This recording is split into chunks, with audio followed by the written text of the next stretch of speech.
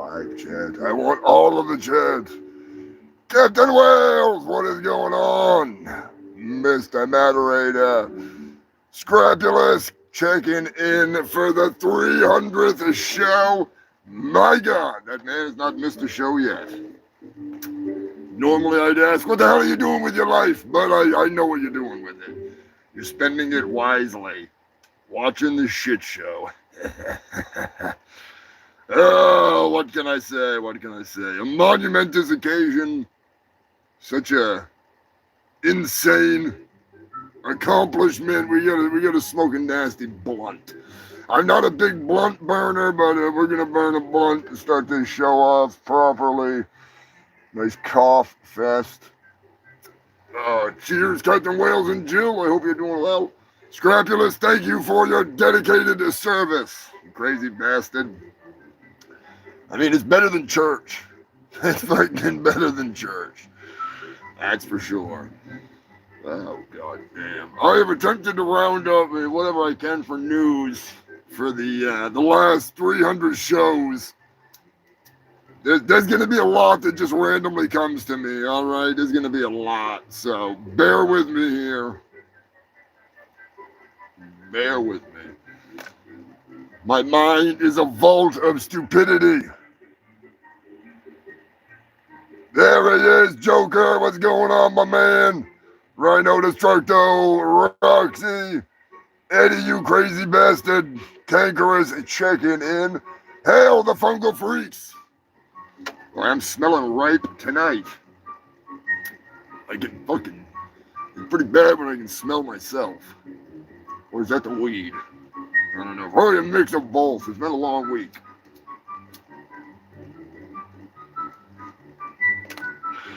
For those of you that were here for New Year's, thank you for hanging out, bringing in the new year with a bang. That was a blast. That was a fucking good time. Sam Vernon's on. Thank you. Thank you. Hard to believe it's been 300 weeks. It's been more than 300 episodes, but I only count the Sundays because I'm freaking mentally unstable like that. You know. It just makes it easier, because if I didn't, I'd lose count. I'd lose fucking count like big time. Which I probably already have. To be honest with you, math is not my strong suit, so.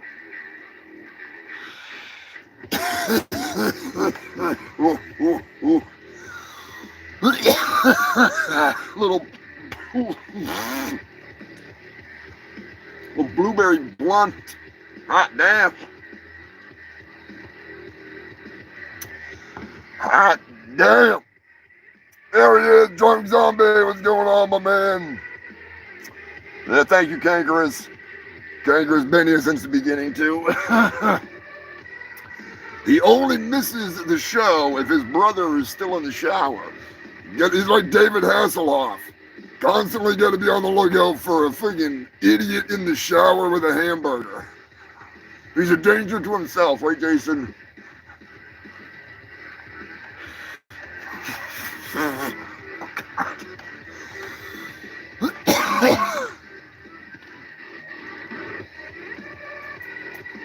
Now I remember why I don't smoke blunts. Good God. This is fucking nasty. Purple Fanta. I gotta try some of that purple Fanta.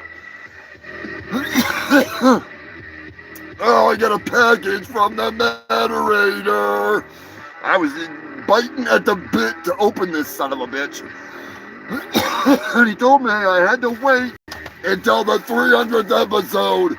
So I have done my best to crush, kill, destroy, and feel what is in this. I have a good idea. But I figured I'd wait and open it in front of you freaks. So, without any further ado, I bring to you a little present from Wayland and the moderator. God only knows what they're up to.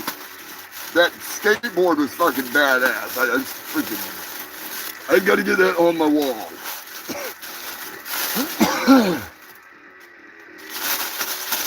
Any babies around, we can smother them in this bag.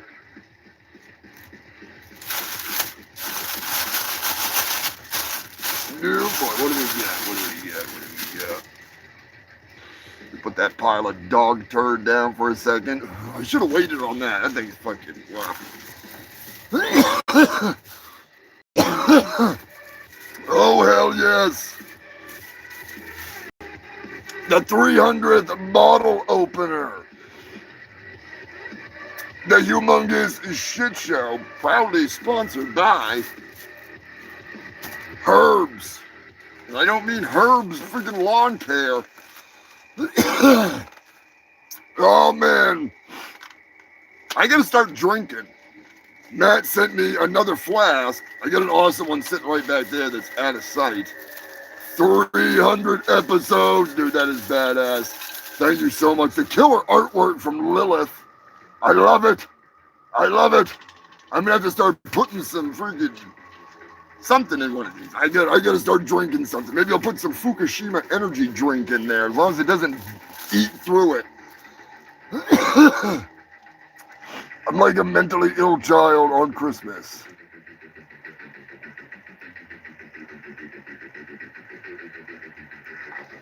That's right, it is New Greer, isn't it? Oh, god damn, is that a gold tray? Oh man, that is badass. That is badass. The 300th episode of the Humongous Shit Show now has an official rolling tray. Dude, thank you so much. I love these rolling trays. That is so killer. That is so cool. I gotta get some high-proof alcohol so I can clean my other trays up because they're fucking dirty as hell. That is so awesome. I owe you guys big time. I know I do. Oh, we have one more thing in here. Oh, man. I thought that might be what it was. I love these little fucking fingerboards. You can do some finger blasting and some finger kick flips right on her meat lips, if you know what I'm saying. There we go. Did I just do it? I think I did. I did too. Son of a... I am hard on equipment. I'll glue that back on there.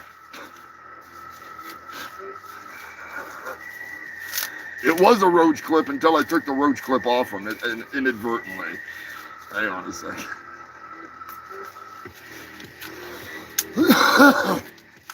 I'm the worst opener of gifts. I am literally the worst. That is so badass. I would use it right now, but unfortunately I got to fish it back on there properly, which ain't gonna happen just yet. You get the idea though. You get the idea. It is a skateboard roach clip. You're goddamn right, that's awesome. Leave it to the moderator. I can kick flip a doobie now. That's fucking slick. Everybody give the moderator and Wayland a humongous shout out. Hail the moderator and Wayland. They are the best, I'm telling you right now. Yeah, Matt's packages are fucking bulletproof. I'm telling you right now. No, I pulled the roach clip apart because I'm a fucking jackass like that, you know. ZZ Belcher, what is going on, my brother? I hope all is well. Joker, you can open yours. Spoiler alert, I don't know what you got, so you may have gotten the same thing, you might not have. All I know is Matt is the man. And Wayland. Can't leave out Wayland. Two badass freaking dudes. Holy shit. This episode of the Humongous Shit Show, the 300th episode, is brought to you by my favorite place to eat. Come on down to Billy's Chicken Shack. Yeah. Chicken so good, you put it in your pocket. Ooh, wait. Pocket chicken. That's when you know it's some good grub. Only the best.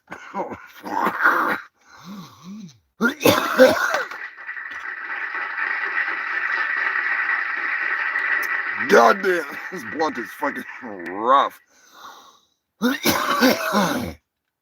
Oh, I forgot how bad these freaking zigzag blunts are. Lawsuit waiting to happen. You messed my whole show up, making me cough. You fucking bastards.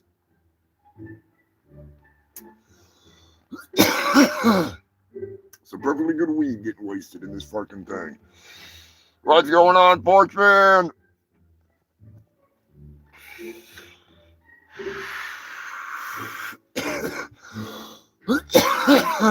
Jesus. Might have to save that fucking thing for later and fire up a doobie. Good God. Holy fuck, 300 friggin' episodes. I don't know how the hell we got this far. This April 19th is going to be 6 years of the Humongous Shit Show. So we got to keep this shit rolling, keep it fucking flowing, keep it going. You know how it goes.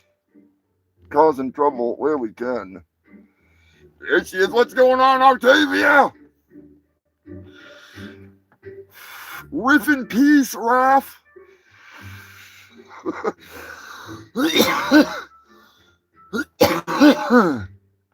Oh, god damn. I'm definitely gonna have to put this thing off to the side. It's fucking killing me. Ah, shit. Yeah, I was sitting around earlier today. And usually I scour the internet for fucking news and dig through the piles from all this stuff that you freaks have sent me over the weeks. Sometimes I get a week or two behind on shit, it happens. Now I'm like 3 weeks behind on shit. Because of Christmas and fucking New Year's and all that shit. So, I just said fuck it, and I just started thinking of shit from the past that was stories that stuck out to me. And I put together a massive list.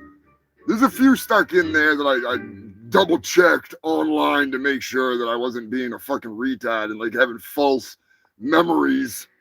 Because, sometimes that does happen. Every now and then that will happen where you think, because somebody sends me a fake story. They don't know it's fake. I find out it's fake. And then somehow it's in my head. And I'm like, oh yeah, that happened. And it didn't fucking happen. Drives me nuts. Riffing on Raph. Speaking of riff in peace, Raph. What is going on? I was actually tuned in last night before I fucking crashed the fuck out. Catching up on my riff raff laughs. If you need a good laugh, go check out Riffing on Raph. Definitely some fun shit. I did not put together a list of birthdays this week. Sorry. I do gotta say happy birthday to Jim from Jim and Them. You filthy animal. Hope you had a freaking kick-ass birthday. Not sure when his birthday is. I know it was either it already happened or it's happening soon. Like real soon. Like my birthday that's coming up, so. No, goddamn. The fucking. What they strike you for. Sucking bitches. Too many laughs. Can't handle it. YouTube's been fucky lately. They actually copyright claimed 3 seconds of footage from freaking Sharks in Venice. I'm like, really? Like 10 seconds is fair use, you fucking dumbasses. They claimed parts of a video with me in the middle of a screenshot of Venice, and they say it's part of Sharks in Venice. I guess I am now in the cast of Sharks in Venice. So give me a round of applause with your shark fins, if you don't mind. Slap them together like a good bunch of fucking sharks. And, yeah. I guess somehow I survived the carnage that was the set of Sharks in Venice, and I didn't even remember it. Maybe I got grazed in the temple by Alec Baldwin while he was on set. He was, cracking off rounds at random or something. I'm not fucking sure. If you have not seen my latest rip review is what I like to call it, because when I'm done with it, it's resting in pieces. Check out the latest episode of The Ghoul, The Bad, and The Fugly. I reviewed Sharks in Venice. Viacom struggles for G's, for gents. Fuck, what the fuck? I would totally fight that, to be honest with you. Totally transformative. Not transgender, transformative. It's not an Autobot. It's not a Decepticon. It's transformative. All right? But seriously, I do look forward to the day when the laws change and YouTube stops with this bullshit.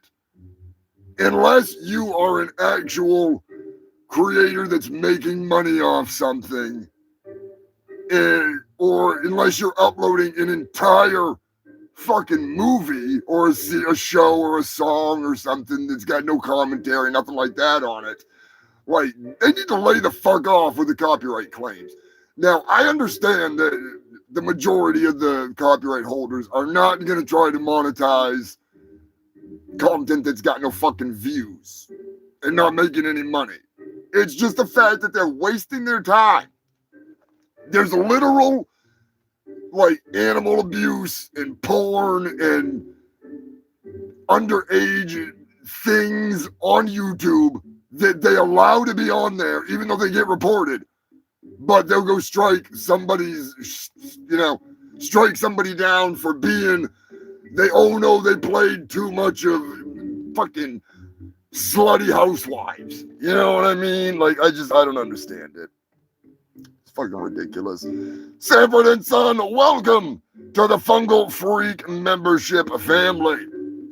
Also, we got to give a humongous welcome to the memberships to Lonnie Amadou Dama Rama Bridendola. All you members, everybody, give a big old FYL. Give a big fuck you, Lonnie, to our boy Lonnie for joining up. If you want to join the membership program for as little as $1.99 a month, you can help support the longest running news show in all of Antarctica. Like I say, we're creeping up on 6 years straight. I have not taken a Sunday off in over 5.5 years, or 5 years, over 5.5 years. I've not had a fucking Sunday off. I'm not joking. I didn't do a hell of a lot on Sundays anyways, but I have not had a fucking break, so yeah. All the support is appreciated. All the Ko-Fi members, going to give a humongous shout out and thank you to Tara Kelly, Joker, Captain Wales and Jill, Joe Godding, Big Red, Drunk Zombie, Queen Elizabeth, Lanky Eddie, you lanky son of a bitch. Very much appreciated. All the members here on YouTube, Joker, Stefan, Roxy, Lonnie Almond, Diamond Rod and Pride, fucking Dola, Sanford and Son, and a humongous thank you to all of you who have tried to become members that YouTube is being dumb and won't let you. I appreciate it regardless. I love you guys. Everybody that tunes in, shares this shit, watches this shit, you are very much appreciated. Even though I have a reputation to upkeep, and I don't want to be getting slapped with a lawsuit saying you're supposed to be the world's hugest asshole, but you're out here thanking people. All right, I am an asshole, but I do, appreciate you fucking tuning in and all that fun stuff. So. Yeah, YouTube hates the little people. I don't know why. I don't fucking know why. It's just ridiculous. But we have fun. That's what matters. And my plan for this next year is to essentially redo my entire audio library with all music that I force robots to make, even though I don't approve necessarily of the abuse and the overuse of AI when it comes to background music like this, where I'm fucking running my mouth. I don't think that somebody that I play some news song from for 5 fucking seconds should get a cut of my paycheck when I'm the one working and they're not doing anything, you know? Like, it's not like I uploaded their song and I'm selling it or something, you know? There's a big fucking difference. So, I am in the process of creating some simple background music, stuff like the stuff from the Ghoul, the Bad, and the Fugly, some synth music, some different. I'm gonna try. I pay money for every month for it. I might as well use it, you know. And that way, if something happens in the future, where I've had a couple of live streams get like 1,000 fucking views. Not that that's gonna make me any money, but I'm just saying, if it ever did happen to add up, like the Ghoul, the Bad, and the Fugly, and I could monetize it, I would prefer to have the option to not give somebody else money. Fuck them, you know? Fucking ridiculous. I spent like 13 fucking 14 hours editing the last episode of The Ghoul, the Bad, and the Fugly. So I'm not looking to get rich. I ain't looking to get paid, but I ain't putting money in somebody else's fucking pocket. You know? That's just not fucking not right.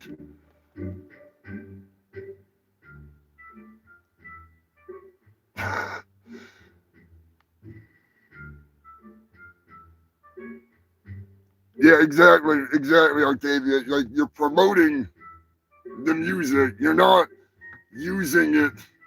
You know, like I don't know. I mean, like I said, it'd be one thing if I just sat here and fucking or like just uploaded an entire song that was like Vampire's Ballad, the original version of it, and I'm cranking in the fucking views and I'm getting all kinds of revenue from it or something. Even like $20, I'd be fucking pissed if it was, you know, somebody else's music. But when it's in the background, something dumb, or you're doing a commentary on it and listening to a little bit and talking about it, that's fair use. And that's the problem. And I'm not going to get into this for much longer, maybe another 30 seconds. The problem is you can't do anything other than say to them, no, this is why I think that it's not right that you're trying to take my fucking money, or block my video. Yet this exact same footage is available all over YouTube, but you blocked my video for 30 seconds of one fucking clip in a 4-hour video. You got 30 seconds from one fucking movie, and they're like, "Oh no, the whole thing's blocked. The whole fucking thing's blocked. Fuck you, fucking cum dumpsters." I mean, they're literally the bottom feeding vultures, and it's not the fault of the companies that they're getting these claims, because it's AI. AI is sending them all this shit, and the legislature that was put forth and put into law, the fucking Copyright Protection Act or whatever it is, that's why YouTube has to do this. Because if they don't, some of these real big douchebags that I won't name because they're total fucking cunt rags, they will sue you. And they will sue YouTube for a lot of money over nothing. Like, it's just fucking stupid. So that's why I don't want to play that game anymore. It ain't worth it to me. Fuck them. But if you want to help support the show, you can do that in a multitude of ways. We'll talk about that later. I've got merch. I've got super chats, super thanks, Ko-Fi, all that fun stuff. Because Scumdog's got to eat.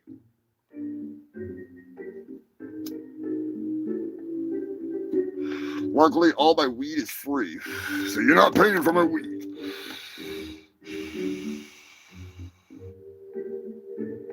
Yeah, their training videos are so stupid. It is so stupid. They actually struck the channel. Oh, even fucking better. Fucking douchebags. What is going on, Armbar? We need to get YouTube in the armbar. Get him freaking in the full Nelson. Give him a wet willy. Nah, but that shit drives me fucking bonkers. Especially when it's the fucking robots that are doing it. You know, that I think is the fucking worst.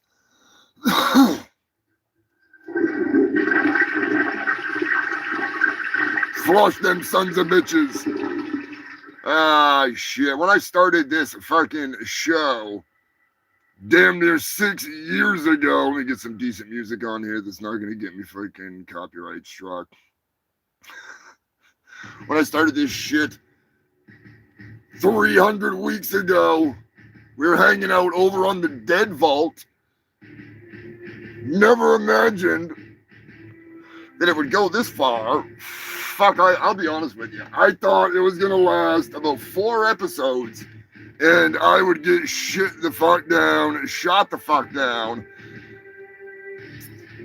And to my shit grin, I actually wound up making some really awesome friends, some possible mortal enemies, we'll not go there, and some really fucking cool people. It has been an adventure to say the fucking least. I got the Dead Vault on Facebook. Used to go live. It was not anywhere near as good as it is here.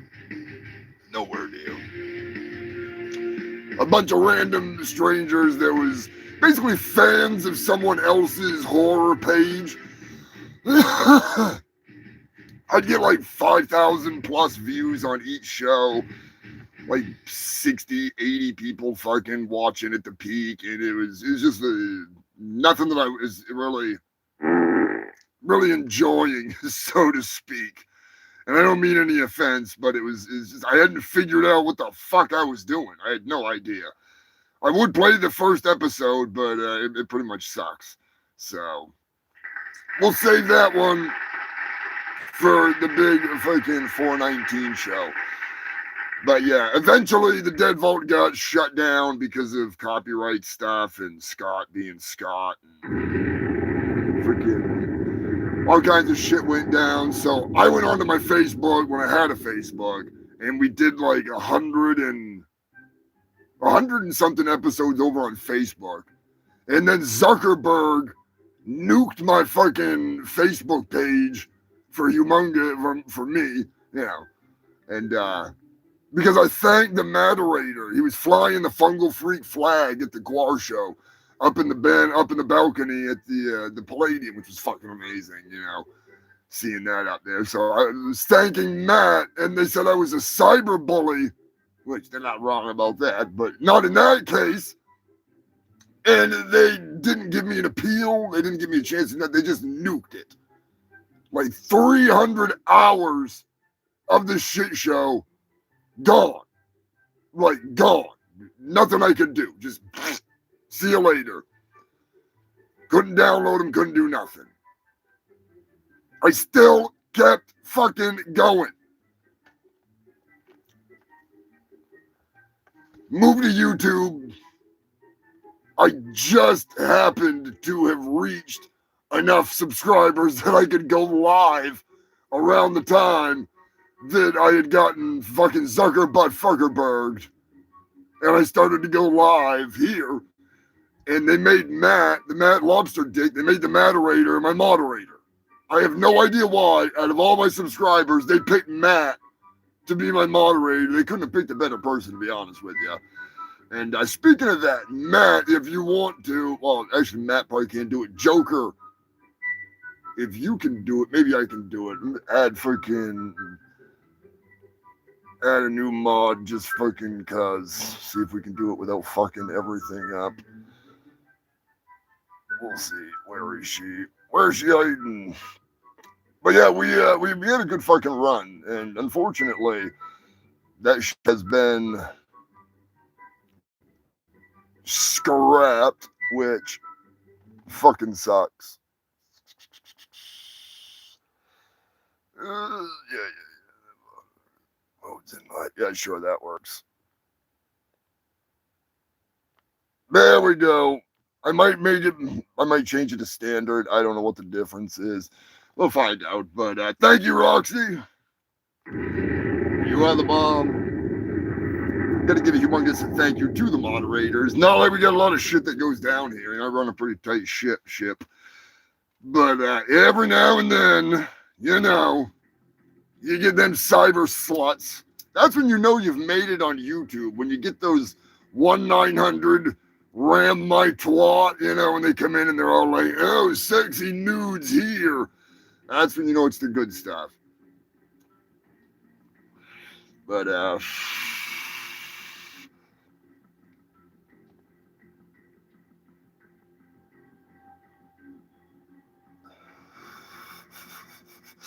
yeah, they say they want no mods until they need them. I mean, it makes it a little easier because I can't post links. I can't post any of that shit because I'm doing it from my fucking phone. Because I don't have a hardline internet here yet. That's one of my goals for this year is to get the internet set up here because it's finally available in Antarctica. Within the last 2 years or so, they put in high-speed internet here. So, before that, there's no option.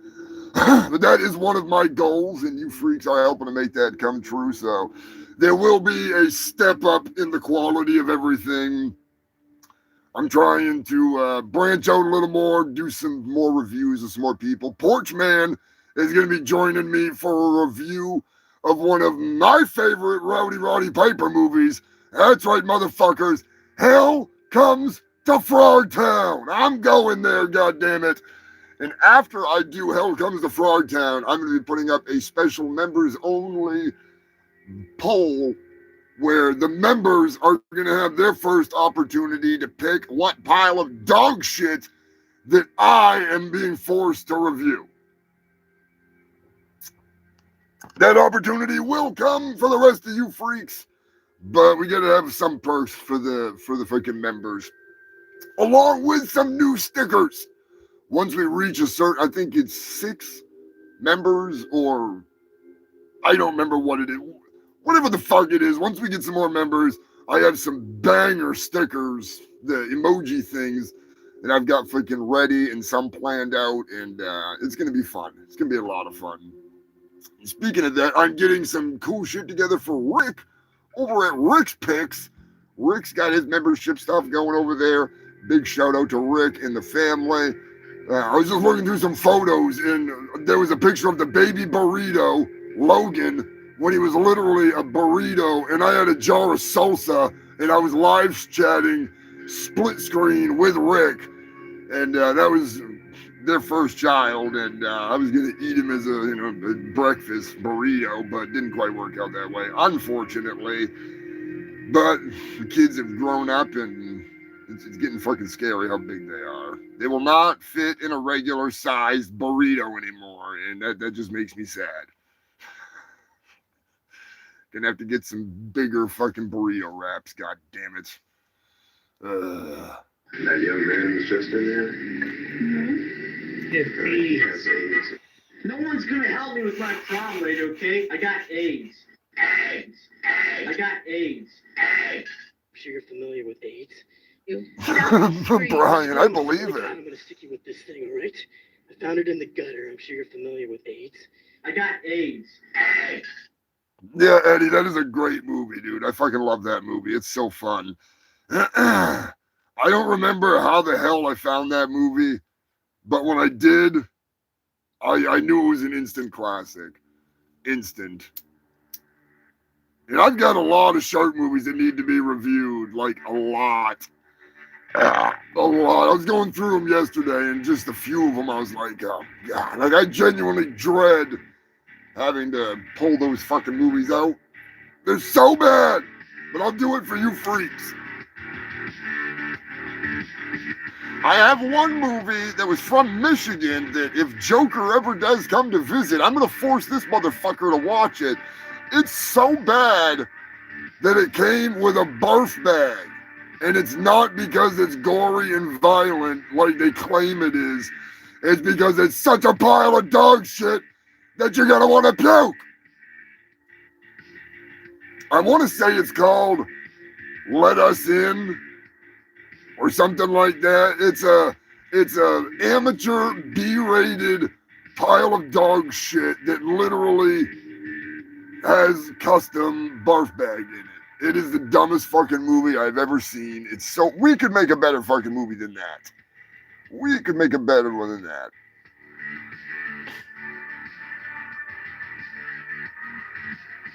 Yeah, but Evil Dead is way better than this pile of shit. I'm just saying.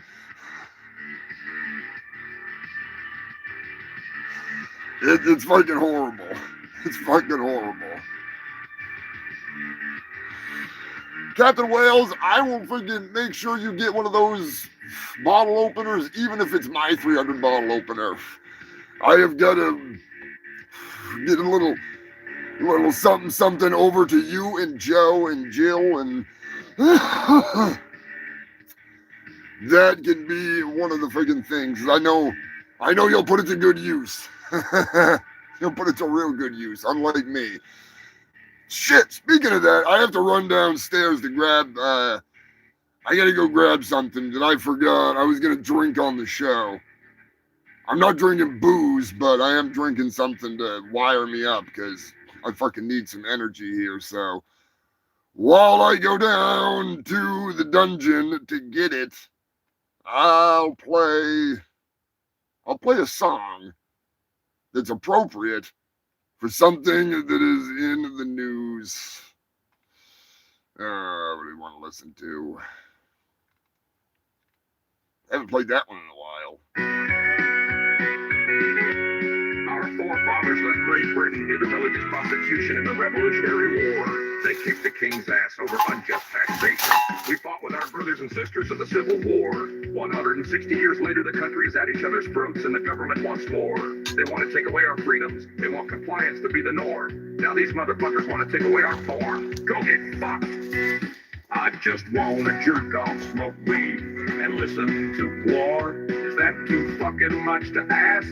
Have I really gone too far? They wanna take away our internet porn, glory holes and no more titty bars. I think they have taken it too far. You can take away my access to internet porn, but you can never take away my DVDs and nudie magazines. The porno apocalypse ain't gonna stop me. You gotta fight for your right to come. I knew this day was coming. I never trusted these Bible-thumping freaks. My spank bank is legendary. Everything from cum sluts to sexy geeks. DVDs and magazines, enough to jerk off for weeks and weeks. Time ago I realized that some of these government stooges were Bible-thumping hypocrites. They want to outlaw trans porn while they jerk off in their closet, hiding from themselves. Let's get one thing straight. Your problems are not my problem. Go and sleep with any of my business. I just know one thing, motherfucker. You can take away my access to internet porn, but you can never take away my DVDs and nudie magazines. The porno apocalypse ain't gonna stop me. Don't tread on my balls.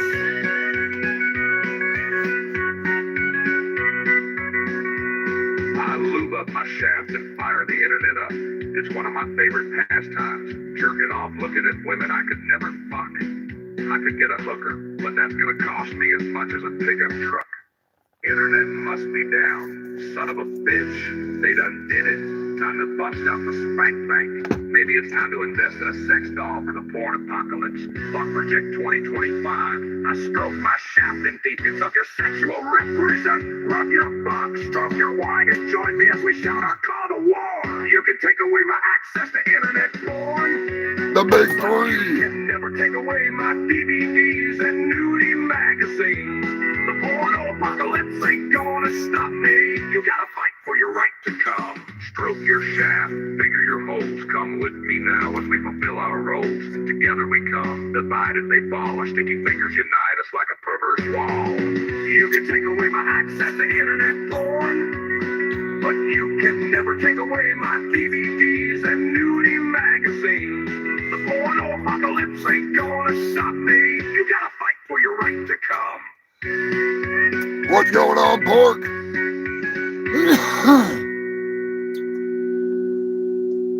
Happy Spew Year. It is finally here. Shit. God damn. Hard to believe. Is it the year of the freaking the fungus? That's what I'm hoping. Maybe it's the year of the penguin. Not really sure. There he is. What's going on, Buzzmaster? Thank you, brother. Buzzy's been there since day one. He hasn't seen as many shows as Scrapulous, but he's been right there the whole time. Scrapulous, you do have a trophy coming. I got an idea for a 300 trophy that's pretty slick. Just gotta get it friggin' fabricated. Hard to believe.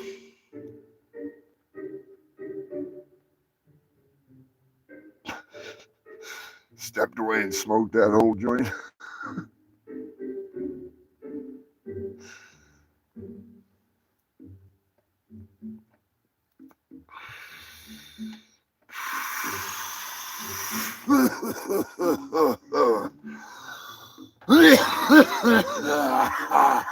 Damn. Seems like just yesterday we were doing the 250th fucking show.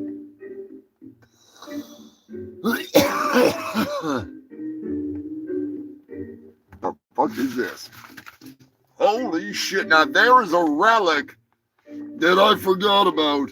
I need to make copies of this to send out to the freaks. This is, if I do remember correctly, yep. That's what I thought.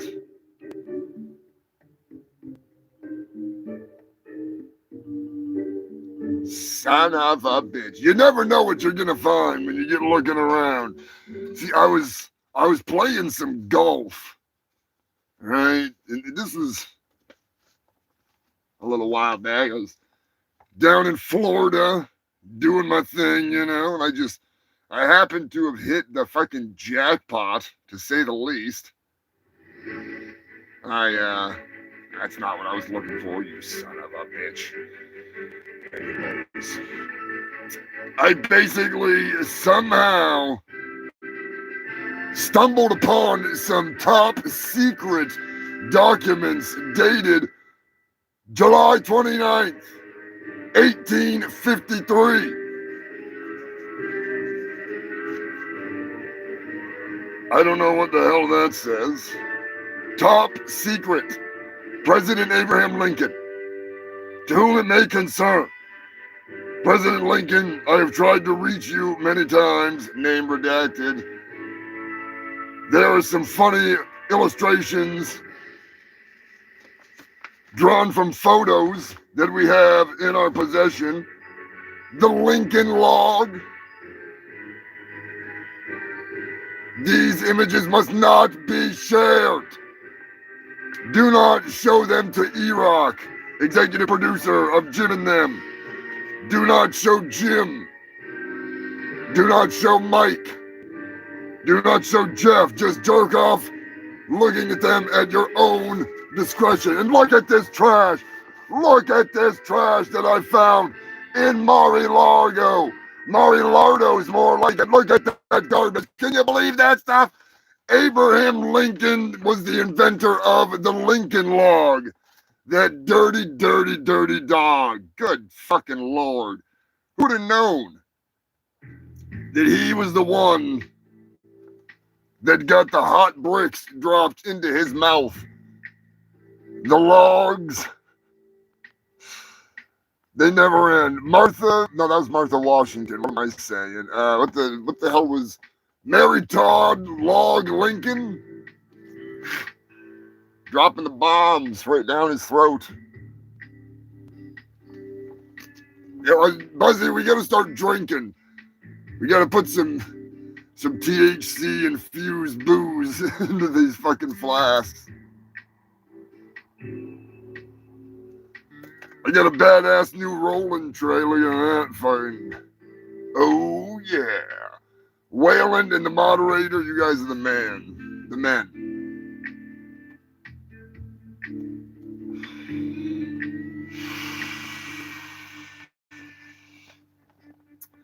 I have a silver one downstairs from the 250, which I fucking love those rolling trays. I might actually have to, if you guys are interested, I might actually purchase some of those and have Wayland and Matt do some custom engraving on them, and I might have those available for sale if that is something that you freaks would be interested in. God only knows there's enough freaking artwork that we could work out to put onto one of those, or the 300th show or whatever. I'm just saying there's some pretty cool ass designs that we could stick onto some of them. So let me know, stoners, if you're interested. That would be an awesome freaking little project.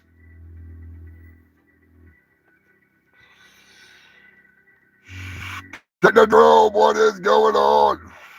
Who likes hash? I love hash.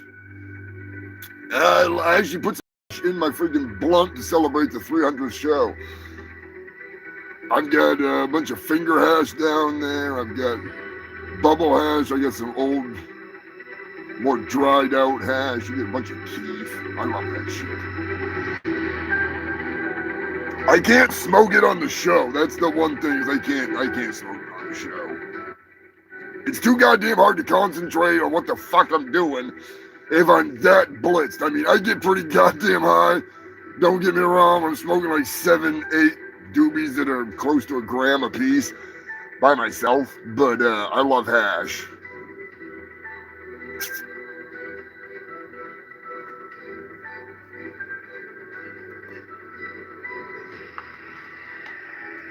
Stocked up when me and the Buzzmaster stocked up a couple years ago, and we had a couple LBs to split up, and I've still been chiseling away at it, and it's some of that shit. It just turned into like vitrified glass. You know what I mean? Like obsidian. It's just like shatter black, glistening. If it gets really fucking moist and humid and it's not in its little Tupperware thing, it'll get like more clay-like again, and then it'll like vitrify into like a glass-like hash. It's fucking crazy. That was the blueberry, if I'm not mistaken. That was that hunk of blueberry.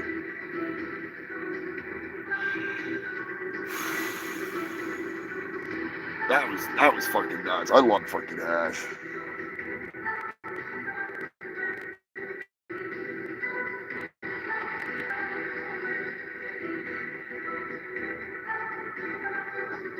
Yeah, that's the way to do it, man. We fucking grow enough up here that I don't have to fucking worry. Like I said, it's the beauty of a free state.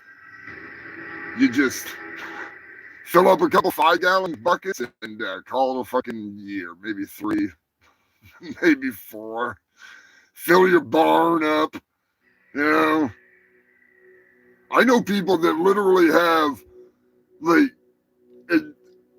more weed than you could ever smoke in like a couple of years, just hanging in their barn, and it's all primo, and it's just the right temperature in the wintertime and everything, that it still stays nice, it's not harsh, it's not over dried, and they'll just be like, hey, just come grab some.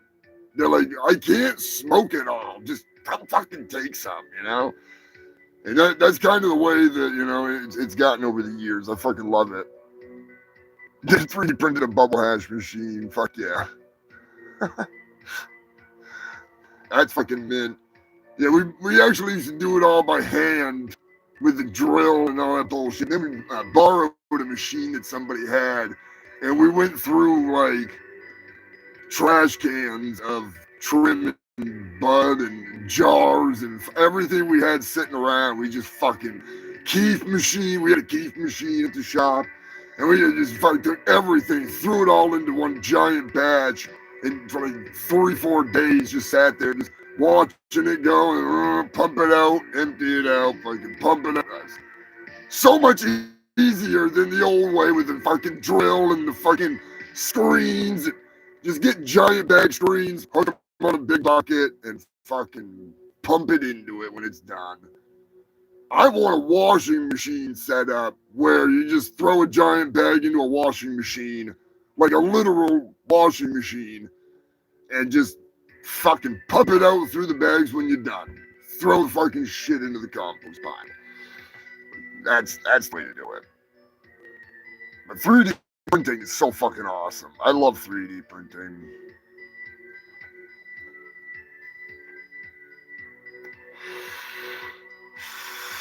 One of my buddies, Saul Blair, he actually, he's doing the 3D prints for Neon Lords of the Toxic Wasteland and also Roller Brawl, I believe is what they call it. It's a game from Techno Destructo of Guar, Matt McGuire, Starboard Destructo from Guar, and Brian Sutter, who created Neon Lords of the Toxic Wasteland. The RPG game we're going to talk about a little bit later that you can play is myself and the Starboard Destructo, which unfortunately is underneath all that fucking stuff. But he does some insane 3D prints for figures and stuff, and I've got two 3D printers. I don't have the fucking setup yet. I cannot wait to get actually set up and fucking learn how to do that shit. Because I love sculpting, and I would love to sculpt with a 3D,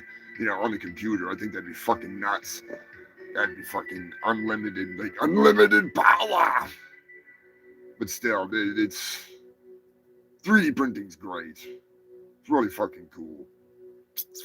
You just never know. Technology, it may be a curse, but it's also, it's kind of a good thing at times. It really is. I had a discussion one time with a guy who was working in the aerospace industry, and he was not a hardcore Guar fan, but he liked Guar. He knew all about him. Met him on a bus coming back from hanging out with Chuck Varga and Bambi and Miss Cherry Delight down in Coney Island, and he was working it was outside Boston, I want to say, and it was an aerospace engineering facility that had a 3D printer that was the size of a house. Huge. And it was all done in a fucking argon vacuum, and it was 3D printing metal. But the thing is it took a fuel system, a fuel injection chambered system for a jet, right? Thousands of parts, bearings, everything. Literally takes 2 days to take it apart after you spend a day or so taking it out of the plane. So if it goes, your plane ain't going anywhere for a while. They turned this thing into one fucking piece. One piece. With like 7 bolts. Thousands of parts, bearings, everything, 3D printed in one fucking solid piece. Takes weeks to print because it's so huge and it's so intricate, and he said it was the most insane thing he's ever seen, and he said he's seen some shit working in this industry, and it blew my mind. And this was right after or right before the pandemic. So I can't even imagine what it's gotten to at this fucking point. Like, mind fucking blown. Oh yeah, dude, that Guar ICP hot thing is fucking awesome. I fucking love it. That shit's fucking great. I still say that they cheated, and Guar was the rightful winners, but we will not go there. I'll let them take their victory, even if it is a hollow one.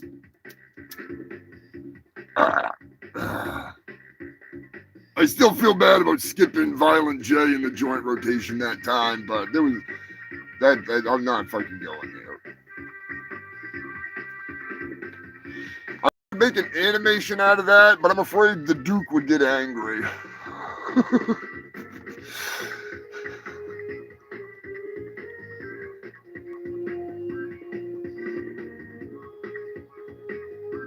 Oh, that's awesome, Techno.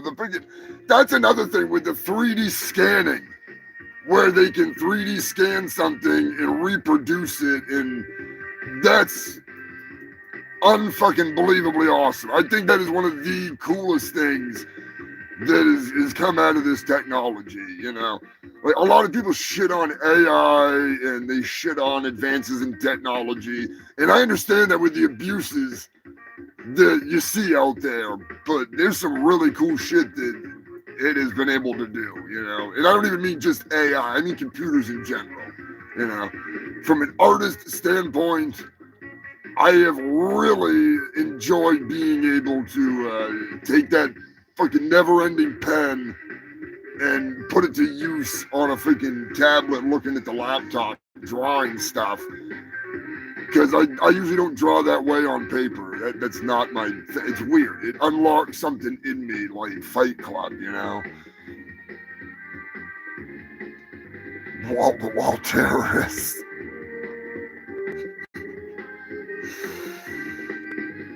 Oh, you're just talking about the goddamn freaking ICP being considered a fucking terrorist group.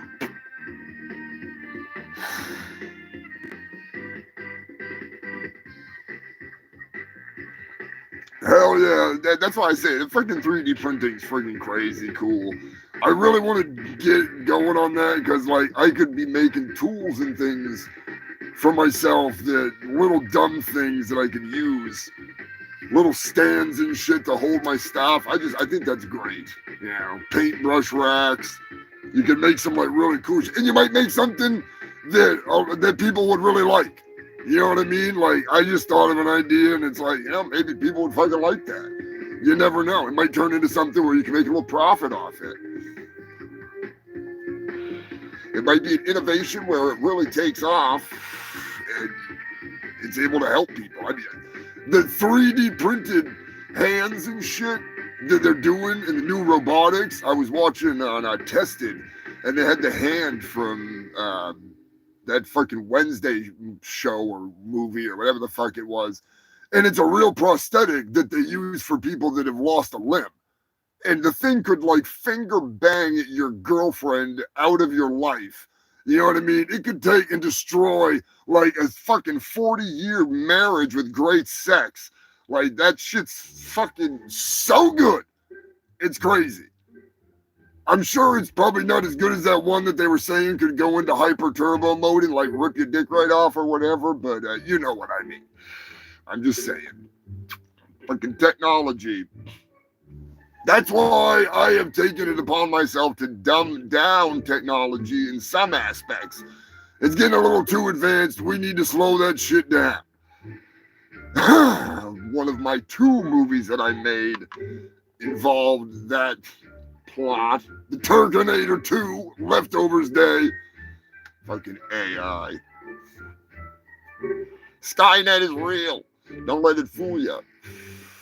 It's coming for you. But together we can make more crappy country music and put this AI back in its place. Have you noticed how they stopped saying that AI is advancing at the most rapid pace ever? Ever since I started making my shitty country music? Have you noticed that? Because I noticed it. I fucking noticed it. I think I'm making a difference in this goddamn world. Somehow.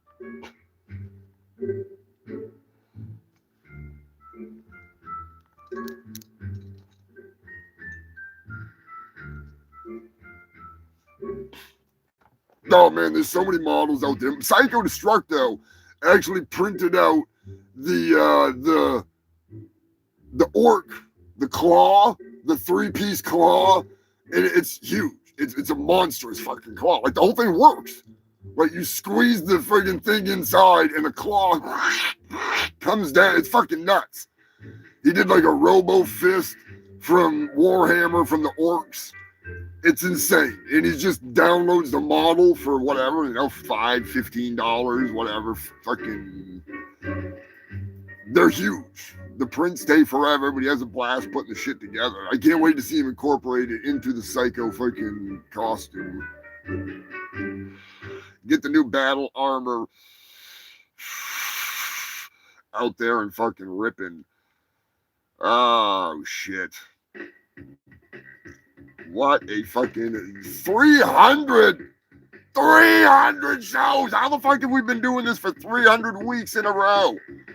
Good God. It's finally here. Honestly, it is an unreal feeling. Stepping back in time to look through some of the news. It's a scary freaking stupid thing. There's so much. I couldn't even get to the internet is overloaded with shit. I asked Google a simple question about something that happened, and it says, oh, that never happened. And then right down below in the search results, it's right there. The story's right there. It's the first thing that comes up, but AI saying it doesn't exist. It never happened. So it has been a day of bullshit trying to deal with this fucking stupidity. It's like an unstoppable avalanche of stupidity coming from the wasteland. It's like a never-ending bowel movement. We've shot out the best of the worst news. 300 weeks straight. I have been your number 2 source for number 1 news. I think that's how that goes. I'm high as hell already. Big thank you to the moderator for this badass skateboard commemorating the Humongous shit show. In general, another killer piece. I love it. I love it. So cool. If you're interested in some stuff like this, let me know. I know I can get some skateboard decks and stuff. And I know I've got some designs that would translate pretty goddamn well. Make some nice wall hangers.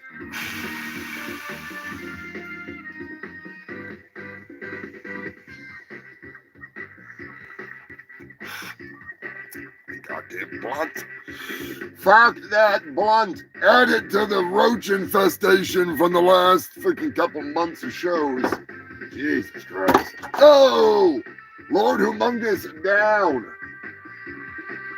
Ruler of the wasteland, shithead in my news.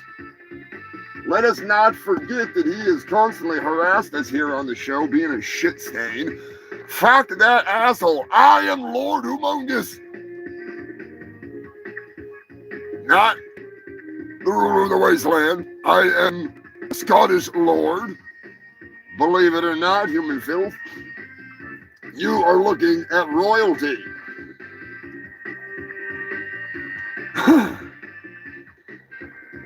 Before we start the show, I have to say, everybody in the comments, give a humongous hail and a power shot of energy to the man, the myth, the legend, Chuck Varga, aka Sexecutioner. Sexecutioner is currently in the hospital. He is battling cancer, and he's doing much better. He had a fall recently, and he went in to recover, and he's looking a lot better. So, Sexy, get well soon. Get that RSO into you. Hail the Sexecutioner! Long live the king. That tastes just like apple cider. Holy fuck balls. I knew I bought that for a reason. If only it had a little bit of fireball in it. Now that would be good. That would be delicious. Delicious. Alrighto, destructo, fucking technical. Yeah, that skateboard is fucking sick. I love it. I fucking love it. Hell yes, Joker. I tell you what, Joker, you gotta hit a goddamn glow show together. I gotta find out. Let's get back on the goddamn freaking road. Get to go see a show somewhere, maybe Indiana or something. Go hang out with Scrapulous and fucking Sharpie Maximus.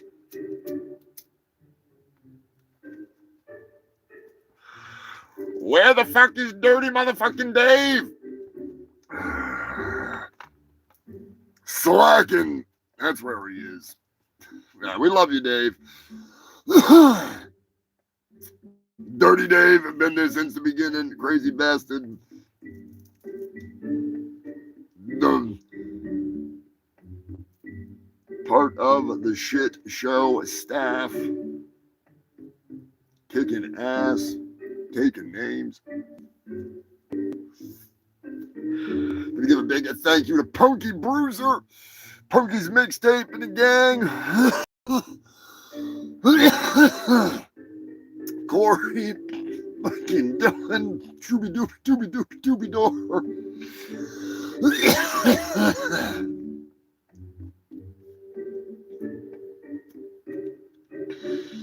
Crazy bastards.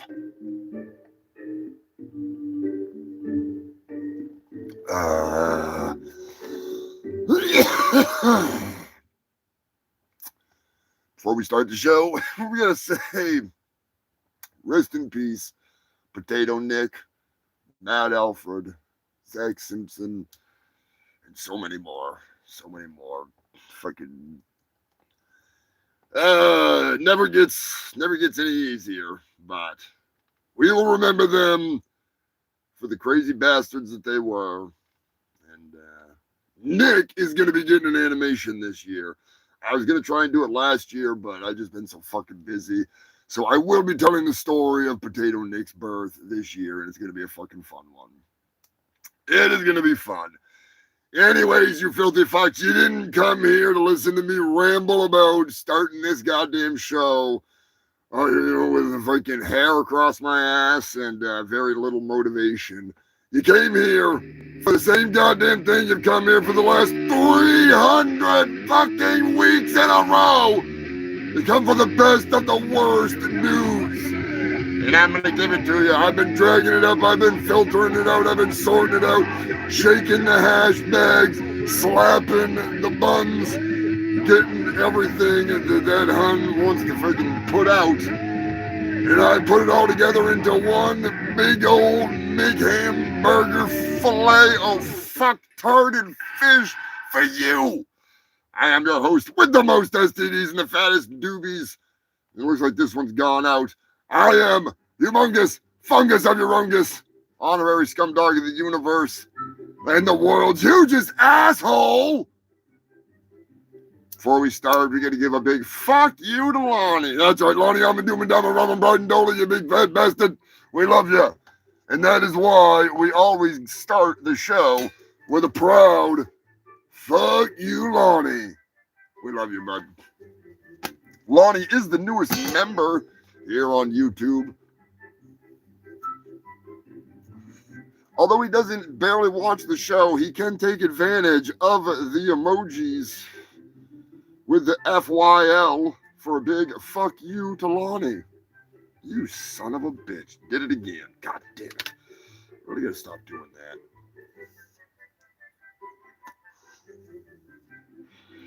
Fucking shit up. Again. Never ends. Need to just cure my fucking hand of this disgustingness, and then I'd be able to smoke a joint normally. Pain in the ass.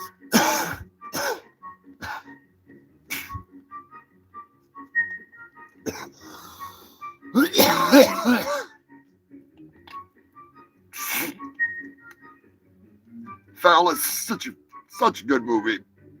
Such a good fucking movie. Guar is just, I don't know. People ask me all the time, thinking, why do you like Guar? And it's like, evidently you have never checked out Guar, because if you had, you wouldn't be asking me why I like Guar. Shit.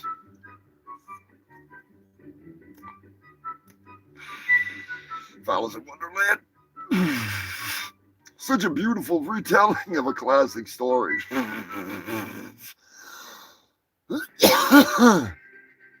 I started this fucking show, the year was 2020.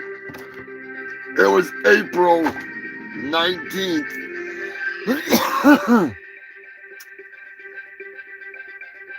And it was pretty damn shitty. I had recently been in Massachusetts with Kid, Big Red, and Soul at the PAX East. And it was the day COVID hit the shores, broke the news. So we had nothing else to do. Sit around, watch this bullshit, watch the goddamn world go to hell. Psycho Destructo, my brother, what is going on? One of the most badass motherfuckers in the universe, I must say. We were just talking about you. Was your oil bubbling over? Were your hydraulics twerking? We're talking about your new claw, the big pincer there, and the power fist thing. Fucking craziness. I love it. Happy Spew Year, brother. Get some Sharknadoes in the freaking comments for Psycho Destructo, the leader of Guello. Hail! Yes, April 19th, 2020, a day of infamy. 100%. There he is. What's going on, Stefan? Throwing the sharks up there, get them fucking flying. I might have to crank up some fucking Sharknado. You know, I should have, I'm a dumbass.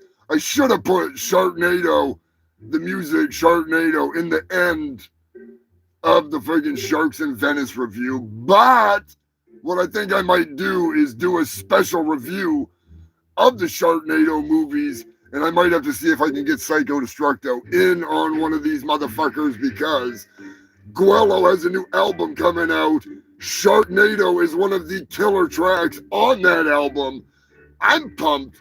I've got a music video idea all figured out in my damn brain. And if we can pull it off, it would be fucking awesome. It really would. And it's a hell of a good song, too. If you have not checked out Guello, what the hell are you doing? You need to check him out.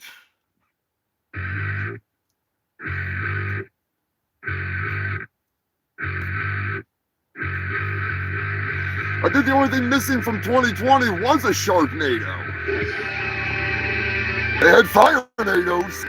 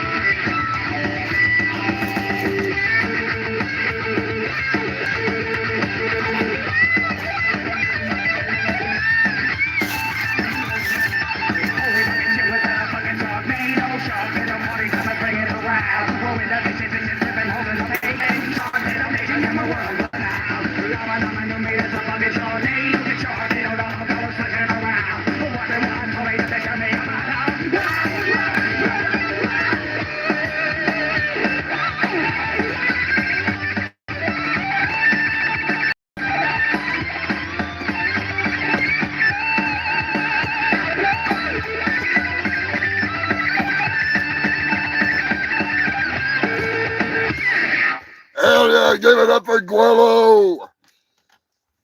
Tearing it up in 2026. God damn. Cannot wait to hear the rest of the album. Kicking ass as fucking always. Psycho, Dog, Grim Slaughter, the whole gang out there ripping it up. 2026 is gonna be a fun year. I got a feeling. It's gonna be a fun year. Fucking Sharknadoes. I do believe there actually was Sharknadoes, not in 2020, and they were underwater volcanic Sharknadoes. It's a whole different fucking ball game. Hell yeah, Captain Whales. I remember Guello's show. I still want to make an animation of it. I could blur out all the dicks. The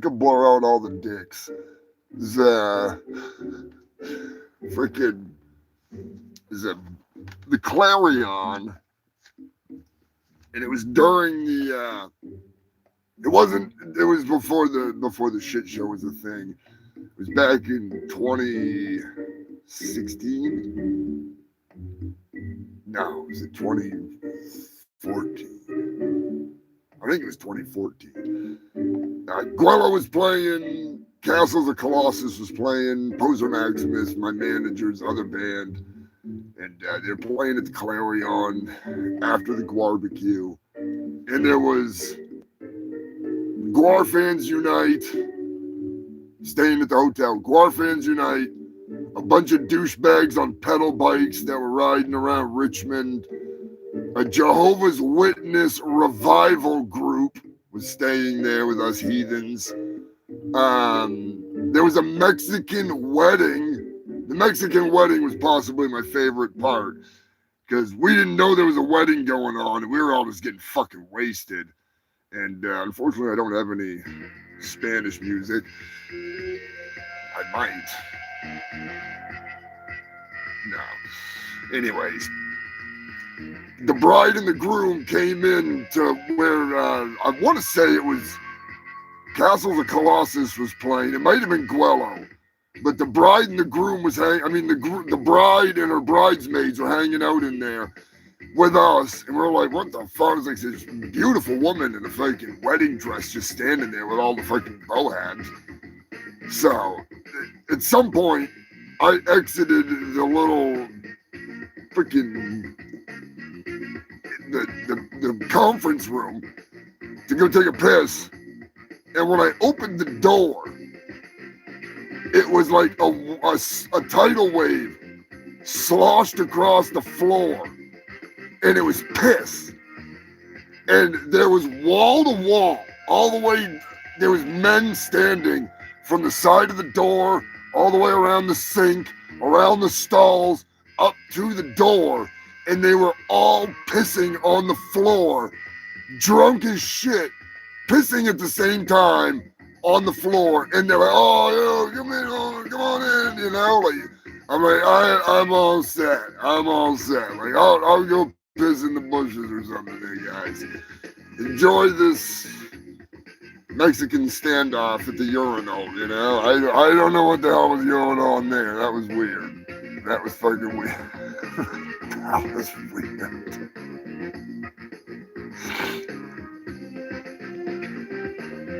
Oh yeah, Psycho's always getting mentioned. The Mexican piss party story. I love that fucking story. 100% true. Psycho was there. Like, I don't know if he encountered that bathroom situation, but I'm pretty sure anybody that walked anywhere near that door was standing in piss just like I was.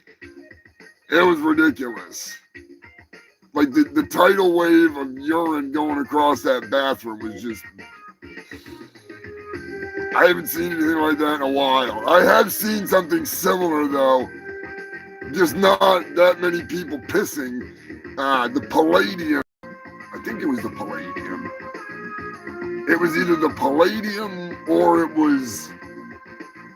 it definitely was not freaking, I was thinking it was Urban Plaza, but it's not Urban Plaza.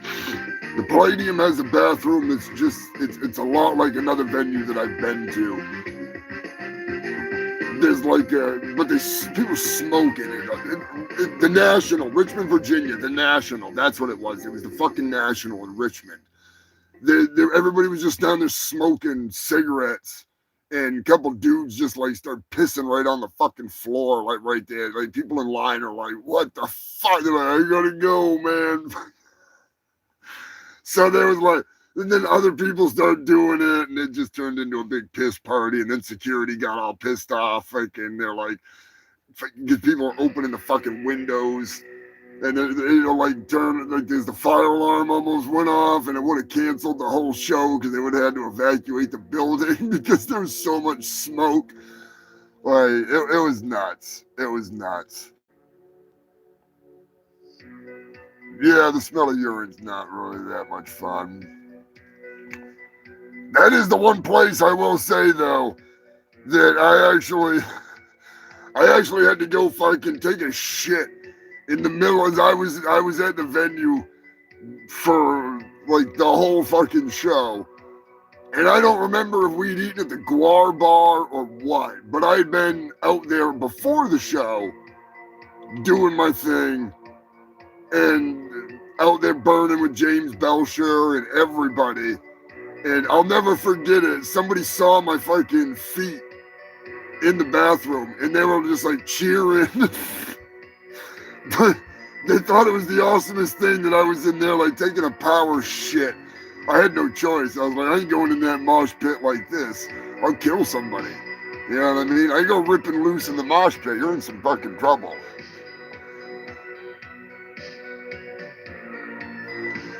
I will say that is the only time.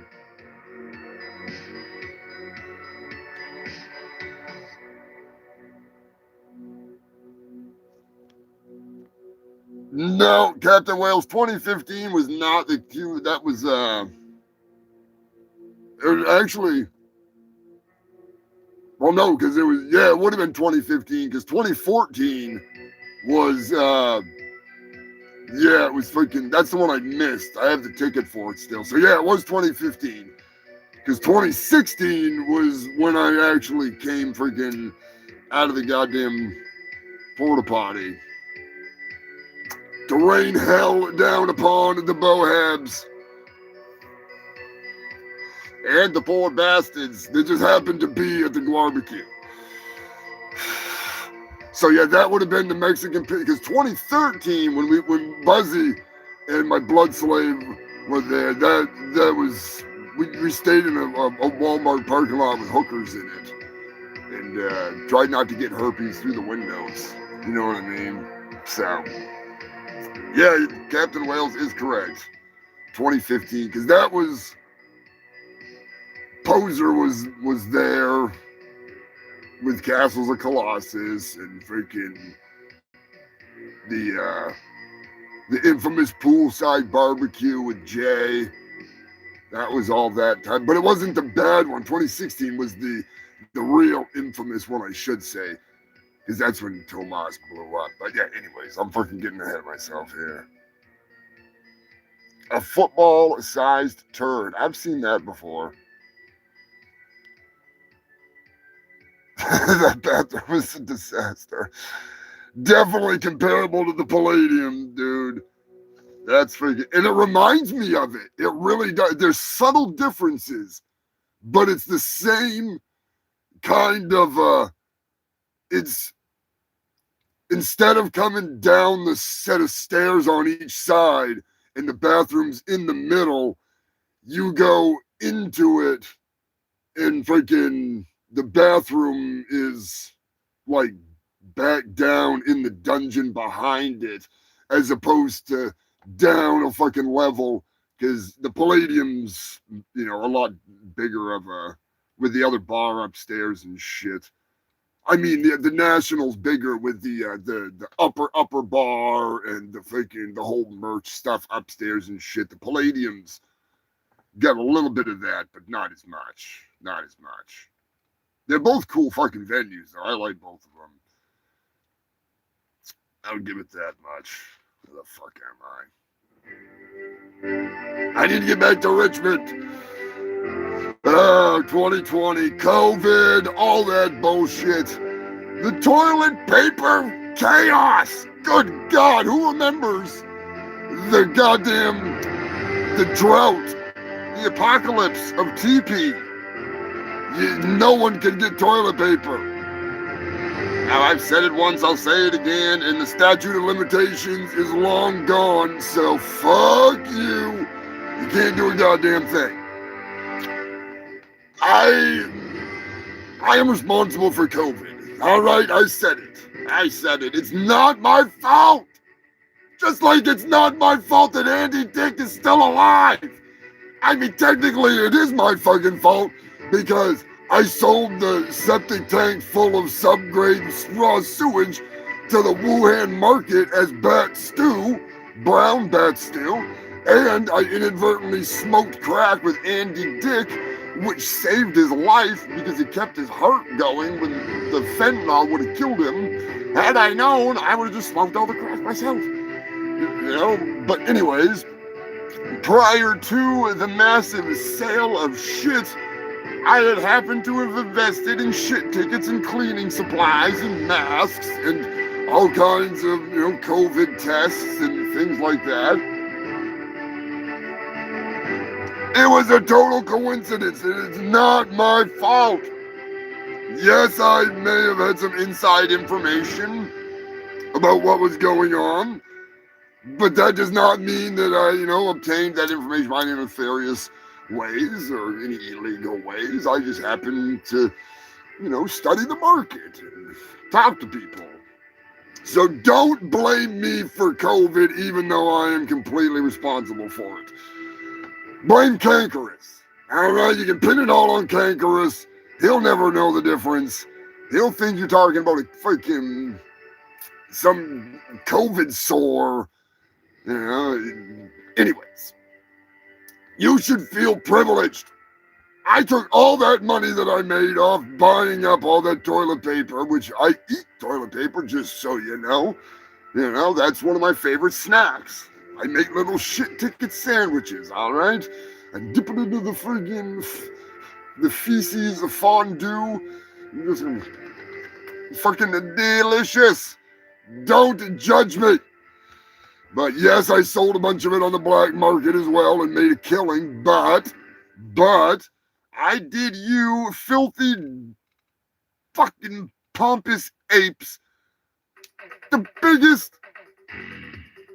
I bought Pornhub. I barely told anybody, except for everybody that watches my show, and I gave you access to free dirty movies. All right, the primo shit. You got primo access to the best of the best ass-eating porn out there for free for like 2-3 weeks because of me. So I do believe that you have no right to give me any form of shit because I gave you free smut. All right, I'm just saying. Free smut is a good thing. Oh, I see somebody in the chat. Queen Elizabeth, welcome to the Humongous Shit Show. I hope you're doing well. Glello remembers.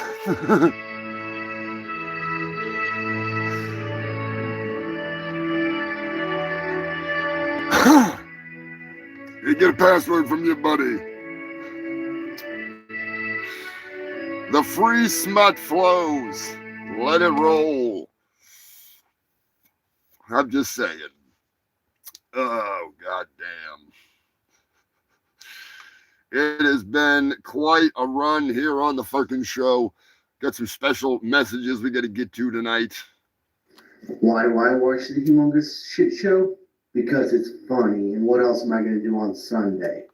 Besides that, if I didn't, Humongous wouldn't send me any crack. See? He's got a point. Humongous, thank you to Jason and Susan Trevorrow. As always, love having you freaking freaks on the show. Now, I'm going to do the moronic move here because, like I said, we got to upgrade soon. But I have a special message that I'm going to whip up the computer here to show you freaks because our buddy in Australia, the man, the myth, the legend, let me pause this real quick. None other than Minty from Minty Comedic Arts has sent us a little fucking cameo for the holiday season and for this show. So here we go. Hello to the humongous fungus of Urungus and the fungal freak family from Skippyland. It's your favorite YouTuber, Minty. Just wanted to wish you all a very Merry Christmas, Happy Holidays, Happy New Year, and congratulations on the upcoming 300th episode of the Humongous Shit Show Live. Hail, sorry, this is funny, this dialogue. Hail the fungal freaks. See ya. Hell yeah, thank you, Minty. You are the man. Check out Minty here on YouTube. He was nice enough to do that up for free. He did like fucking 400 cameos or something. The fucking guy's an animal. Speaking of that, Joker, I got something fucking coming your way. So I just forgot to send the link over to you. Hey, Humongous. Scrapulous here, a.k.a. Cook. I just wanted to congratulate you on 300 episodes. That's quite impressive, man. And I've been here since the very beginning. I still have every issue of the Humongous Mess newsletter you put out. And I remember just waiting for the next one to come out so I could read more. And I'd read them cover to cover, over and over again. But when you told me you were going to start doing a live show, that was awesome. You know, I told you, I'll be there. I'll be watching. And I haven't stopped. I'm going to continue to watch every episode. It's my Sunday ritual. It's what I do every Sunday. In fact, people even know, don't try to plan anything with me on a Sunday because I'm going to be watching your show. But I also want to thank you for the support you've given me in my artwork and everything else. I mean, if it wasn't for your support and encouragement, I don't think that I would have ever even finished the Metal Man. It made you so happy to see me make another part, make another piece, whatever, that I just kept going, and it was because of encouragement from people like you. So once again, congratulations on 300 episodes, and here's to 300 more. I can't wait. I'm going to continue watching every week. Love you, brother. Oh, by the way, when are we going back to the moon? We got to get some moon meth cola made, buddy. Scrapulous, my man, you do have a point. I got to get you fuckers sent back to the moon. You got work to do. If only you could fucking make that metal man do the work for you. You never know what you're going to find up there on the fucking moon, especially on the dark side of the moon. Maybe the black side of the moon? Shit Show 300. Let's go. 300 Shit Show. It's the anniversary. I'm Batman. That's right. Hail the fungal freaks. Couldn't do it without you motherfuckers. 300 fucking weeks. And counting. And going. Dirty motherfucking Dave, you old dog. What is going on? We were talking about you earlier.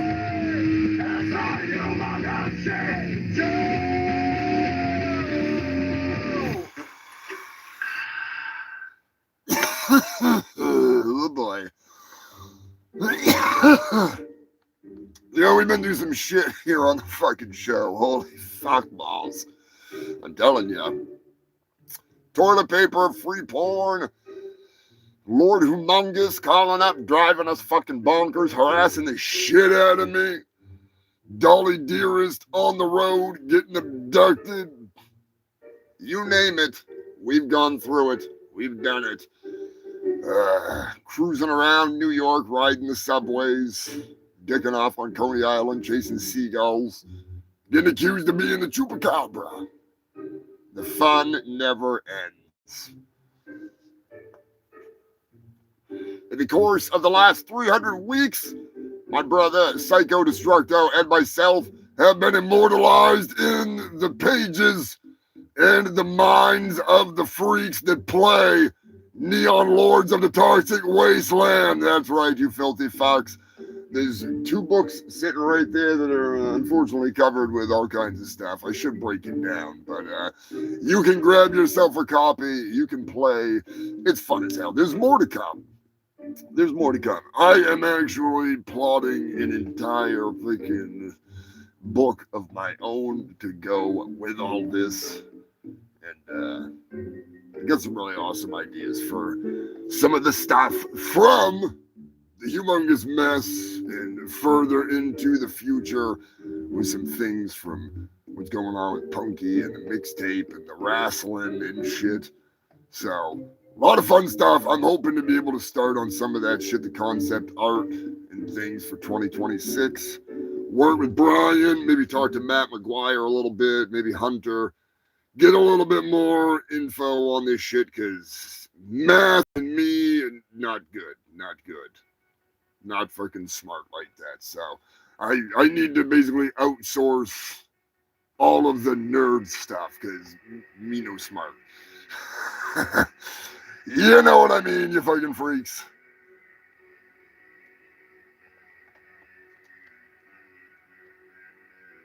Meth and me, not too bad. Yeah, meth is one thing. Math, that's a whole nother thing. Yeah, Pork, I have never played those games. Always wanted to, and then I played one time with Psycho and freaking Tony Pepperoni, Cabroni, I can't think of his name, the jabroni, he's fucking awesome. Punky and Brian was the dungeon master. And we played for like 3.5 hours. Never played in my life, and I'm going to be honest with you, I have yet to play anything that was that much fun. It was a fucking blast. It was a blast. Brian knew it, rolling the dice for everybody. We were playing online, just streaming it. I got to see if that stream is still available. It was fucking fun as hell. I'd never done it. And I'm like, this is what I've been missing. I'm like, holy fuck.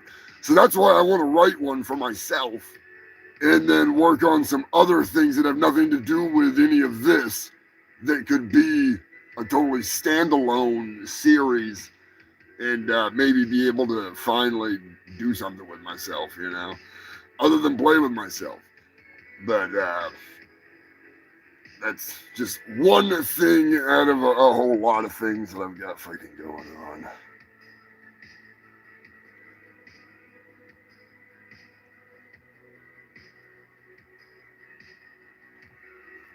I have no idea how much the books are. It's not my book. Like I say, I haven't. The one that Psycho Destructo and myself are in is the Riders of the Burp Wave. It's Neon Lords of the Toxic Wasteland, Riders of the Burp Wave.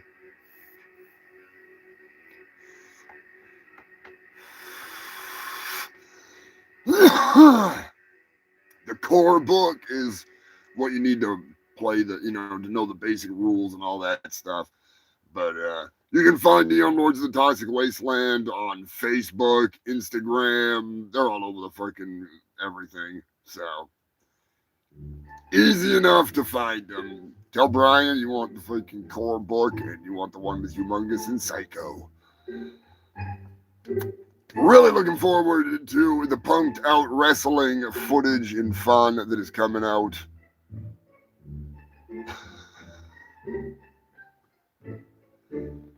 Yeah, they misspelled my fucking name. I'm trying not to bring that up, but yeah. I've actually been in contact with a detective agency, and they are looking into this shit.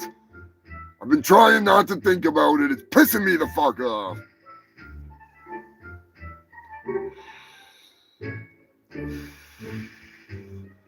Lord Humongous, ruler of the wasteland, can't even go by Lord Humongous anymore after we went to Punky's court and I kicked his fucking ass in court.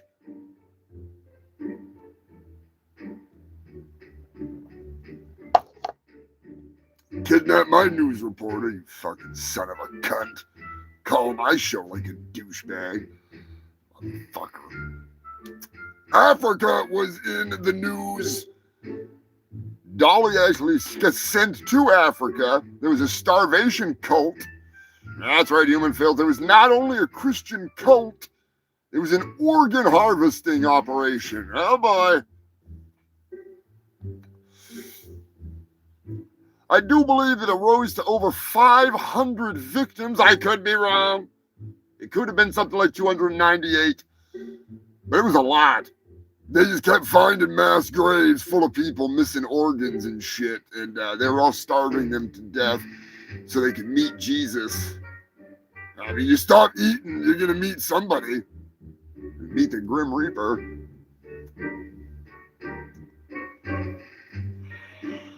Let us not forget, or sorry, should I say, please, for fuck's sake, let us forget the time that I attempted to put Psycho Destructo and Brian fucking Apehern in a helicopter made by none other than Chris Masamba from the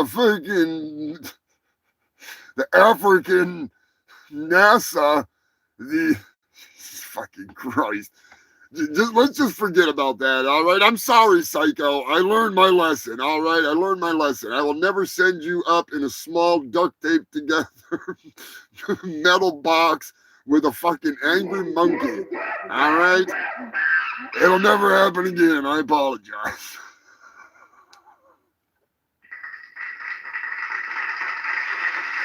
Give it up for Psycho Destructo for being a good sport when it came to being stuck in that piece of shit helicopter trying to do a news report.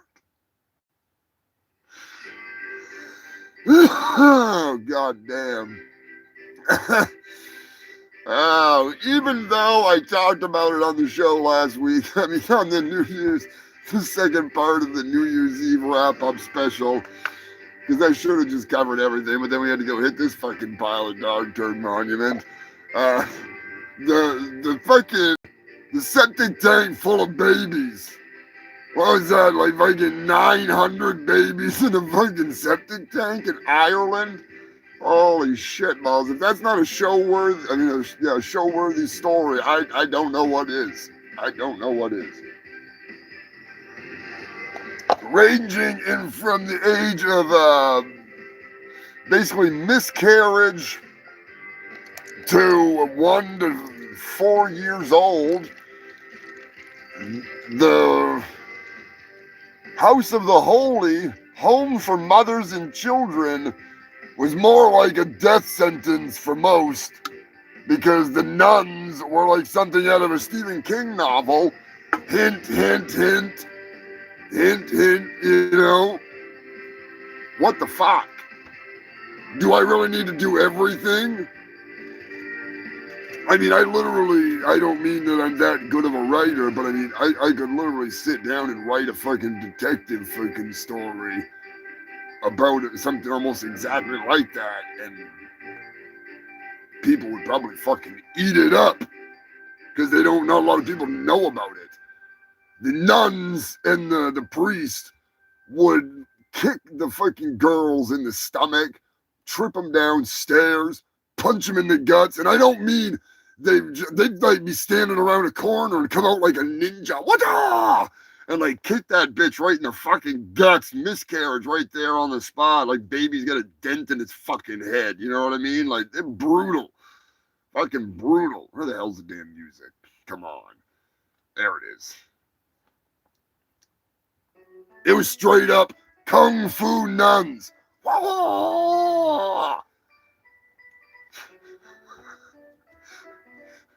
We have bought babies in the name of the Lord. They're out there doing friggin' ninja splits.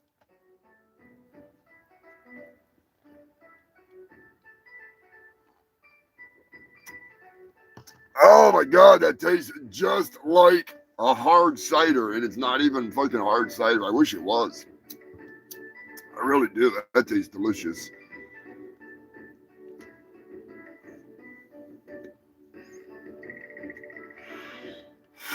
Ninja Nuns. I've got some ideas, but that was a good one. That was a good one. Somebody had fucking... Yeah, for sure. Foxy Roxy, send me a message. Ninjutsu Nuns.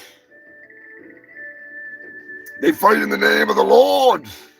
What the hell was that from that? Hell yes, Joker and so many more.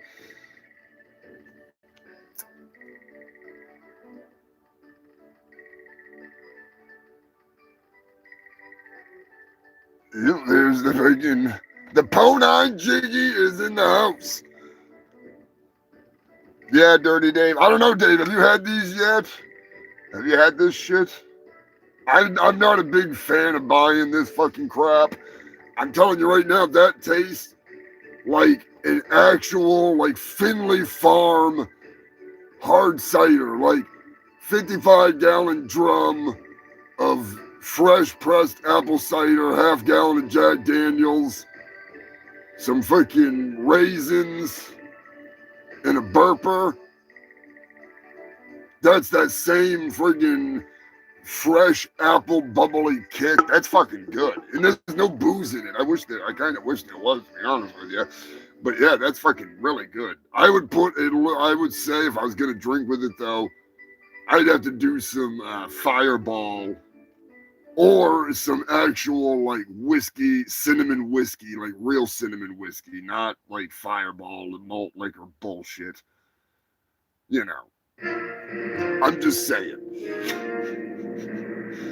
I'm not a big drinker, but that'd be pretty damn fucking decent. That would be decent. Hell yeah, Scrabulous skateboard roach clip.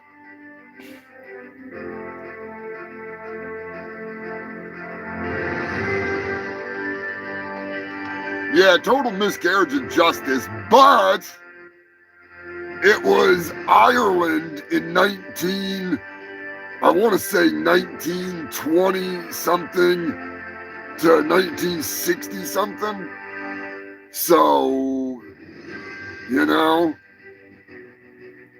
if that would have happened nowadays, they'd never get away with it. No way in fucking hell. No way in fucking hell.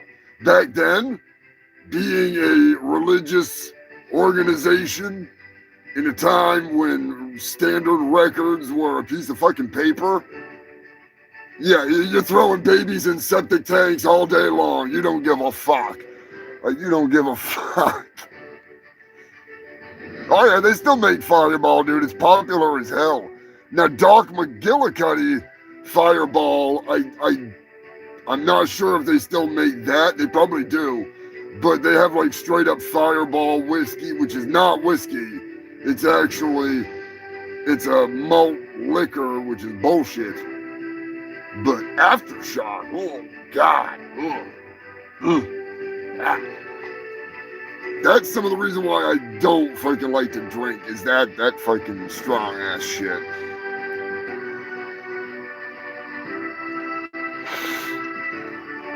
I do like a good hard cider, though.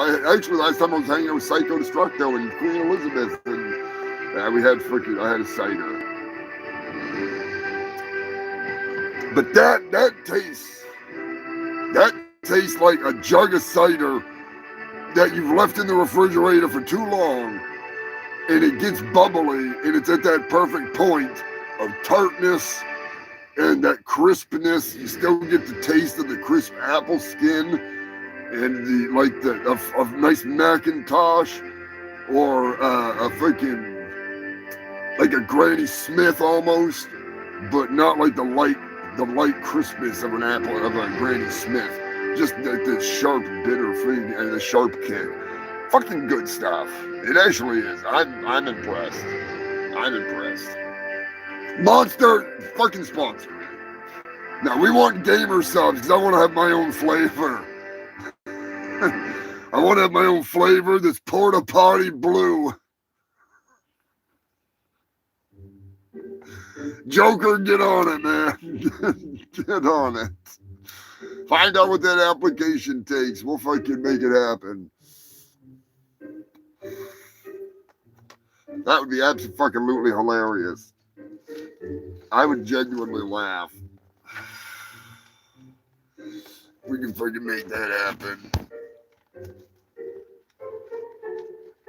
Oh, I gotta give a humongous shout out and thank you to all you freaks, whether you're a new subscriber, old subscriber, the old guard. Appreciate all you fucks. If you want to check out the membership program, it is available there. You can super chat if you want to help the show. You can Ko-Fi, donate. Got merch over on Threadless. My question is to you, the reason why I bring it up, I should do a poll. Should I put, because YouTube has the ability to have the merch on your freaking YouTube page, but they don't have Threadless. Should I bother to do all the work to open up another fucking merch site that YouTube offers to have it affiliated here, on here, or should I just stick with Threadless? Let me know. I'll put up a poll for it this week, but let me know what you think, because you're the ones that would be getting the merch.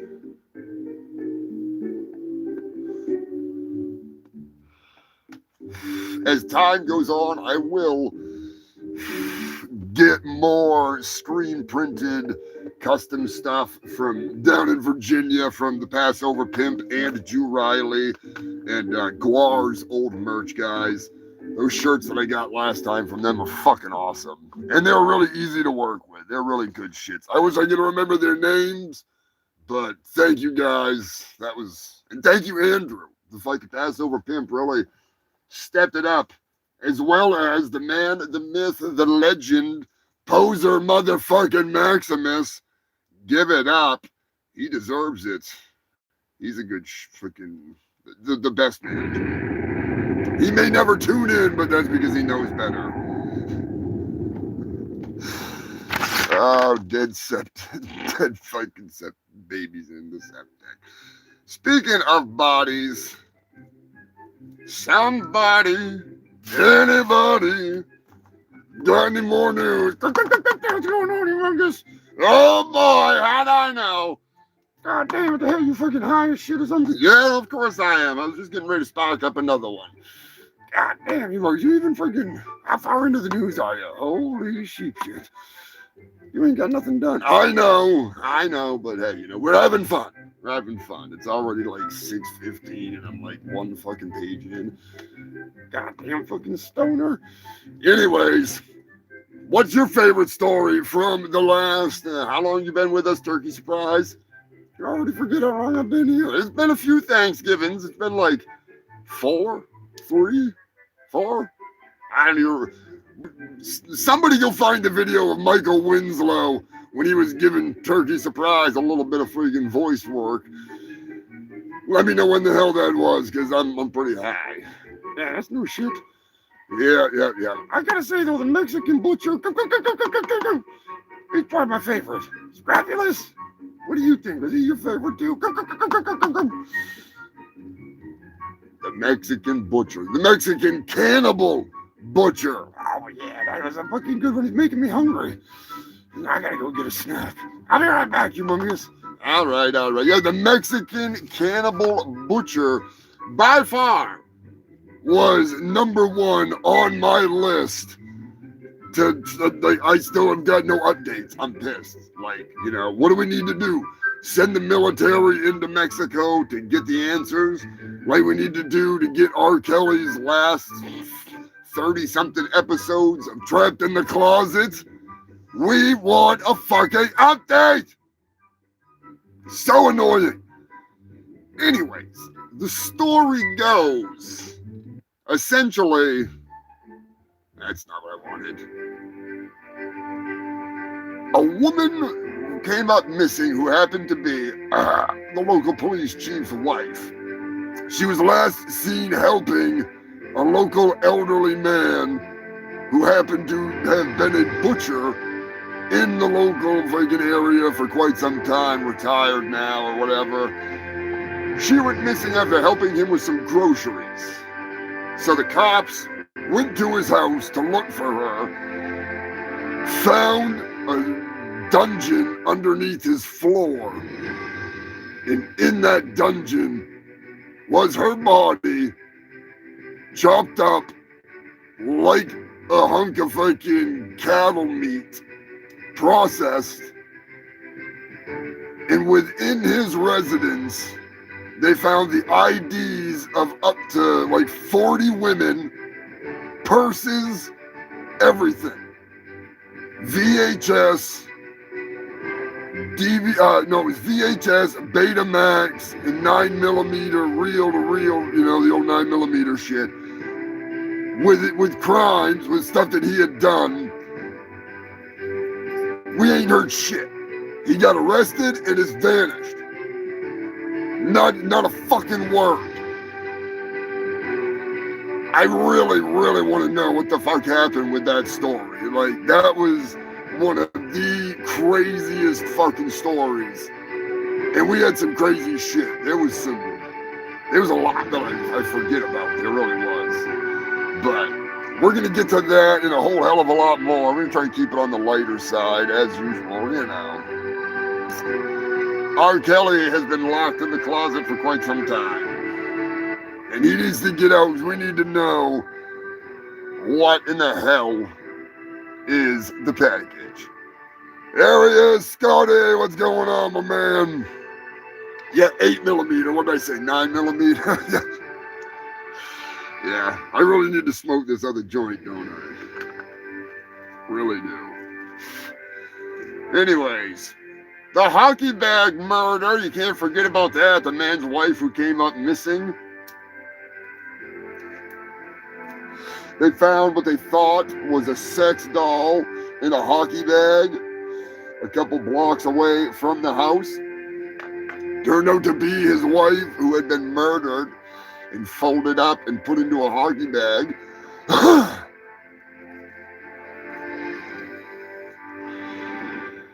I do not believe that they caught the person that did that. Oh, I almost forgot about I didn't write it down in my shit, of course. The New York City transient, I wouldn't say transients, they're not moving too far, they're on a wheelchair. The New York City homeless person who was a transsexual, transvestite, whatever you want to call them. They were trans before it was cool to be trans. They got put in jail in the 70s for murdering their boyfriend, and they got out, and then 6 months after they got out, they rode around New York with a torso and a leg, if I'm not mistaken. They were sitting on a torso of a body. They had the leg or something on their power wheelchair. They never found the head. Just riding around the fucking city, going into bodegas and stuff. Just, somebody pissed her off, so she killed him and chopped him up. Fucking told him not to chop him. She just kept the bitch in jail.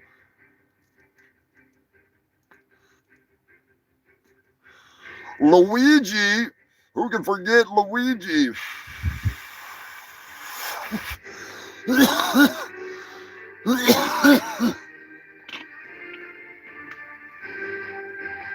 Luigi,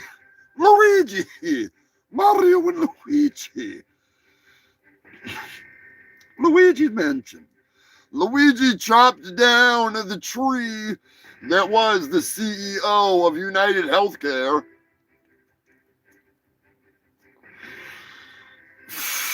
Of course, the people that went to the meeting that he was scheduled to go to that day literally stepped over the spot where he was shot and the crime scene tape to get to the meeting that they did not cancel because of his murder. That says everything you need to know about corporate America right there. Will Smith slapped the shit out of Chris Rock. Didn't take him down, but slapped the hell out of him. Oh yeah, Joker, we're much better for it. It needs, it needs to be, never mind. You know what I mean. You know what I mean. A young man held up the decapitated head of his father live on YouTube. Let's not forget that lovely moment in YouTube history. There she is. What is going on, Sam? I hope you're feeling better. Happy New Year.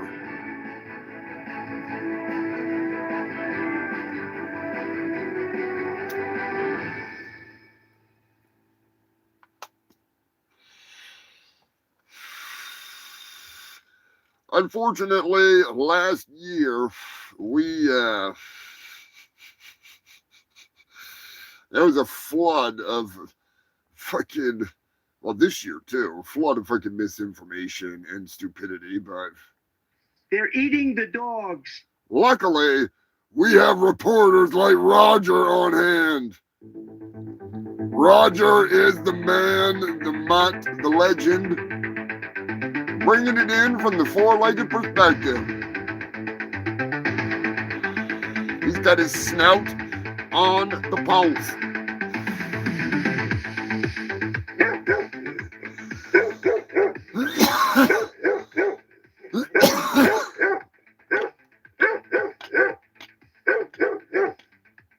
In Springfield, they're eating the dogs. The people that came in, they're eating the cats.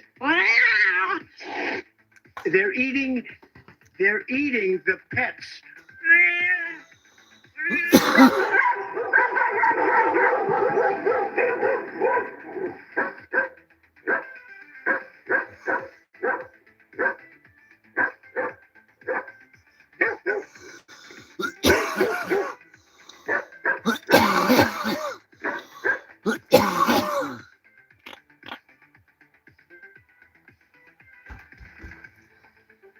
Roger coming in with the hot take, as always. There's one man that we often forget to talk about.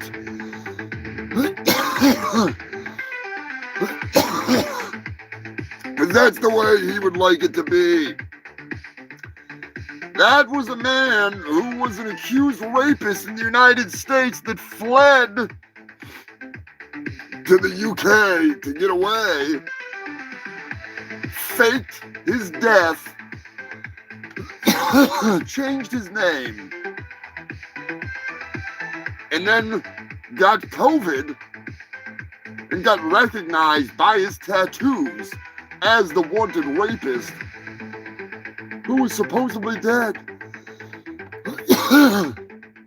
We have here one of the most hilarious interviews from the biggest idiot in the world, who after way too long finally admitted to who he really was.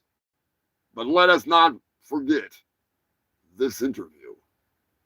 We were once a normal family, but thanks to the media, our lives have been interrupted. And we'd like privacy, and I would like to go back to being a normal husband. But I can't, because I can't breathe, I can't walk. People say that's an act. Let me try to stand up. Let me try to stand up. Exactly. What do you say to someone who believes that you are Nicholas Aliverdi? I am not, Andrea. I am not Nicholas Aliverdi, and I do not know how to make this clear. What do you say to people who say these are crocodile tears, putting on a show? This is all an act. Oh, Andrea, no, that's a low blow. That's a right low blow. Oh, God. That guy never gets old. That guy never fucking gets old. Unfortunately, this past year, we lost a great man. Let his voice be heard. But you just assured me that I could speak. Sit down inside the car. Not assuring anything. We're under arrest. Look, I'm under what? Gentlemen, this is Democracy Manifest. Have a look at the headlock here. See that chap over there? Get your hand off my penis! This is the bloke who got me on the penis before. Why did you do this? For what reason? What is the charge? Eating a meal? A succulent Chinese meal? Oh, that's a nice headlock, sir. Oh, yes. I see that you know your judo well. Good. And you, sir, are you ready to receive my limp penis? How dare get your hands off me. Ta-ta and farewell.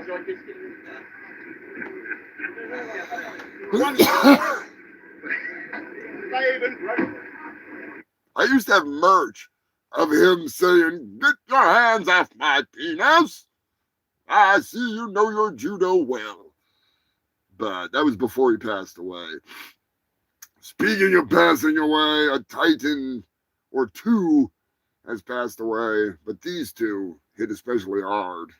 Brother, Ozzy went to the grave without telling anyone that I was the on-call backup bassist for Black Sabbath?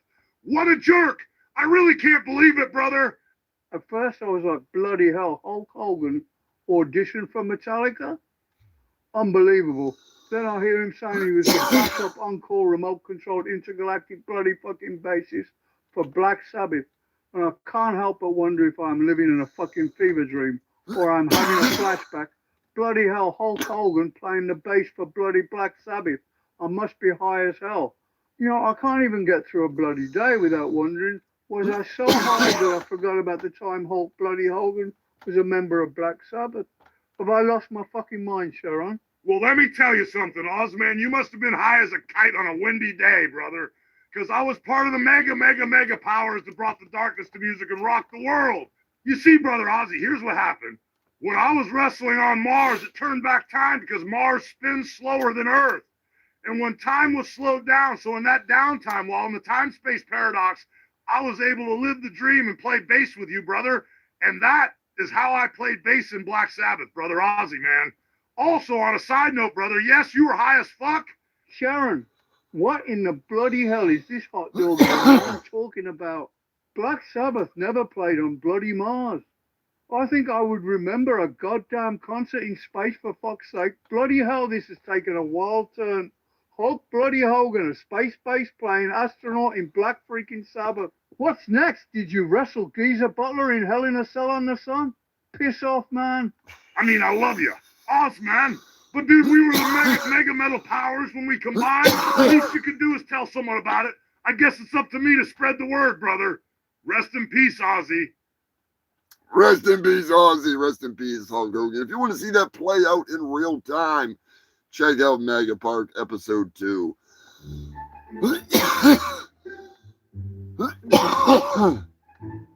Oh, shit.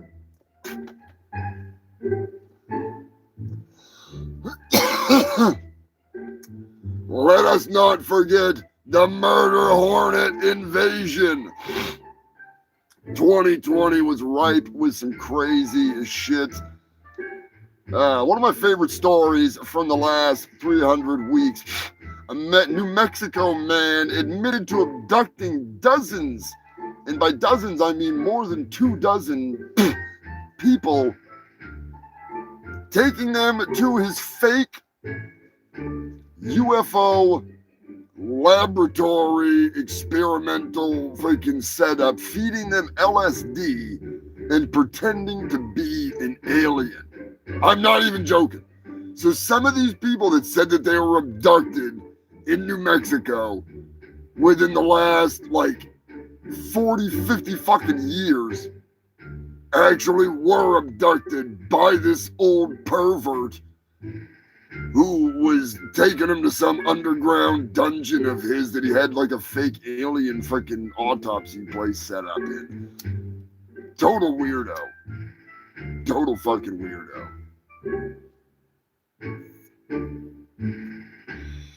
Freaky, freaky man. The kink freaking master. Seattle was taken over by idiots I mean, it was already taken over by idiots, but even bigger fucking idiots took it over. Let us not forget the fire, the floods, the tsunamis, the earthquakes, the tornadoes, the fire-nados, the hurricanes. Yeah, boy, we had some fucking crazy-ass weather in the last, 5-6 years. Shit going right crazy. Mudslides and freaking explosions of feces. Who remembers the story about the geyser of feces in Moscow that was like 17 stories high? Anybody remember that? It was beautiful. It may have even been higher than that. It was fucking so high. So fucking high. And then there was the one in China that was exploding 30 meters up into the air, covering everything on both sides of the road in all directions in feces. Just an absolute power shit explosion. Beautiful. Beautiful. I love it. I love it. Be sure to hit that like button, share this shit, and get it out there. Make sure you're subscribed.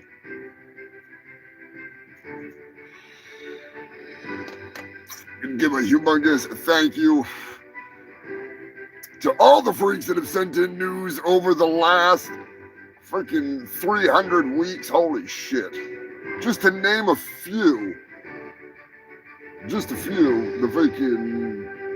The Moderator, Scrofulous, Queen Elizabeth, Turd Ferguson, Lanky Eddie, freaking Anthony Irons in Australia, freaking... where the hell was I? Freaking... Joe Garding, freaking every now and then Captain Wales sends in some stuff. The Ringleader always sending in good shit from out in the freaking Arkansas area.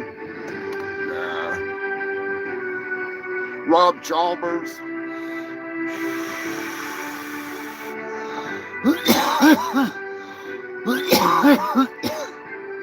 So many freaking people sending in the news.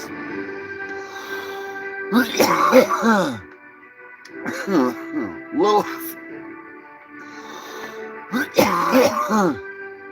I need to get an update on the piss jugs from Lilith. It's getting to that time. We need a freaking more recent update on the piss jug bandit.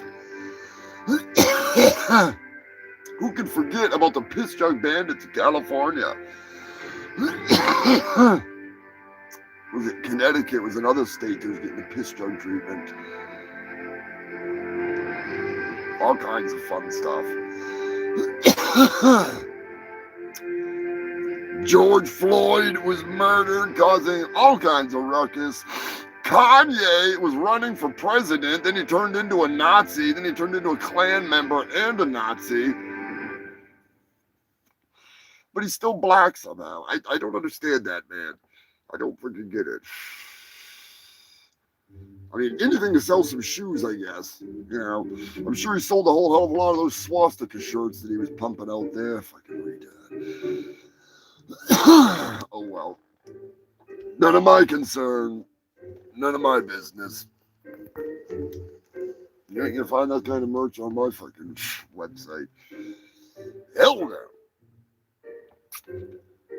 Thailand was in the news. Horny, angry monkeys attacked. That's right, a city was under attack as angry monkeys that had been fed high sugar diets to keep them freaking calmed down. Yeah, that works every fucking time. That really works, Jesus fucking Christ.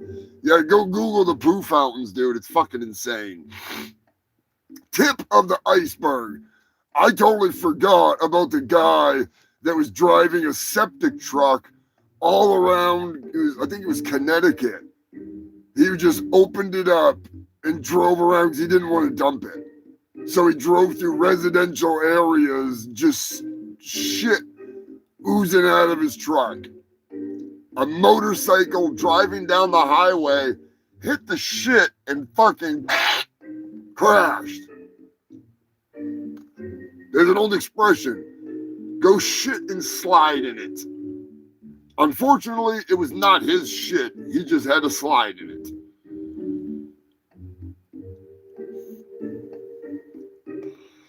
Like I said, I'm just going to be popping off at the fucking mouth throughout this episode with shit that's not on my fucking list because it's just in my fucking vault in my head and it just comes out of nowhere. So we're going to run with it. Get it done. Yeah, there was more than one angry monkey friggin' attack city. That's for sure. I know that.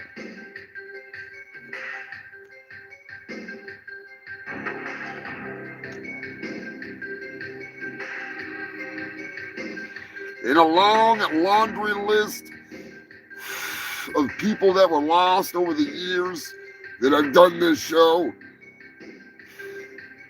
there is one dude, at least from the internet, more than one, but there was one, and it was a real fucking wild one.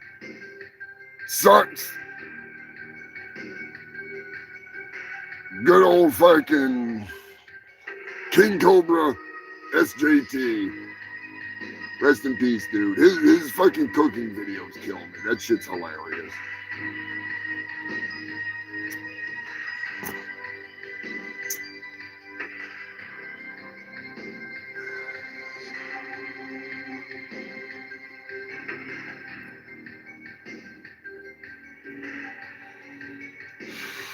Hopefully he's doing some insane drink mashups.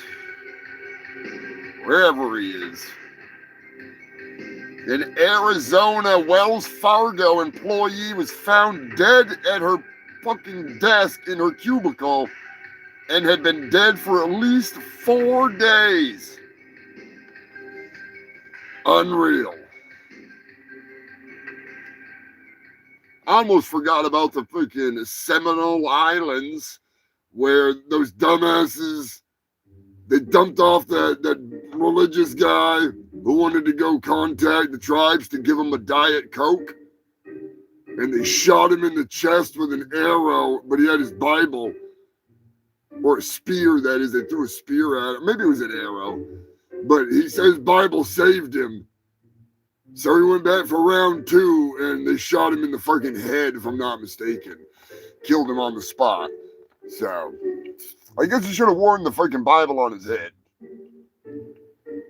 Yeah, Pork, she was dead for 4 days. Just sitting at her desk. She's working hard, man, putting in the overtime.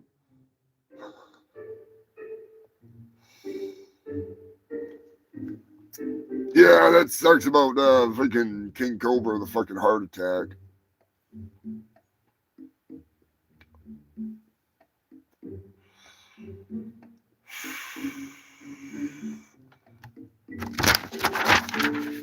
California, Mad Mike Hughes, the flat earther, aka Rocket Man, launched himself into the sky to see if the earth was round, and then he came crashing down.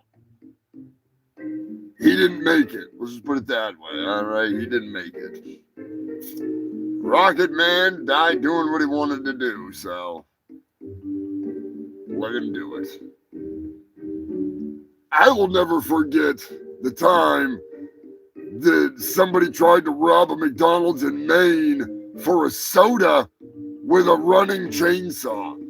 Believe it or not, a crazy man jumped over the counter at the McDonald's in a Maine location. I do believe it was down in freaking like Western Maine, you know, down towards like Bethel. I'm not Bethel, but freaking OOB, Old Orchard Beach, down that fucking way, closer to New Hampshire.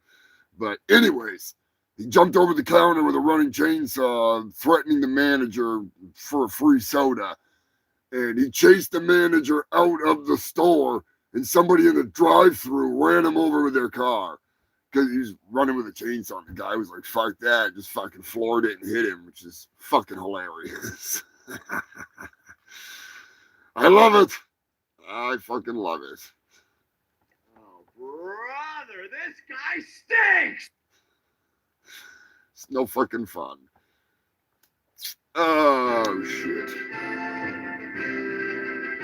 Lockdown madness worldwide, baby.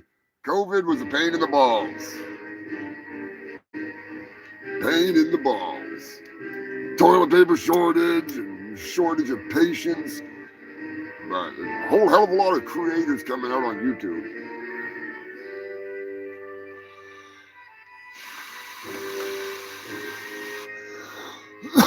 Australia was on fire.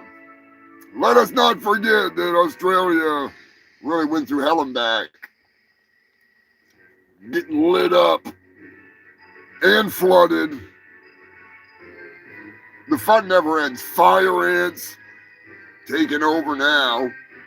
The cane toads. Those nasty motherfuckers. Kobe Bryant died within the last 300 episodes. His helicopter crashed.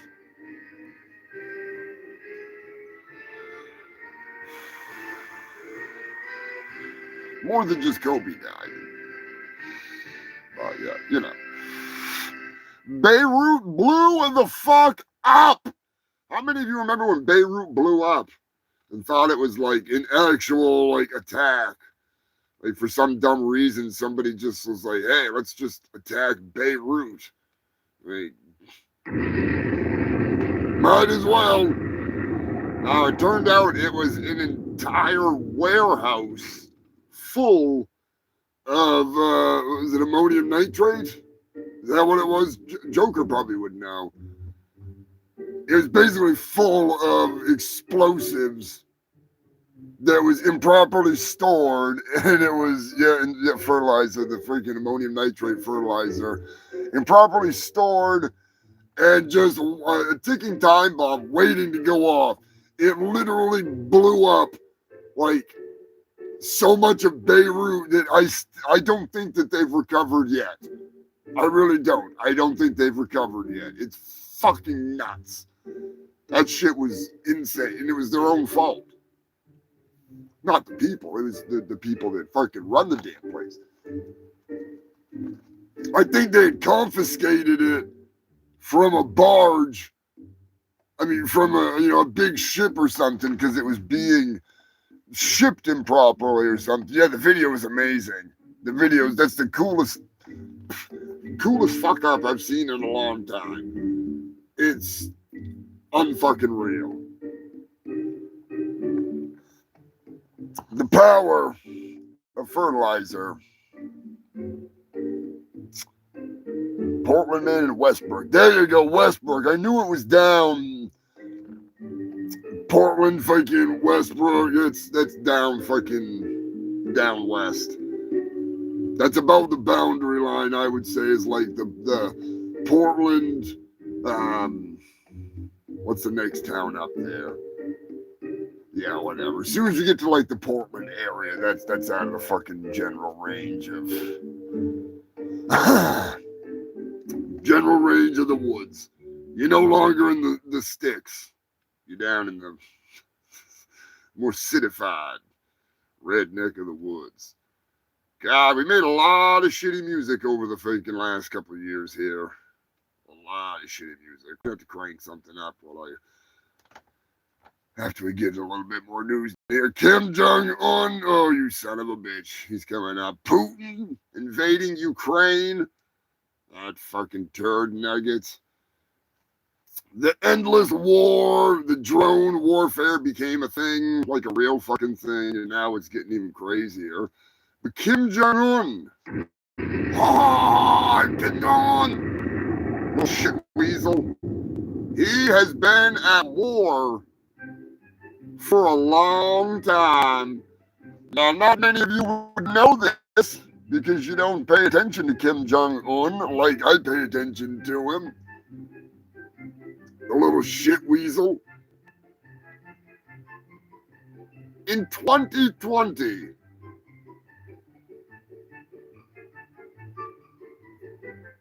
to 2024, he launched 207 intercontinental ballistic missiles of some type. Every one of them blew up in the ocean. He has been at war with King Neptune and the army of fish for longer than you want to admit. Now, I don't know why he's mad at the fishy wishies. Oh, Kim Jong-un, you been wishing to me, fishy wishy. You're not gonna listen to you, Commander Cunt Lips. Get your carp ass face down there by the water and freaking, slick your hair back and maybe they'll think twice about freaking talking bad to you. But I'm telling you, he is at war with King Neptune. That's why I still make fun of him to this day, and I will continue to make fun of him with his hot wings and fucking veal and I be with chicken wings. Kim Jong-un, listen to K-pop. If you have not seen the Turkinator or My Ninja, and you don't know what you're missing. That's all I can say. Putin, Kim Jong-un, Steven Seagal, they're all one in the same. They're all one cookie that crumbles the same way. Fucking piss-ass bitches. I'm telling you right now. Jerry has more ass than you do.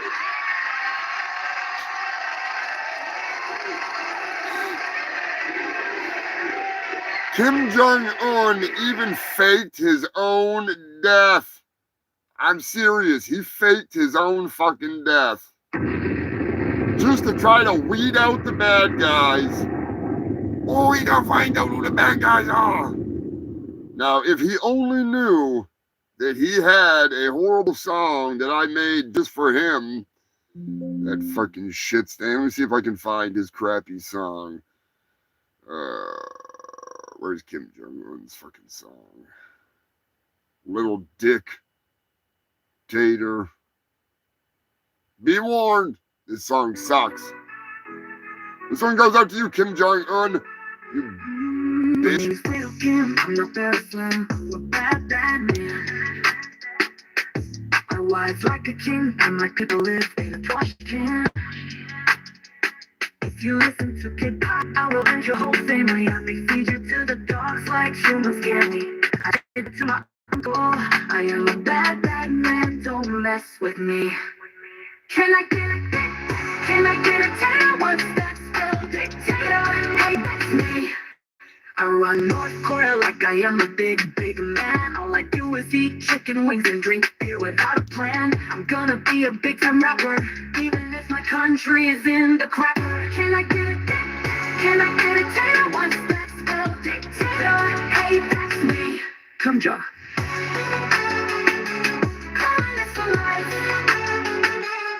I am at war with the king Neptune every day. Fire ballistic missile at his ocean, cause I don't play. Fuck them fish, don't mess with me, I'm Kim Jong-un. Can I get it? Can I get a tail? What's that spell? Dictator. Hey, that's me, don't fuck with me.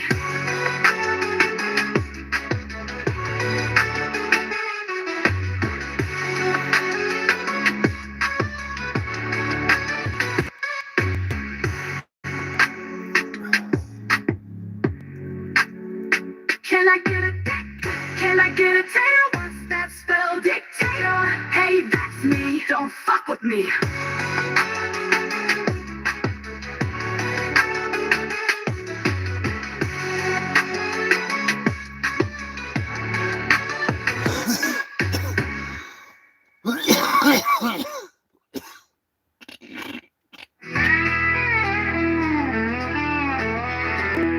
Just when you thought you'd heard it all, here is another song about Steven Seagal, the king of the cookies, the master of martial arts, the poo-tank slays, sex machine who rips horrendous farts. He is unstoppable in every movie role. His hair is black, like Virginia coal. He snaps his motherfucking birthdays every day. Steven Seagal doesn't play. He should have been the Predator. He could have played Dutch you would have fought against himself. It wouldn't bother him much. He could have played RoboCop, but instead he became one in real life. I will never understand how he got such a hot wife. He is unstoppable in every movie role. His hair is black, like West Virginia coal. He snaps his motherfucking birthdays every day. Because Steven Seagal doesn't play. Steven Seagal was an action hero, and now he's a B-movie zero. He went from kicking ass and reading the rights to sitting down while he fights. He always gets the girl, no matter the age. Don't eat his cookies or he will go into a rage. He will trash your barn and kick your ass. All to find Ricky that little hard ass. He will want to chase you down the road because he wants a good pussy that he is owed. He is unstoppable in every movie role.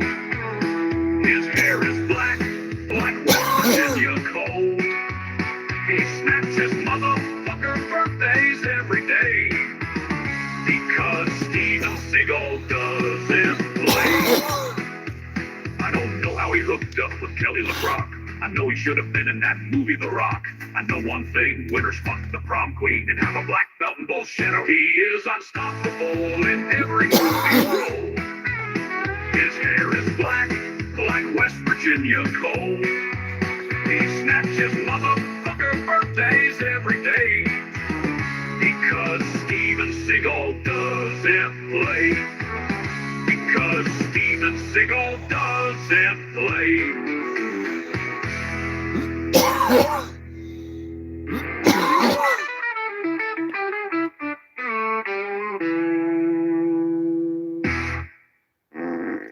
That's right, motherfuckers. Steven Seagal doesn't play. Just like I don't play. Because when I come, I bring the real shit. So, I know everybody out there is like, oh, what about George? What about George? Humongous hasn't mentioned George yet. What about the legendary, the man that has done it all? The man, the myth, the legend, the time-traveling turd-sniffing shit weasel himself. George Santos. He's more than an American hero. He's a hero throughout history. A man of the world. From serving as a U.S. Congressman to his time serving under the Legion of Caesar. George Santos. The man who stormed the beaches of Normandy on D-Day. George Santos. From his time in the Civil War serving as a general to being a kamikaze pilot in World War II. George Santos. The first man to make a transatlantic flight. George Santos. Let us not forget the signing of the Declaration of Independence, or his contributions to the French and Indian War. George Santos. Some people may not remember that it was George Santos that crossed the Delaware that frosty night. George Washington, he took a back seat to George Santos. The only man who's not only been the Chiquita Banana, but he also is related to the Loch Ness Monster. Maybe he is the Loch Ness Monster. The last of his kind. George Santos. A true hero. Some say that he's really Bigfoot. Me personally, I believe in Santos Squatch because only a man like George Santos could single-handedly bring down the Berlin Wall. George Santos. Slayer of the Roman Empire under the reign of Caesar. George Santos. A true hero of history. Even if he made it all up. Still, he's a hero. George Santos. There'll be a part 2. Don't worry, there's a part 2. I won't put you through it right now, but there is a part, and a part 3. We'll play it before the end of the show. George fucking Santos. He's quite the character. Although he was pardoned, well, not pardoned, but his sentence was communed by, what the hell they call it? They just let him out of jail. Thanks to Rumpy Dumpy. Anyways. California man was driving while jerking off, crashed into two cars, and fled the scene. Later, they found him at Dickie's barbecue. I'm guessing by the stains on his pants, they were able to find him, and I don't mean the barbecue sauce stains. A man was ejaculated from his car's sunroof as he rolled over the car, jerking off, watching a little smut.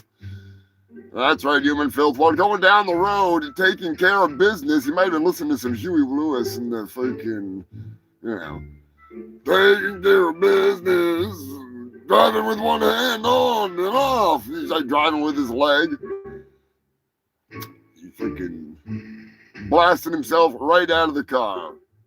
Ejaculated right out of there. Dead.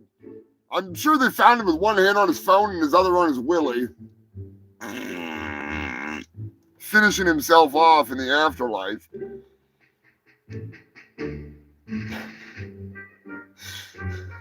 Stereo plays.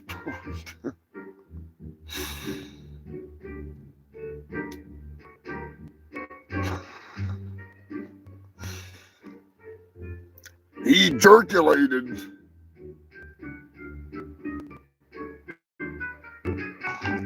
Oh, that stuff's good. God, that's fucking good. Florida. There's so many Florida man stories, I can't even begin. I really can't. So we'll just have to cover a couple of funny ones.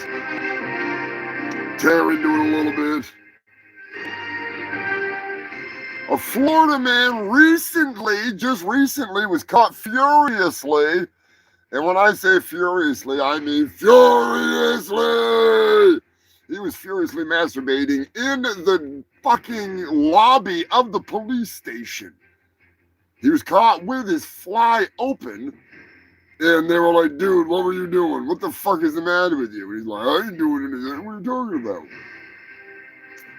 Yeah, he was cranking the yank, jerking the gherkin, milking the fucking carrot, stroking the carrot, that is. He was having a little too much fun, right in the presence of the law. He's got to catch up to Ohio. Ohio's been ramping it up lately, so. Yeah, you're right, Brian. Ohio has been ramping it up, but Florida's catching him off guard with the freaking guy getting caught jerking it in the police station. A Florida man entered a gas station and the beer cooler with an alligator. Attempted to purchase beer, was refused because he was carrying a fucking alligator. So, yeah. Another man attempted to drink beer and fight an alligator. I think it was in Texas, and the gator won. All right, the gator won. Another man tried to fight an alligator in Florida because it evidently, according to him, it had pissed him off earlier in the day. It was in a pond near a bar. And he actually went and wrestled the gator, threw it into the building, the side of the building, to teach it a lesson, and then threw it onto the balcony where people were drinking above. And yeah, he got arrested for abusing an animal and all that fun stuff. Because you don't do that shit. You gotta get a fucking brain. Burping the worm. Speaking of worms, RFK Jr. admitted that he had brain worms probably from screwing a dead bear or maybe taking a chainsaw to the head of a dead whale. Now, that is a story of all stories. And if you want to check that out, it's actually on my YouTube. I made a little freaking cut and paste picture freaking meme of that whole story. But if I would have known what the kids had said happened, I might have to redo that one, to be honest with you. I might have to redo that one for an animation this year. The kids said that every time they would hit a bump, every time they'd slow down, stop, there would be a giant splash running down into the van everywhere of whale blood and guts from a rotten whale that RFK Jr. had illegally harvested the head from with a chainsaw. Took the kids on a family trip to go cut the head off a fucking whale. So he could put the fucking head in his bathroom probably or something, turned into a urinal. Not really sure what he was doing with it. Maybe he wanted to fuck it. Lonnie, you're lucky it wasn't you, buddy. Lucky it wasn't you. It's real fucking lucky. A Florida man was arrested for throwing an alligator into the Wendy's drive-thru window. That's right, human filth. When he got angry at Wendy's, he proceeded to chuck a gator into the drive-thru.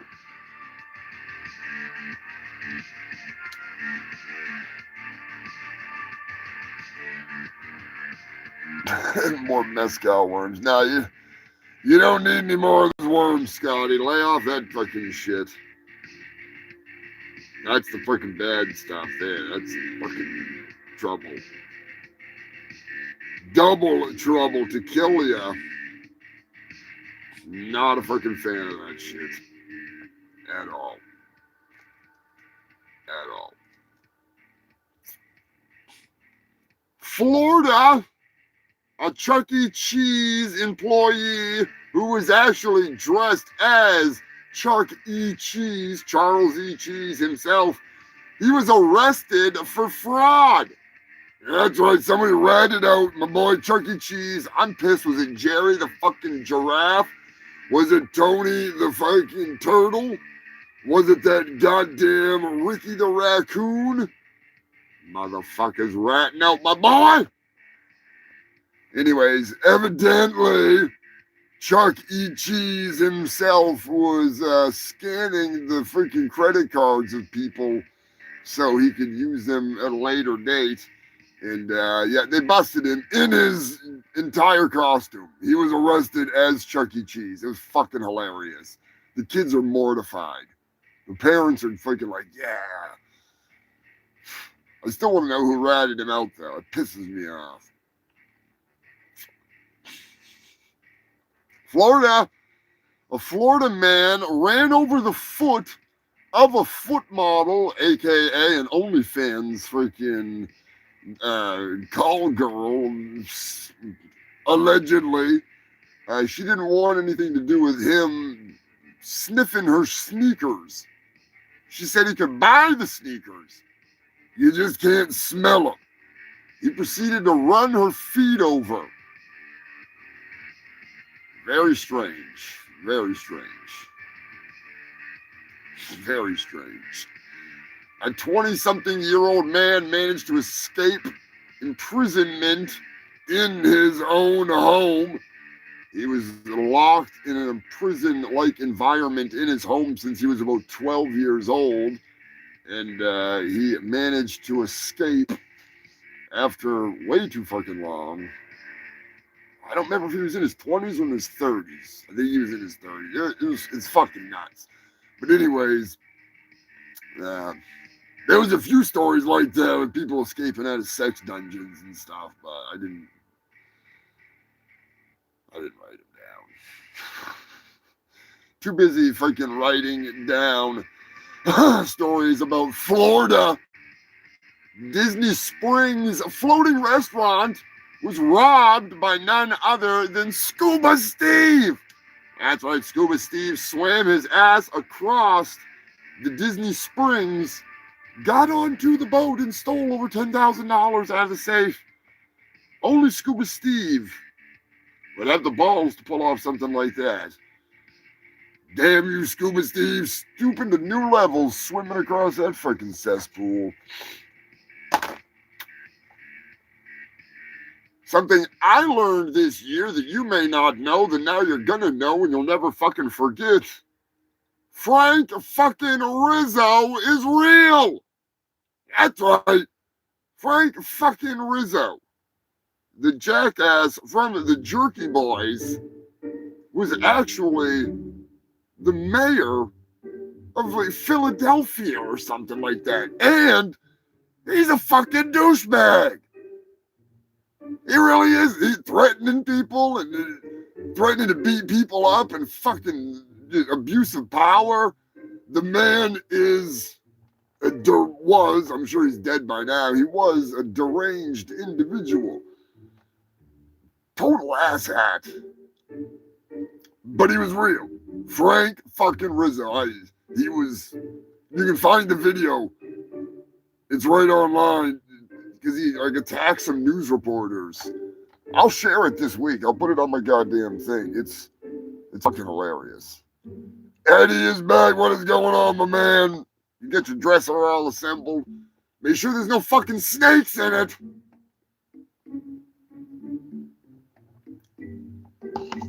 How many of you would want some snake merchandise?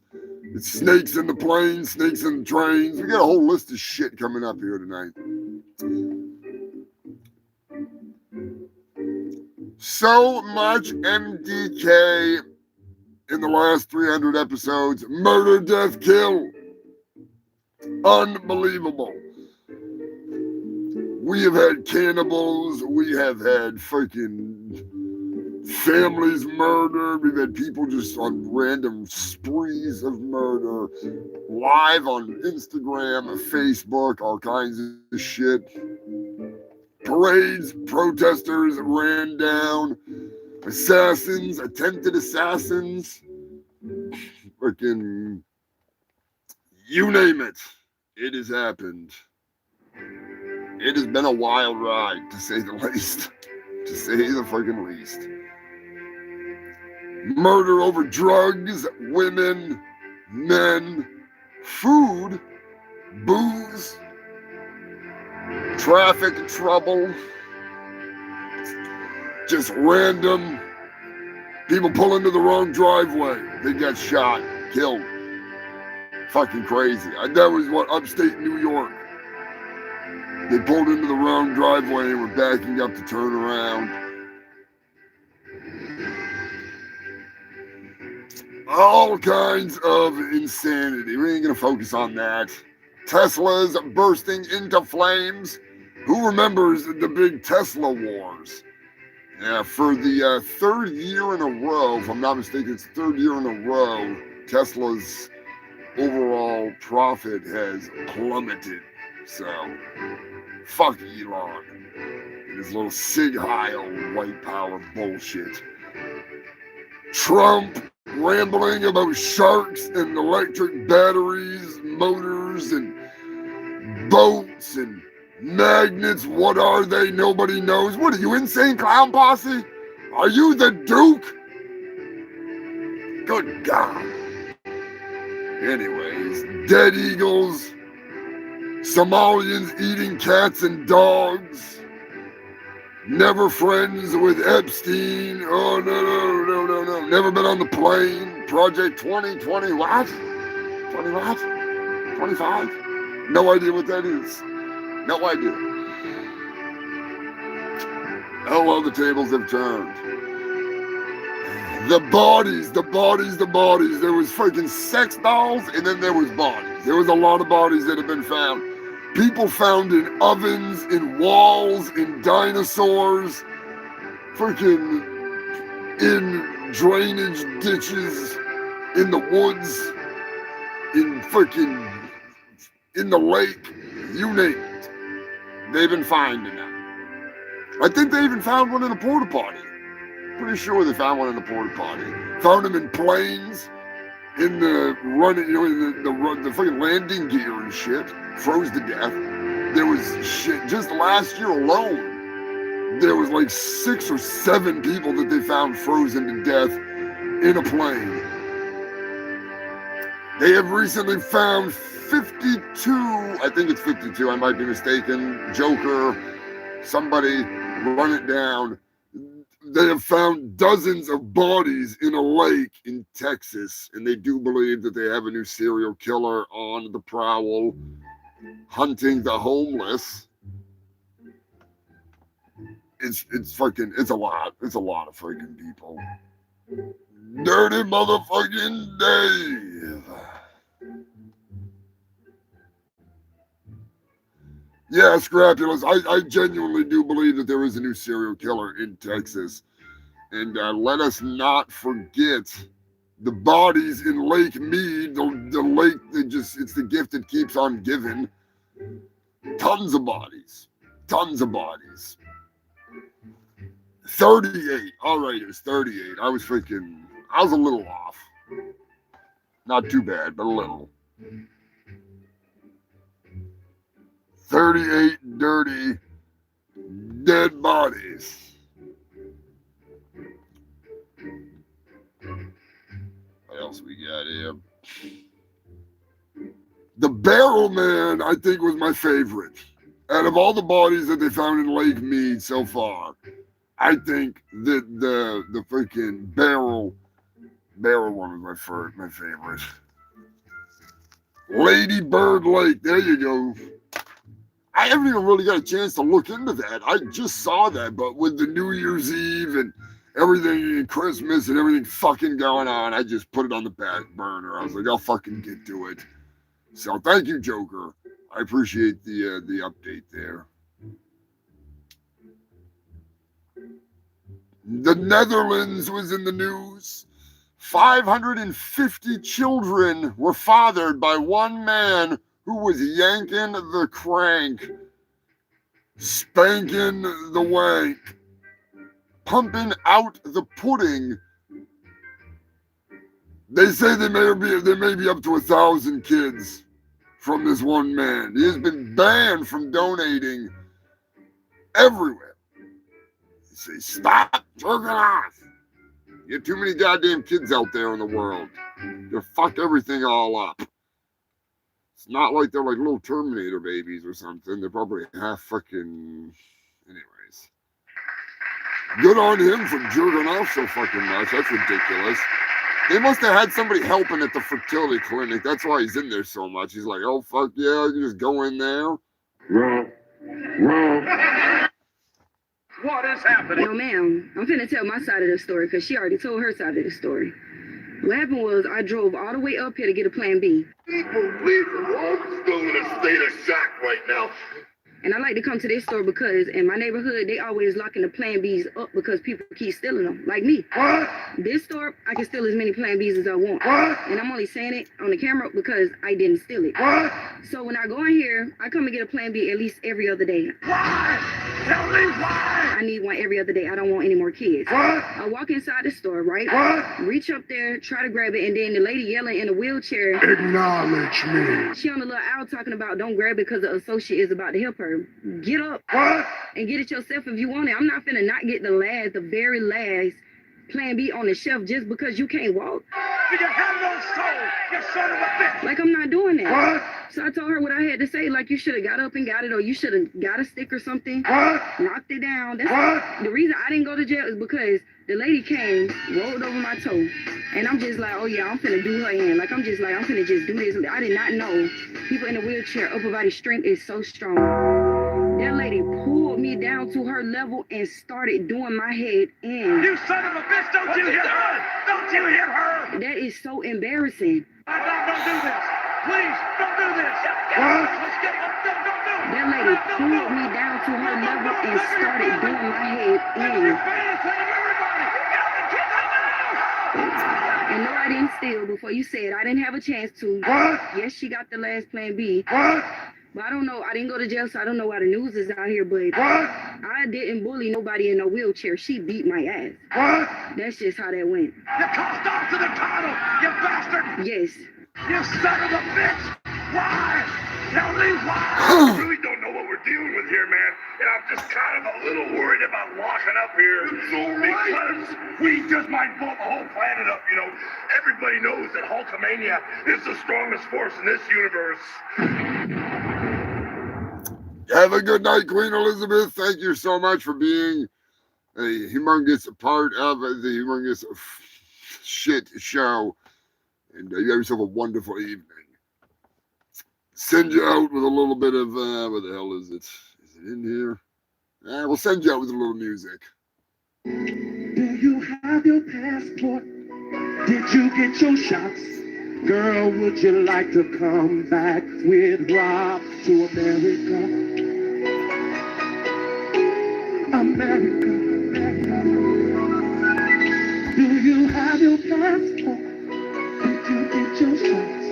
Girl, would you like to come back with Rob to America? America. America. Do you have your passport? Did you get your shots? Who wants to come back with Rob to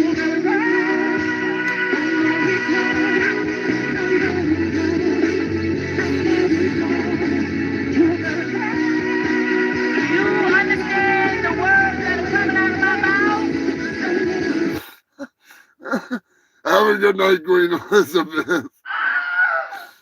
Oh, here comes a ban in Russia for playing R. Kelly. Fucking. Ah, shit. Speaking of Russia, they got a whole bunch of top fucking brass blown to shit. During the news cycle through the last 300, they had what the hell was it called? Their mercenaries turned on them, and they got their asses kicked like fucking way too easily. I can't even think of the name now. I'm so fucking stupid.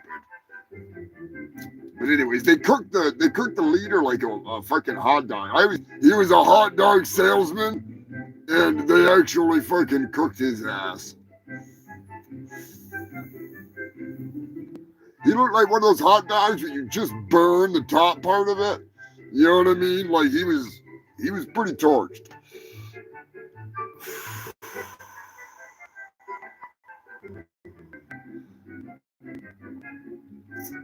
Have a good evening, Dirty Dave. Have a good week, brother.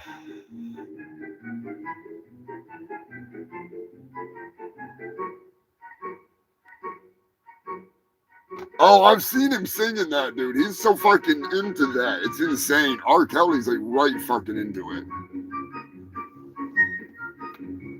R. Kelly's crazy into that shit. He's serious. He don't want the AIDS. He don't want fucking AIDS. The last thing R. Kelly wants to do is fucking go into the doctor's office and come out. That young man was just in there. AIDS. No one's gonna help me with my problem, lady, okay? I got AIDS. AIDS! I got AIDS. AIDS! I'm sure you're familiar with AIDS. Get out or I'll scream. You scream, I swear to God, I'm going to eat this thing, all right? I found it in the gutter. I'm sure you're familiar with AIDS. I got AIDS. AIDS!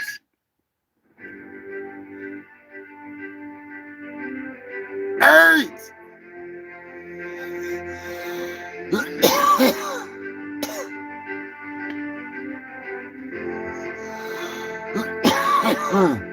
A Florida man has been leaving his sperm in the mailbox for women to come pick up so they can have it sampled.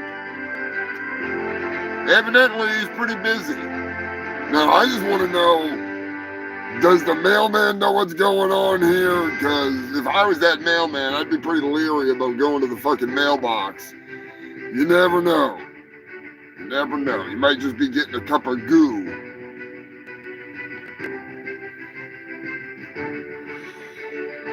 we've had our first love with Chat GPT.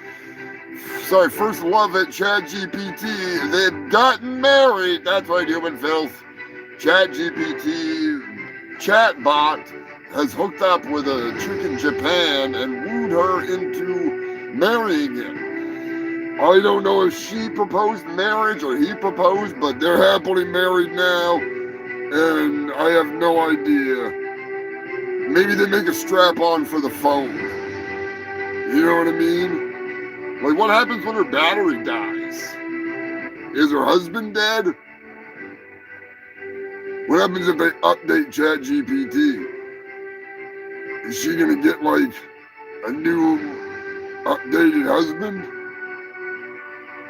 Speaking of updated, I have an update on someone I never in a million years believed I would be forced to update you filthy fucks on ever again. Unfortunately, he's in the news again. Roxy, you may have not heard of this shit way fucking back. This bodybuilder, bonehead of all boneheads, was in the news a long time ago. A Kazakhstan native, married, first he dated his sex doll. Then he cheated on his sex doll with a chrome mask, dumped her for a chrome mask, then got back together with her, and then invited another sex doll into their life, into their relationship. So he's having a three-way with her, but he would take one of them off to do vacations to make the other one jealous, the one that he had cheated on with the mask. Not that the sex doll wears a mask. He was face fucking a mask or something. I'm not really sure how it worked. Then he decided he was gonna be with both of them, but bring in a new partner for a foursome. So he got a male sex doll in their relationship. So that's 3 dolls, 1 bodybuilder with a lot of gross hair. I imagine he was living happily ever after, getting pegged while plowing them, you know, like somehow it would work. I don't know the robotic logistics of it. I'm not a freaking, techno perv.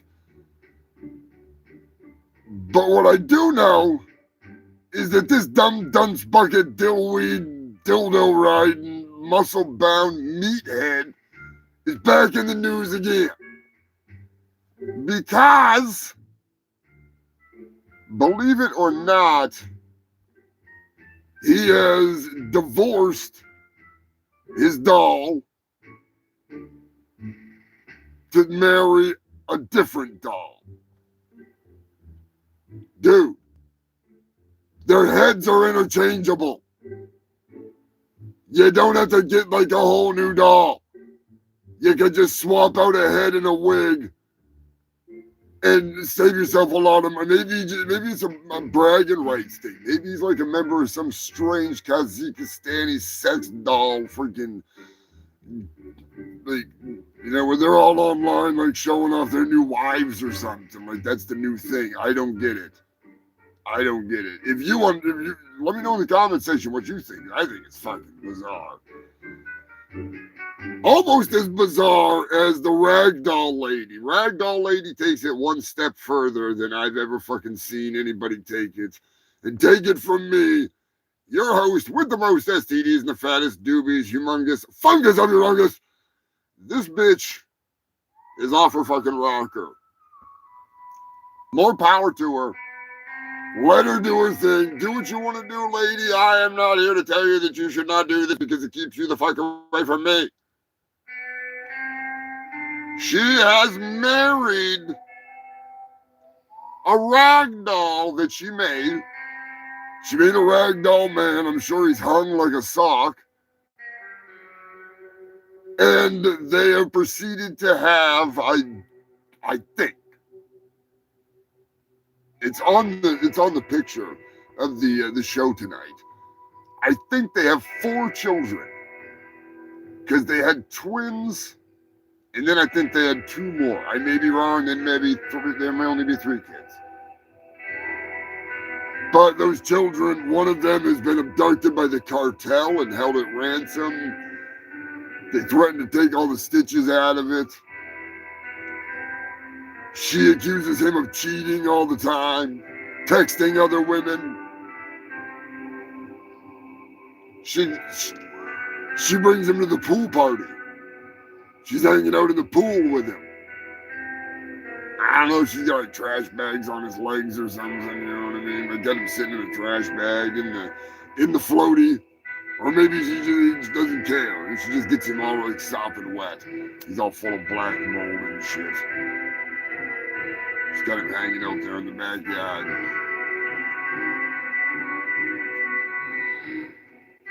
To each their own. I heard something today. It was don't yuck another person's fuck. That's very reasonable. Don't yuck another person's fuck. Unless it's like, you know, animals or some, you know, illegal shit. You know what I mean? In that case, yuck it up. Yuck that shit up.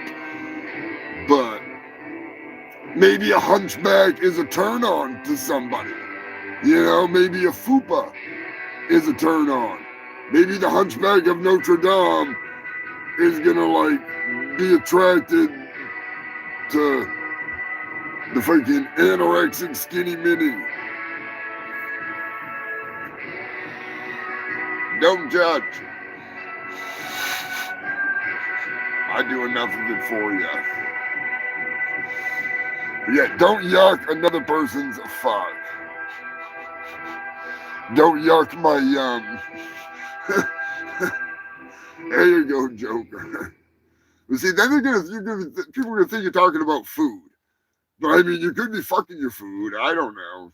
That's a possibility. There are some people we've talked about here on the show.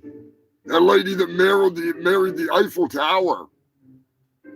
I wonder how their first date went.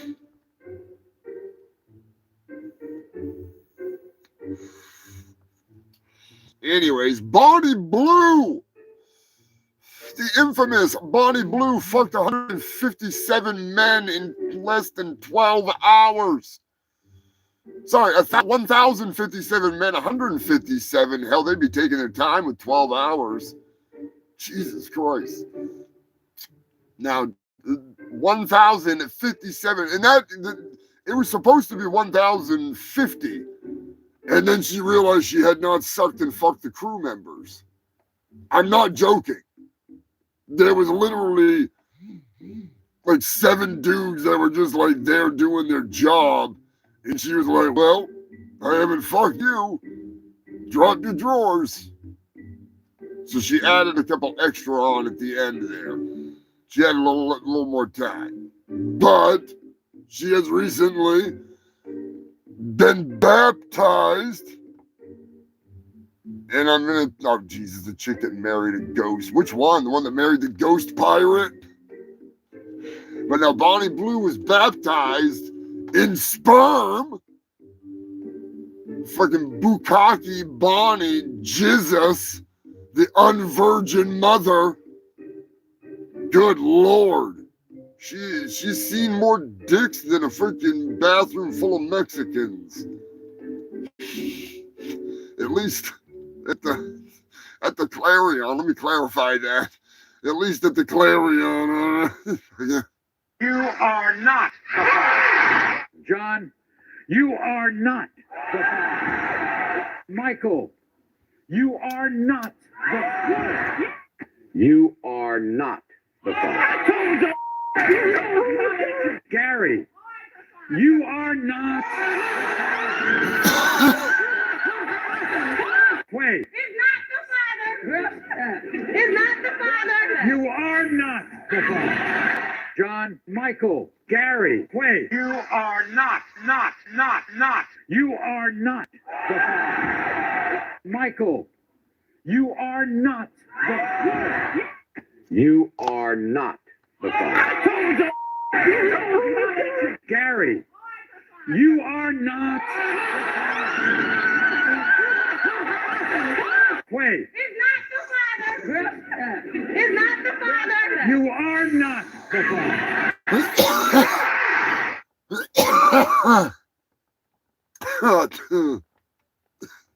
Last 300 episodes, we've heard some shit. This is possibly one of my favorites of all time. Shit's gonna get real. 9.911, what is your emergency? Yes, Jesus Christ, and I just broke into the Pizza Hut. I broke the window in. I'm here. Jesus is here now. He's back to Earth. All right, and so you don't work there? No, I just broke in. I had a pizza. I'm Jesus. And what was your name again? My name is Jesus. What's your last name, Jesus? Christ. Okay. And what do you look like? I look like Jesus. What else do I supposed to look like? Why'd you do that? Because I'm Jesus. I can do whatever I want. We're tired of Judases on this earth. We're going to clean this earth up. So what are you up to? Man, where do you live at? I don't. I'm from heaven. How'd you get over to the Pizza Hut? I'm from heaven, sir. Okay. And did you break a front window? Yeah, I broke the door window, sir. And did you eat a pizza? Yeah. Had a Mountain Dew. Rest in peace, Pizza Hut Jesus. Humongous, thank you to the moderator, becoming a member of the high freaking council of the Fungal Freaks.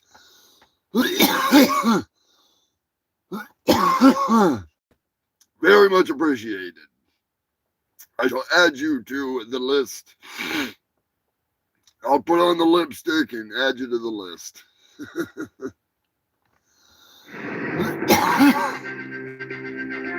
Oh shit, news and news never ends.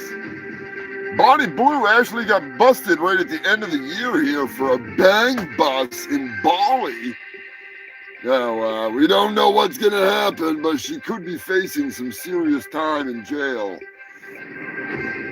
Along with freaking bonehead Johnny Somali and Vitali. Fucking lock them up! Lock them up. Hail the moderator! Hail the Fungal Freaks! You guys are the best. That's right, I'm from heaven. Oh, that shit kills me. I have been going through a whole bunch of some of the old stuff, the old bloopers and shit like that. So I've got some more content to post for the members. Gonna get working on a couple new freaking animation shorts. I've already sketched out the Billy Hill getting the snake dropped on him. I got that all sketched out, so that'll be fun. That'll be real short, but it'll be fun. Gonna try and get some more crazy adventures of Billy Hill going. What I'd really like to do is bring the comic, more of the comic to life, which wouldn't really be like, it'd be more like an animated comic kind of setup as opposed to a full-on animation. I don't know. It's a tall task. Let's put it that way. What I was saying, Strabulus was talking about earlier, I do have, sitting right over there, I have a 3/4 finished issue of the Humongous Mess. And I've really been itching to get back to attempting to write some more on that to get the lore down. And that's freaking, It'll have to be digital, unfortunately, unless I print it out like black and white, which would suck ass. It's fucking expensive. It's fucking expensive. God, those things are so expensive to make.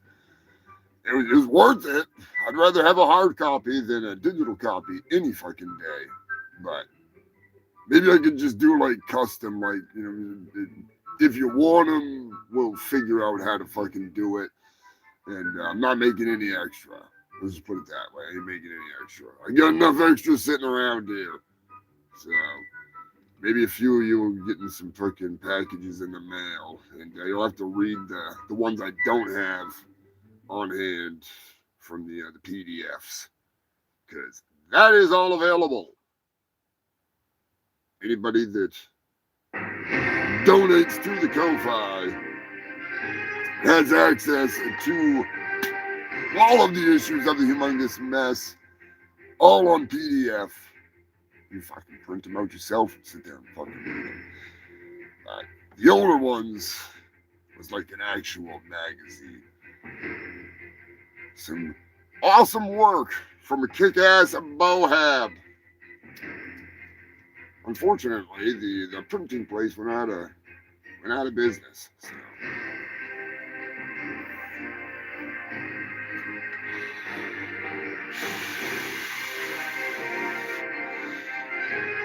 Let us not forget the national parks, multiple deaths in the app. I was some fucking kid. There we go. Of course it's gonna fucking mess up. Is it back? Is there still audio? There better still be audio. You fucking piece of shit. Something just fucking glitched out. Let me know if it's still good. Fucking still all good.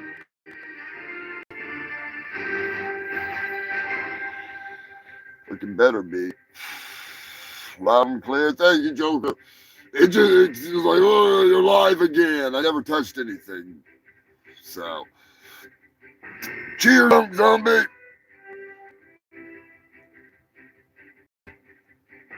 Scrabulous. Anybody else drinking? Oh, that cider's delicious. Hard to believe they came out of a can of Monster. What the fuck? Unreal. Unreal. Don't fuck around on the mountain. Mount Everest. Multiple deaths. Massive rule changes. Not only on the feces, but on the climbing. There's a whole bunch of shit that's been going on. Mount Crapmore is what I like to call it. They've been hiring shit Sherpas left and right.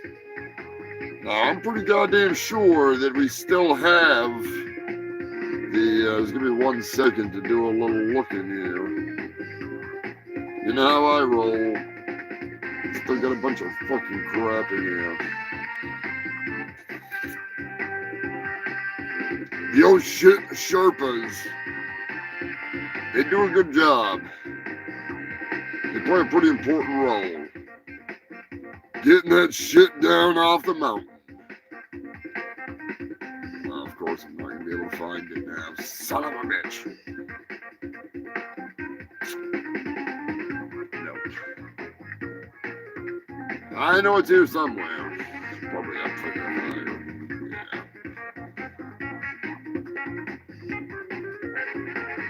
God damn it. Freaking shit. Maybe I moved it. I bet I fucking moved it, you son of a bitch. And of course. Anyways, I got another Santos video I can play later, but this episode of the Humongous Shit Show, as always, is brought to you by The Humongous Show is sponsored by Moon Meth Cola, the fun cola.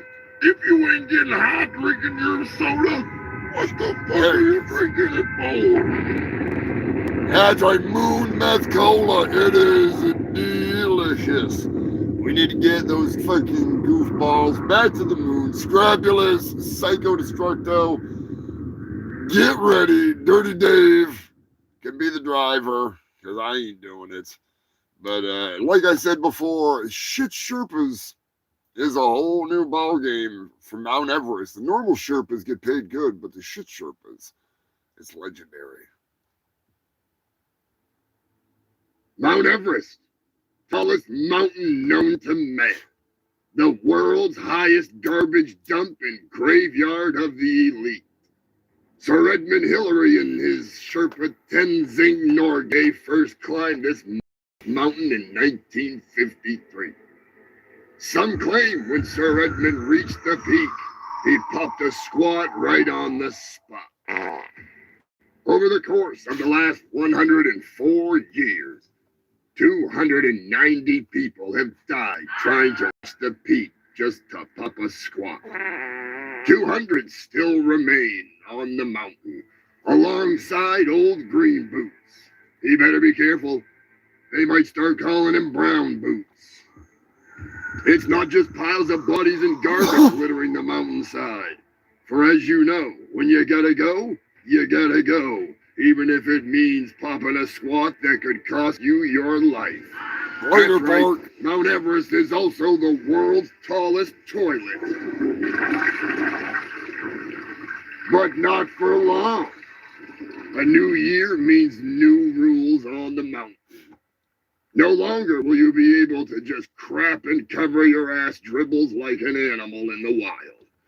2004 crap and carry laws are now in full effect on Mount Everest. And that's why you need to hire a Shitt Sherpa. That's right, a Shitt Sherpa. Modern times call for modern solutions. They may not be willing to carry your pile of shit corpse down the mountain, but for the right price, they will carry your crap. Are you interested in hiring a Shitt Sherpa? Call 1-800-Mountain of Shits. Line up your Shitt Sherpa for your hike to the peak of Mount Everest. Then and only then will you be able to bring back your brown trophy to prove that you popped a squat at the top of the world.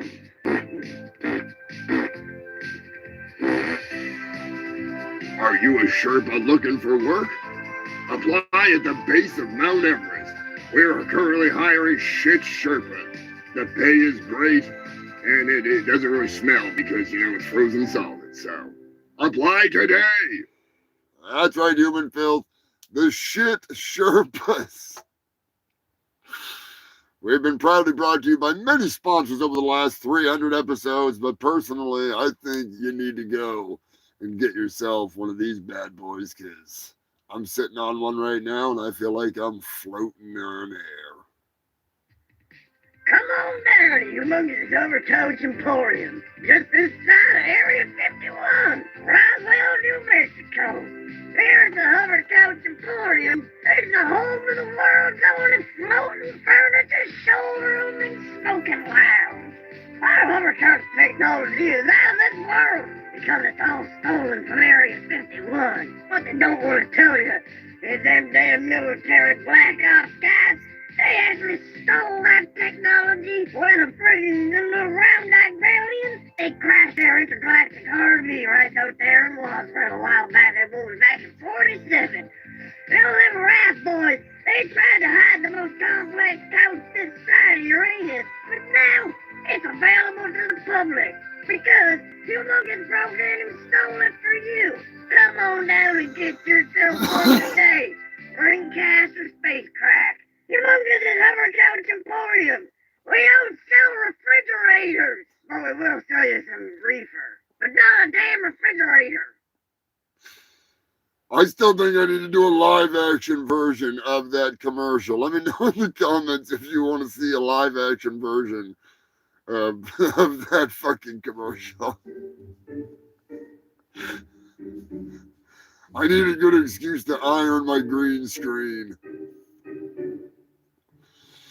Oh, what I'd pay to be able to throw that thing in a fucking dryer instead of fucking iron it. Anyways,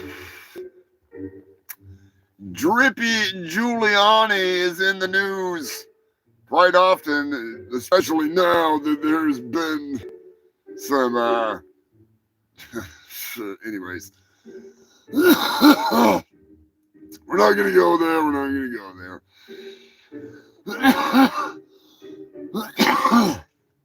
Not only did Drippy Giuliani do a press conference at the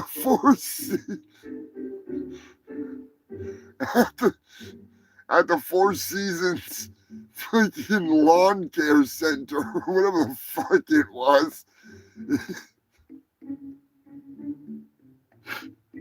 He booked the wrong fucking venue. Let's just put it that way. All right, it was a parking lot of a fucking place that mows lawns for people.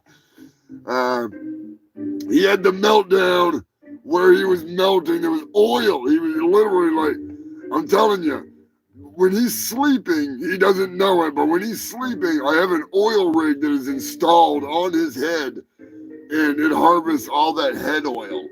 So I've been getting fucking rich off that shit.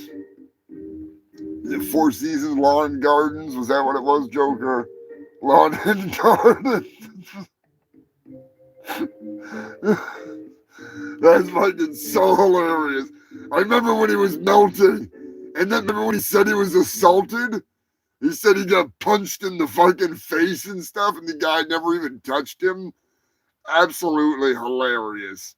Such bullshit. He's such a fucking loser. Oh my God. Now the audio coming out and the text messages of all the illegal shit that he was trying to pull off, and completely balls deep in for trying to overthrow the government. Yeah. If this was any other normal times, he would be not a free man. Let's just put it that way. But we all know how that works. We all know how that works.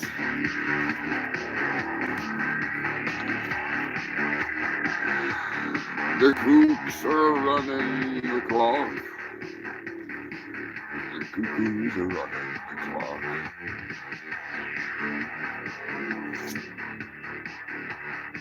Let us not forget when the gamers gooned out and crashed GameStop stock. They fucking fucking got real rich off that.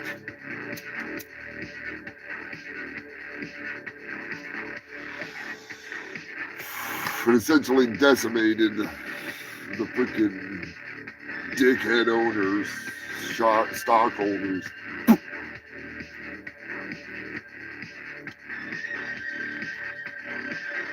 Goddamn gamers. You gotta love them.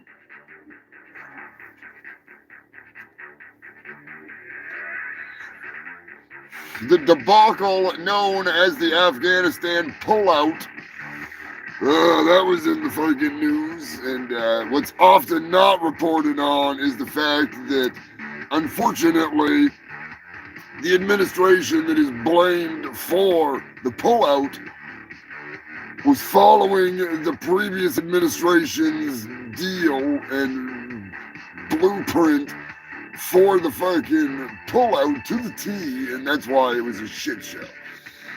Had they not honored the idiots that created the disaster that was that fucking plan to pull out under the Trump administration, that it may have not been that fucking bad. But when absolute idiots that have no business doing what they're doing, like Pete Hegseth, when morons like that are in charge of certain things, it's dangerous. And I don't say that as somebody that's one-sided politically. I say that as an outside observer looking in at a moron attempting to do a job that he's completely unqualified for.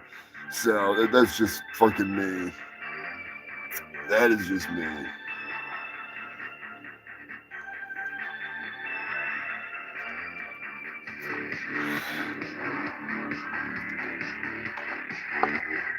What the fuck is this? This is the Humongous Shit Show, the longest running news show in all of Antarctica.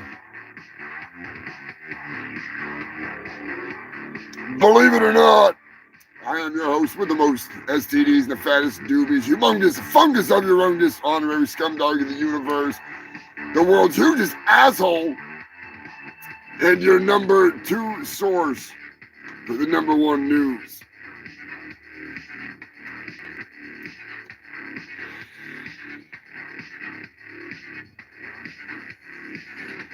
For the last 300 weeks, I have brought the best of the worst news,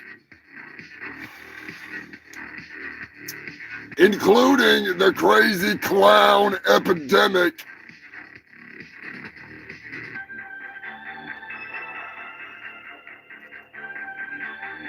Who remembers when the clowns were going fucking retarded all over the place? Everybody was scared of the creepy clowns. Is that still a thing? Like outside Halloween? Not really sure.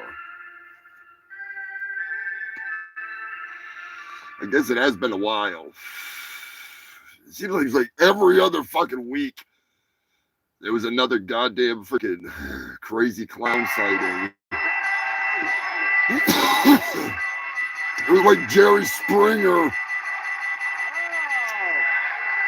just out there in the world.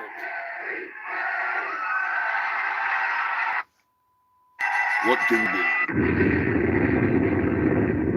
Landmines, that's what you can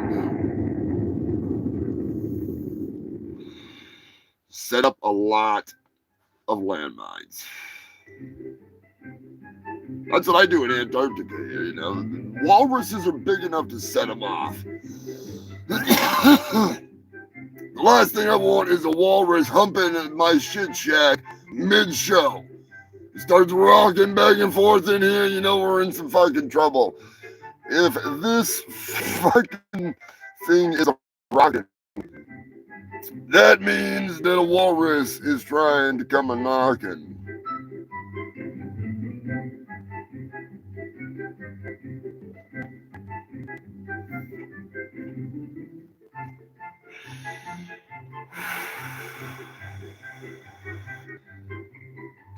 Do I know Regulus Urungus? Oh, yeah.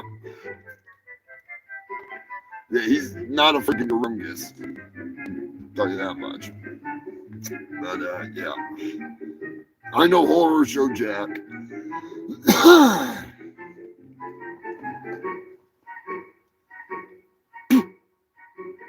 I remember the first time I met him, he was like, oh man, I need to do something like that. And then he had a Nazi make him his freaking outfit there. So I was like, yeah.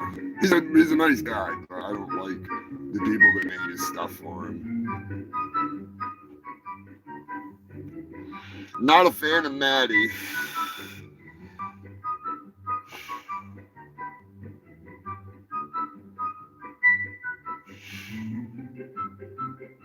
Wanna be juggalos. Fucking Christ. I don't know. I know a few juggalos. I've known some real freaking crazy ones over the years, but there is a few juggalos in Guello, that's for sure. I know that. Silka is a wicked freaking. She loves freaking the ICP. All that stuff, Twisted and all that. I don't listen to that. I listen to a little ICP here and there. Those guys are fucking hilarious. But anyways, what can you do?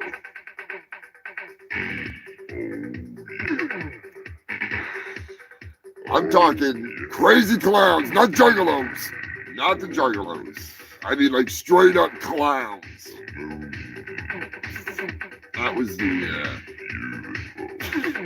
epidemic.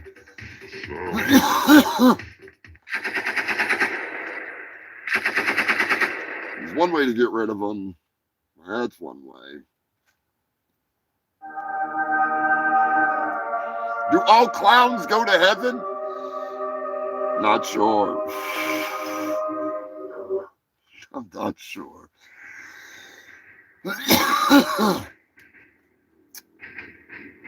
Anyways,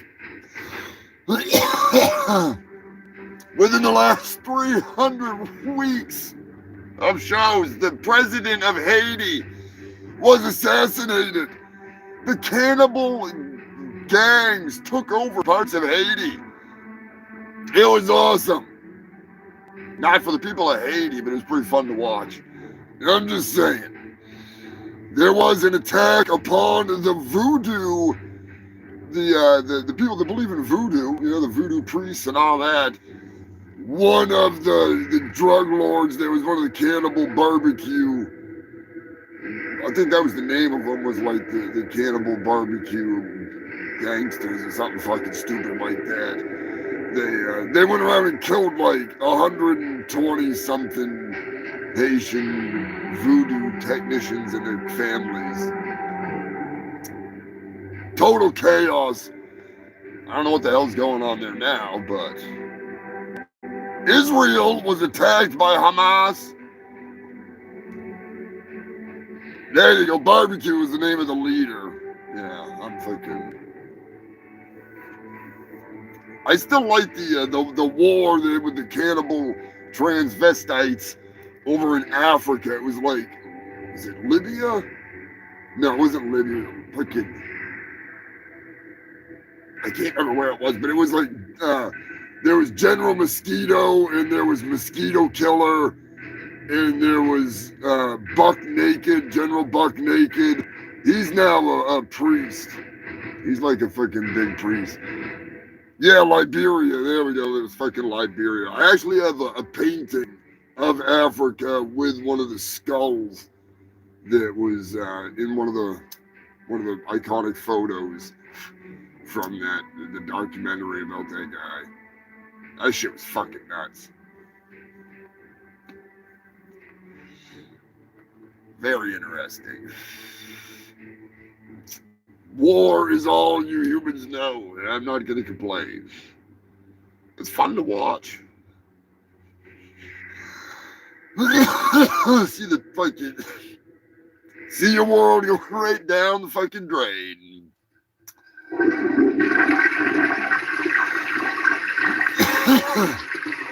One news story at a time. Slowly getting there.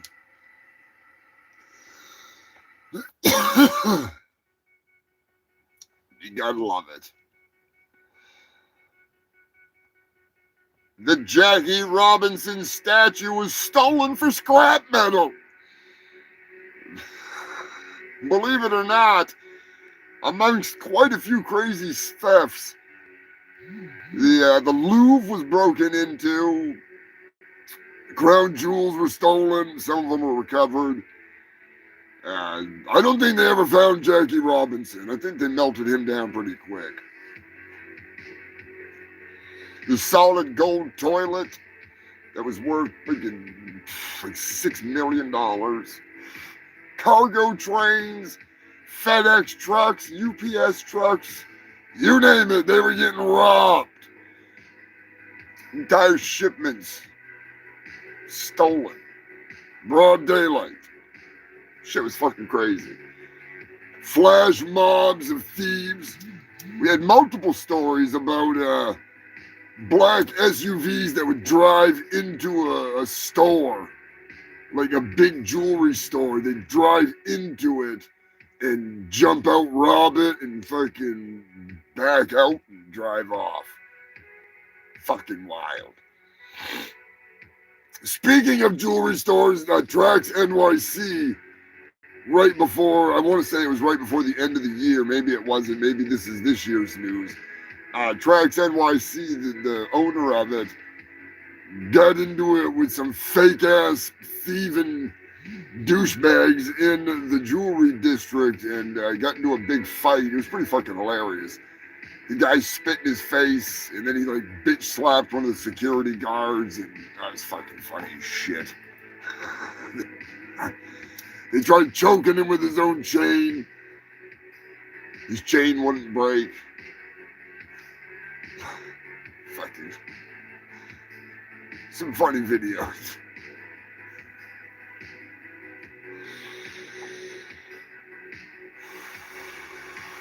The RoboCop statue has finally been put in Detroit. 2025 was the year that RoboCop finally came home.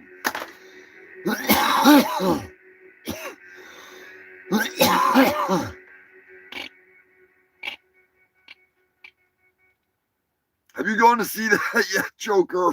You better go see that fucking thing. I need some pictures straight from the RoboCop statue.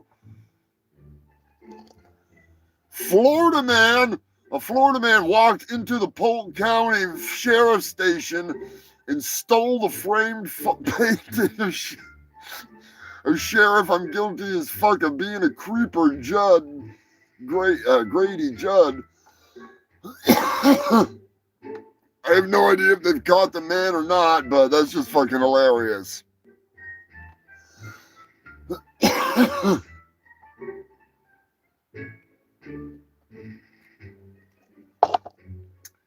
Jack in the portrait. I hope that they fucking did something funny with that portrait. They better have. Porn was banned in several states, believe it or not.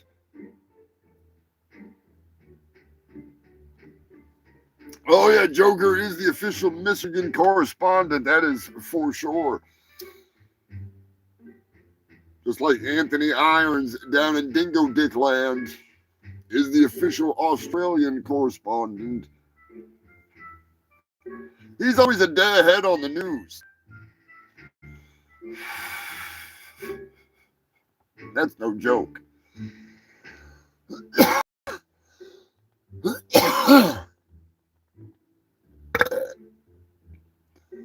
2025, we have a roundup of Florida weapons that are not firearms.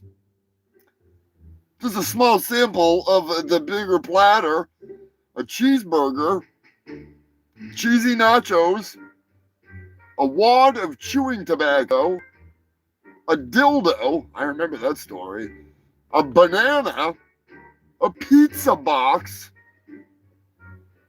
a conch shell, and silly string. Now, the dildo story, I almost looked that up, but I didn't have time to. I remember that one. That was actually a pretty funny fucking story. The lady beat her boyfriend with like a big black dildo. Like, beat the shit out of him. Imagine calling the cops. My girlfriend done beat me with a big old black dildo. I got a black eye now and a black brown eye. I fell down and she hit me in the asshole.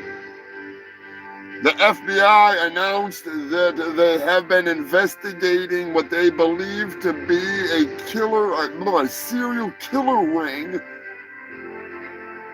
of truckers.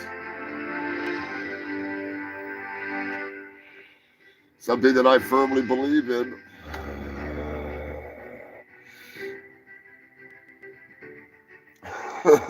Sanford and Son, another great BDD story. Ain't that the fucking truth? Ain't that the truth? There was actually a woman that was arrested for murder for mummying a man in saran wrap and beating the shit out of him and kicking him with stiletto shoes. Killed him, suffocated, and she was just supposed to be, torturing him sexually, and he died. So she was charged with murder. A little too kinky.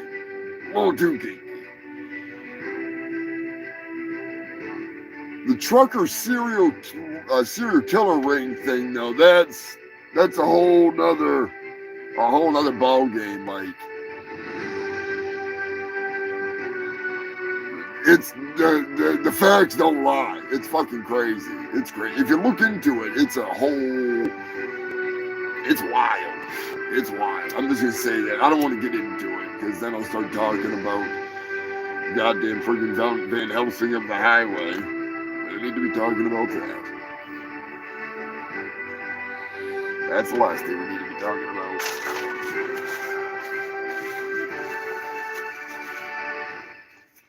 I appreciate you freaks tuning in. 300 weeks. It's hard to believe it's been that fucking long. We've been cranking this shit out. Good times for stories like this. Two lost lovers parents left behind their children in India, a married couple.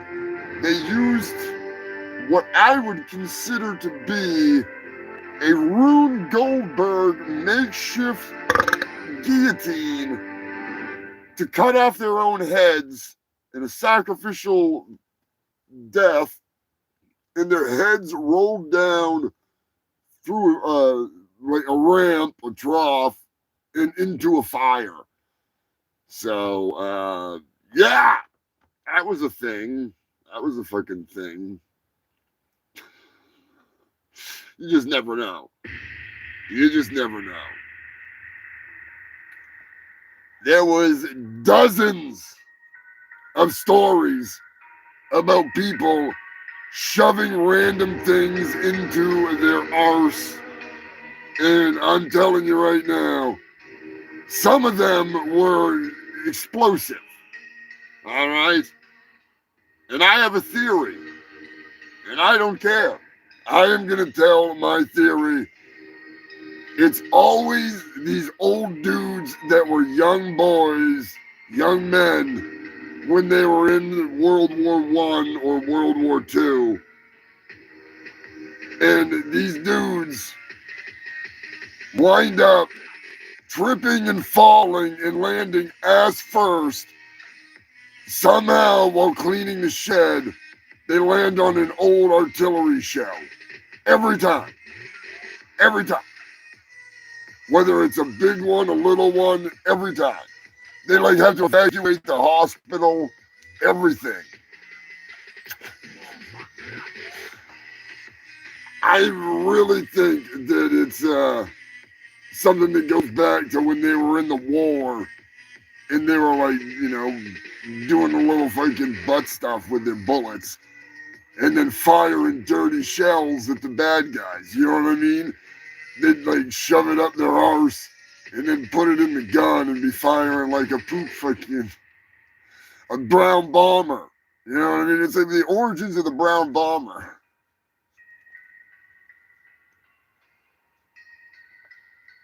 BBDD.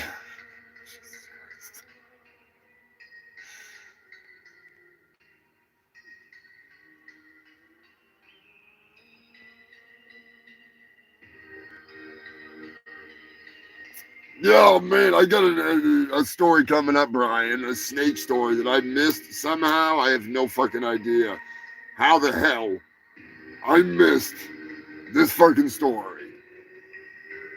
Animal news is coming up real soon, and there is a... I got a breakdown and a fucking recap of all the snake stories, and there's one of them in there that makes my skin crawl. Anyways, Utah 2020, the first metal monolith appeared in the Utah desert. After that, California, Romania, Utah, Pennsylvania, San Francisco, monoliths. Germany, that's where the good one was. At least for the ladies, it was a 6-foot-tall giant dick. They didn't put up a metal monolith. No. They put up a big old meat missile.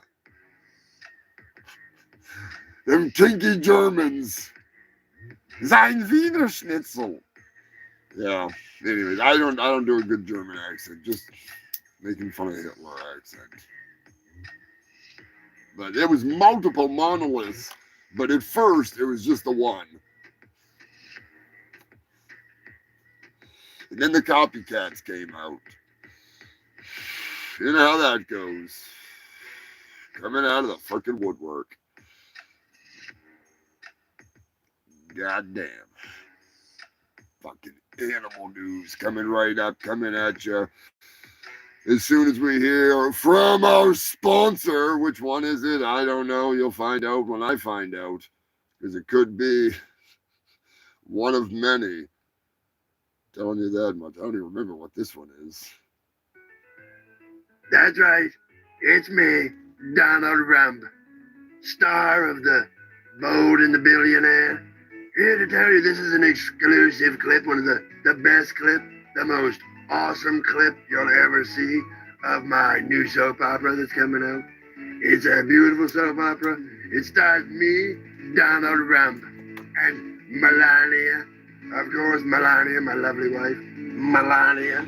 The name just rolls off the tongue just like Pretty sure the they boy. canceled that show and they canceled my freaking pay. They canceled the check for him, so fuck that show. Fuck that show. That's bullshit. Hello, folks. My name's Jim from Jim's Automotive Tires, Parts, and Services. I just have a message for all the people watching the Humongous Shit Show that are automobile owners. If your tires are as bald as Jada Smith's head, I suggest you invest in some rubbers. Also, folks, if your spouse gets around like a tire or like that bald-ass Kojak-looking Jada Smith, I suggest you invest in some rubbers. I'm Jim from Jim's Automotive Tires, Parts, and Services. Come on down, I'll hook you up with a set of rubbers. Buy 3, get 1 free. I don't fuck you. I leave that to the other guys.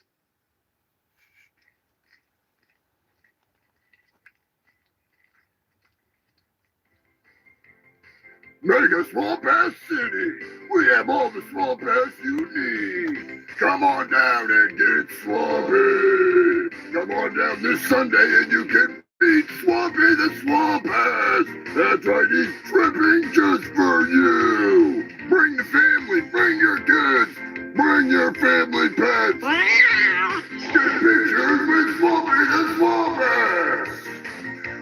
Super Mega sales on all Swamp Ass right now at all your local Mega Swamp Ass locations. Nationwide, excluding Alaska. Because in Alaska, they never did Mega Swamp Ass. They just freeze their asses off.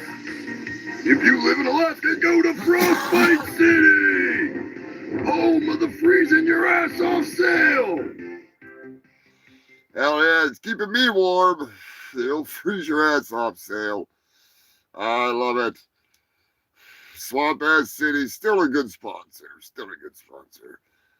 They treat us good here. They treat us good.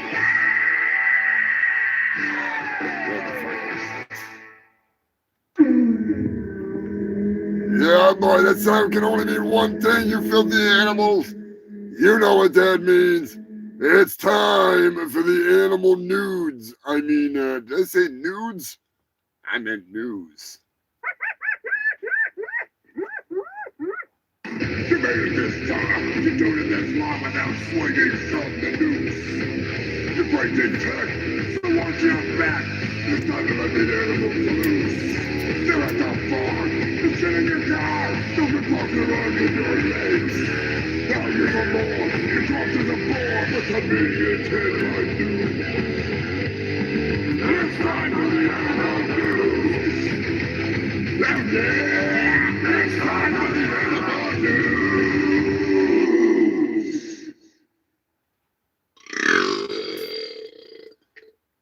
Bring on the animal news. I mean, all animals are nude, so I don't know what the hell that's about.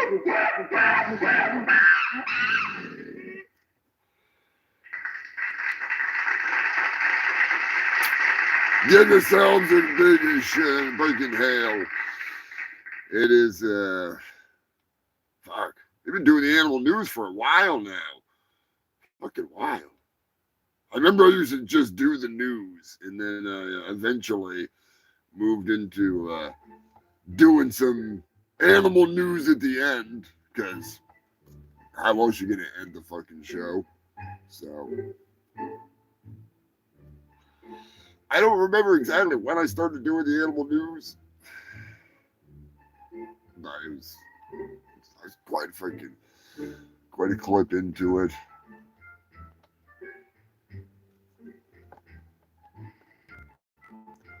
Oh yeah, it's always fun at the end of the show.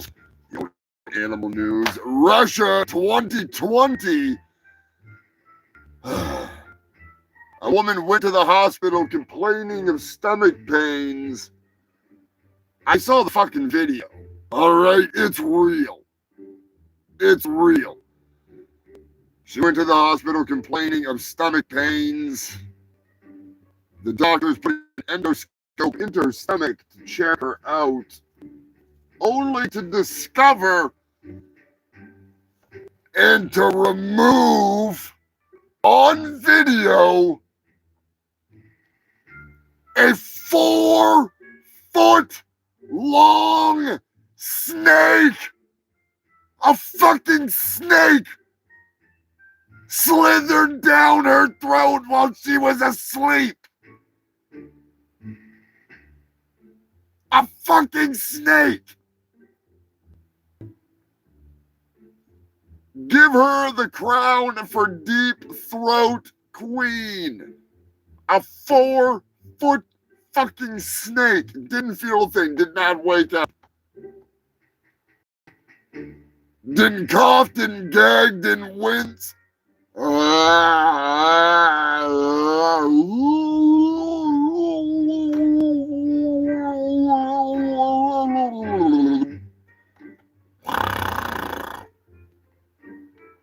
4-foot fucking snake.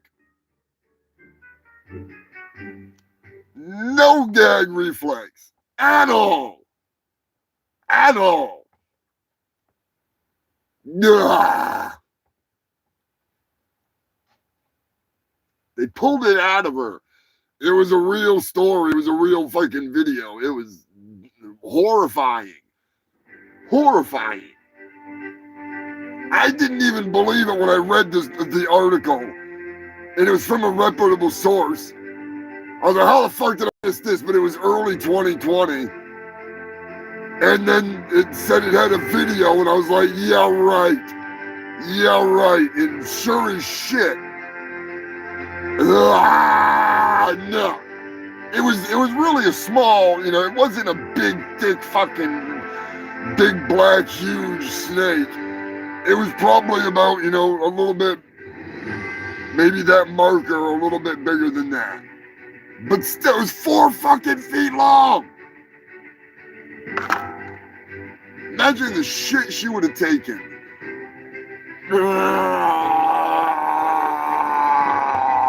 Fucking just like shitting and shitting and shitting.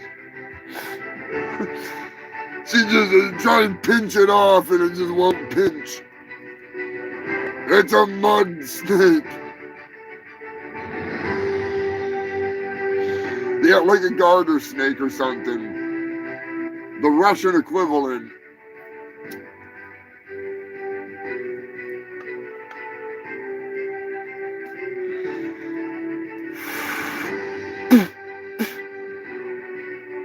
I've seen some people that can sleep through a goddamn a Mack truck driving through a fucking nitroglycerin plant. Like this, I think that was the National Lampoon's Christmas Vacation. They said that. You couldn't hear a dump truck driving through a nitroglycerin plant. Sleep right fucking through it. With that, anyways, Thailand, thousands of monkeys attack horny monkeys. It was a war of the mad monkeys. They literally went out and like shot at them and stuff with pepper balls and whatever, or like rubber bullets. Made them even more mad. It was fucking, they had reporters out there trying to talk and the monkeys were coming after them. And it's like Planet of the fucking Apes. Bizarre.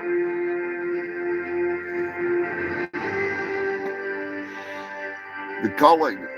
There have been over 200 attacks in Japan in this past year. Bears out of fucking control. Out of control. Very dangerous. Multiple people have been killed. One guy got pushed off a cliff. I don't think that was in Japan, to be honest with you, but bear attack wise, there's 2 people hiking, and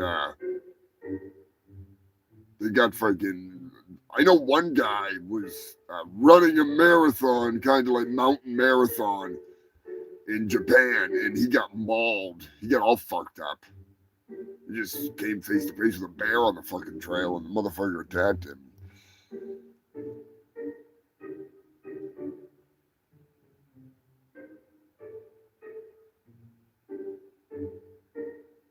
Yeah, California's crazy, dude, weather-wise.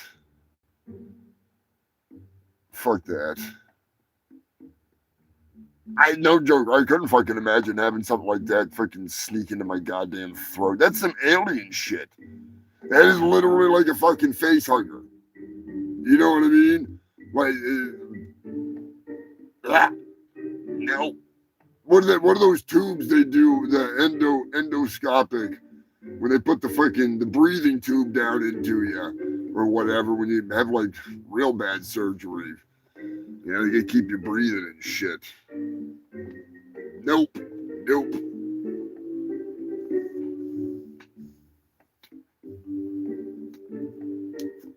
Snakes, and more fucking snakes. I'm telling you, it never ends. It lasts for like the never-ending gobstopper of bullshit. Enough is enough! I have had it with these motherfucking snakes on this motherfucking plane! That's right. I have fucking had it. Oh, and of course. Why you stopped it, you son of a bitch.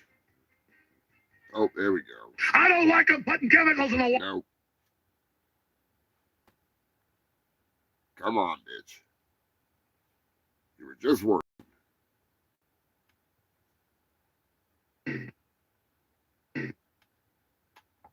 Fucking play. What is it doing? Anyways. There we go. A while back, we started doing the snakes. Snakes everywhere. Snakes in the fucking, you name it.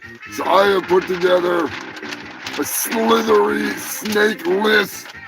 Jesus fuck. It all started, and I'm not doing where they're all from. You can guess most of them Australia. But starting in 2020-ish, right up to 2026, started with couch snakes. Now keep in mind there are variants of each. Venomous couch snakes. Oh yeah, there were venomous couch snakes. Bed snakes, bureau snakes, cupboard snakes, bassinet snakes, closet snakes, hall snakes, wall snakes, door snakes, window snakes, garage snakes, car snakes, under the hood, coming out on the car, coming around into it, coming out from inside of the car, ambush snakes, waiting on the tires, in the hallway, everywhere.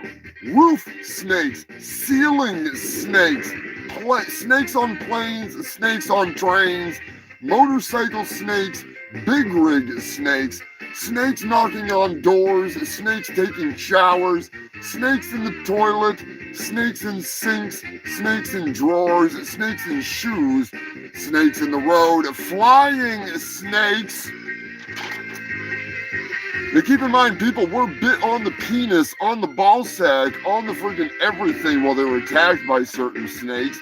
Snakes in the bed, venomous snakes in the bed, pillow snakes, power outages from snakes getting cooked, stomach snakes, just like I told you in Russia, tire snakes, ambush snakes, small plane snakes, Cobra co-pilot snakes in a small plane, snakes in a big plane slithering through the lighting system, snakes found in the running gear, in the cockpit, oh god, consignment store snakes, Snakes in lakes, snakes in ponds, snakes in ditches, trash can snakes, canoe snakes, kayak snakes, city snakes, snakes on sidewalks, snakes in crosswalks in Philadelphia. There is a good dozen man-eaters over the last 300 or so episodes. Big motherfuckers. It's very rare, to be 100% honest. Very rare. Grocery store snakes. Remember that with a spice rack? And there was a boa? Not a boa, but some kind of a python in Australia coming out of a spice rack, a rack of freaking spices at the grocery store. Ocean snakes, beach snakes, dock snakes, tree snakes, golf course snakes, garden snakes. And out of all of them, other than the man-eaters, nobody was hurt by any of those snakes. All the snakes were removed by professionals and everybody's fine. There was also snake orgies. Hundreds of snakes getting together and getting dirty and getting down. Forest fires ravaged parts of, I want to say it was Canada. I may be wrong, but it was determined that it was from a fish that was dropped by a bird. Most likely an eagle dropped a fish onto power lines, which made them spark, causing a fucking forest fire. And yeah, blame it on the fish. You ain't blaming it on the Jewish space lasers like Marjorie Taylor Greene. We'll stick to the fucking fish.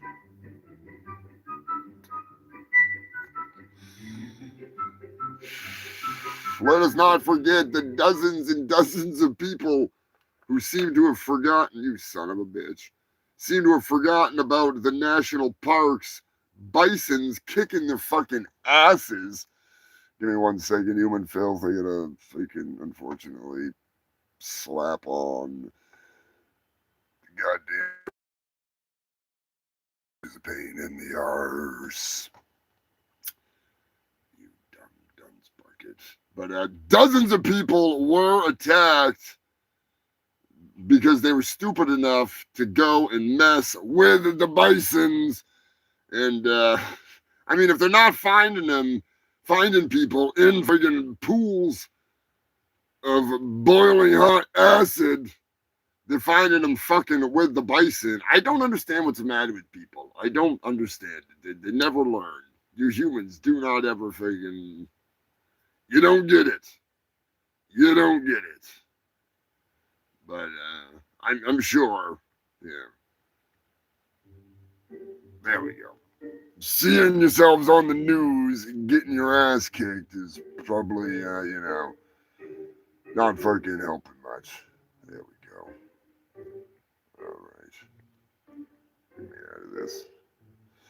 I'm back. Sorry about that. I had some technical difficulties. Turd Ferguson, what is going on, my man? You have a good night, brother. I didn't even know you were in here. Sneaking in. Thank you for the many times you have sent in news over the years. Very much appreciated. Your services, which reminds me, the drones. I forgot all about the drones, not to get away from the animal news, even though I do got to get wrapping it up here soon. The drones all over the place when the nuclear stuff went missing that they didn't want to talk about. They had the sniffers out. Turd was one of the people who actually witnessed that shit. And not to give away his location or anything, but he was the eye on the drone. So he's always sending in some awesome freaking news. So thank you for your service, my man. Until next time. Australia, sharks and crocs gone wild. All kinds of deaths and injuries from shark bites and crocodiles. People fucking around and finding out. They don't pay attention, It's fucking crazy. I remember one of the craziest ones was Anthony Irons, my Australian freaking correspondent, he always walks on this golf course with his brother, and you can look down into the ocean. It's fucking killer, and I use that term lightly, but there was a guy. He wasn't there when this happened, but there's video of it. There was a guy that was swimming, and a great white shark bit him in half. Came back twice and chomped on him. Freaking, it was fucking crazy. Same place Anthony has sent me pictures and videos from a whole bunch of times. Amazing view looking down there, but I've always said, fuck swimming down there. That's fucking, that's shark territory.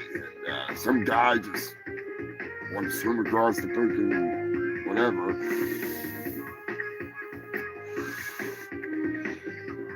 Jamaica in 2024, a 16-year-old boy was decapitated. Decapitation! By a shark! In a rare case, this has happened before. I just did not dig up the fucking news of where it happened, but it did happen multiple times. Probably, I think it was 2 times. One man was bit from the shoulders, head completely gone, bit right off at the shoulders.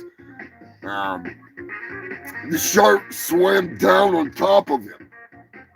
He was on the bottom, picking some kind of not a conch, but it's similar to that. You can cook them and eat them. And the shark came down on top of him. It happened to a guy that, like I say, he was down there doing his thing, and he got his head fucking bit right off. A 16-year-old, probably the same fucking thing happened. Very rare for a shark to do that. It's fucking crazy. Fucking crazy. They don't do that.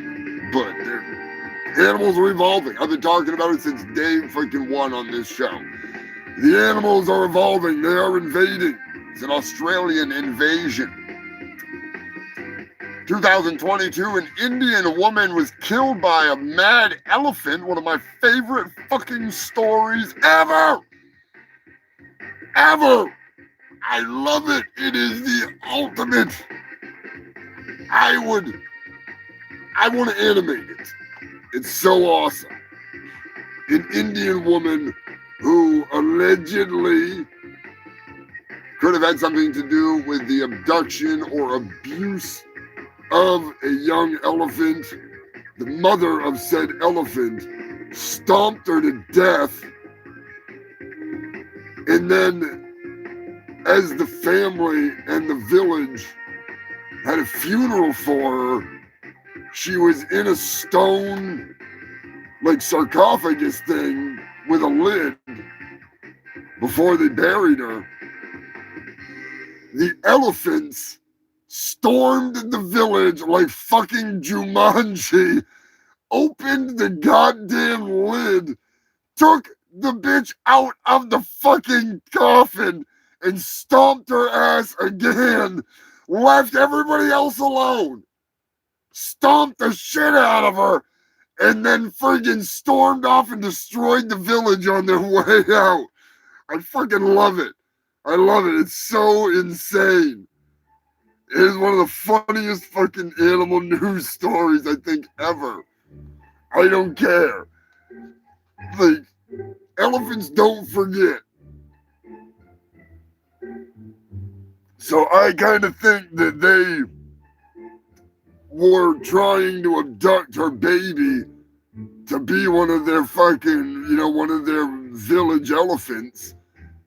And the mother was like, ain't nobody got time for that. I ain't having that shit. Fucking stomp. Done. Came back and took that bitch right out of the fucking coffin, fighting. Get in some more. I love it.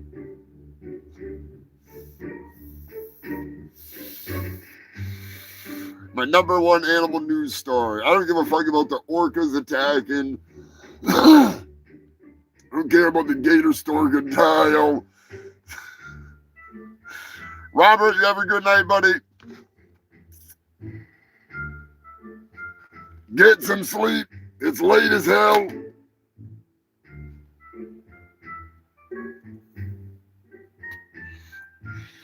We had moonshine coons.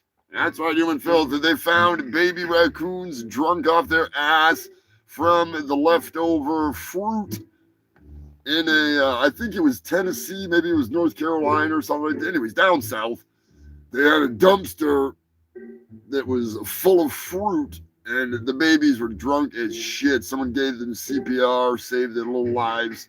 We had meth coons. One of my favorite, meth coons. That poor little bastard. We had ninja fucking coons. There was literally raccoons caught in the night in California with their arms and legs out, shimmying between phone lines, going from building to building, which is fucking awesome. I love it. The ninja coons. And the drunken bandit himself that was responsible for breaking into multiple businesses has finally been caught.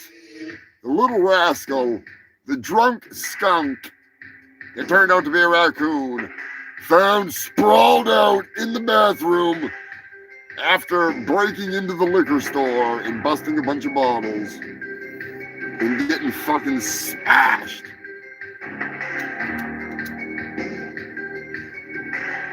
Pretty sure he'll be back, like the Terminator. Little bastard.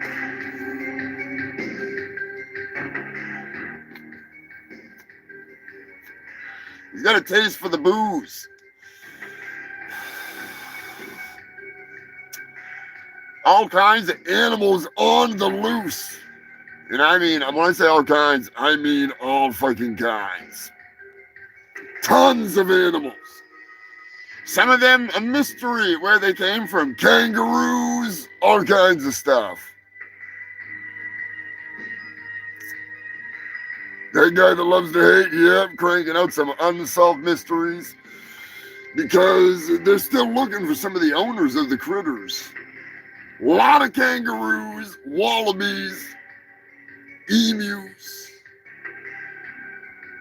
donkeys, cows. There was a kangaroo, there was multiple kangaroos actually found in Irish pubs. I don't know what it is about Irish pubs and kangaroos and wallabies, but I'm telling you, we talked about it last week. I want to do like an old-timey painting. Instead of like dogs playing pool, it's gonna be the goddamn the kangaroos at the Irish pub. They love it. They fucking love it. I don't know. The booze hounds. Hell yes, my father, Odorous Humongous. May he rest in pieces that have been assembled. If you got the Guar action figures. Those of you that do not know, I am Humongous, fungus of Humongous, honorary scumdog of the universe, the world's hugest asshole, your host here in hell, the host of the Humongous Shit Show, the longest running news show in all of Antarctica. I miss the old man. Why must I have been frozen in the porta potty for millions of years? Bone snapper, you douchebag. Anyways, it's been a long night. It's been a long 300 weeks cranking out the best of the worst news. And then some. Give a big, humongous fuck you to Lonnie. Lonnie, I'm a doom and dumb and ramen, pride and dola. The man, the myth, the fucking legend. Yes, Bone Snapper, and he claims I'm his father. Am I green? I'm not green. Fuck you, Bone Snapper, just because I got into a promiscuous inter-fucking sexual relationship for at least one night with the tortoise and Bone Snapper's mother. It does not mean that I am his father.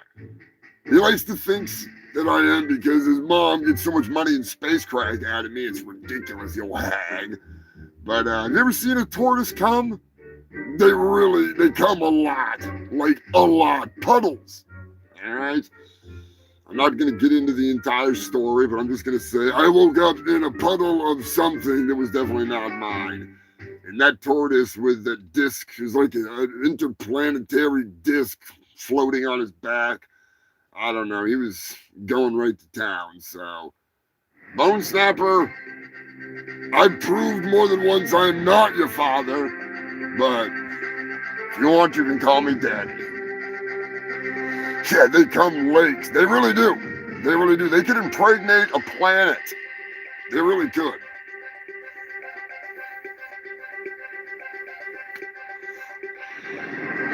One thing that I found very amusing in the news was the amount of cats that randomly wound up in luggage. I don't know why I find it amusing, but when they they're like looking for drugs and they're all like worked up, we're going to find a bunch of meth in this fight, and they find like somebody's cat. What the fuck, Mr. Whiskers? Mr. Whiskers is in there. He's like got the big bag of blow. He's snorting it all up in there. I didn't do anything. I swear. Speaking of big bust, the dude with the toupee, I forgot to add him to the list of awesomeness for the last 300 weeks. The guy that had like balls of coke mounted on his head and then on his wig. And it was the worst wig I've ever fucking seen. It was so obvious. There was a bad hair day, and it got even worse when Customs pulled his wig back. Speaking of Customs, there was some big animal busts, you know, and I don't mean, you know, like bestiality, big old animal busts, you know. There was a lot of animal smuggling going on, and they caught a lot of them. Too many to list. Too fucking many to list. Good God. Unfortunately, there were no Tasmanian tigers. They claim that they could be making a comeback. I'm hoping. I am fucking hoping. Bring on the goddamn Tasmanian tigers so that I may fuck them. I bet they'd be fun. Wild in the bed.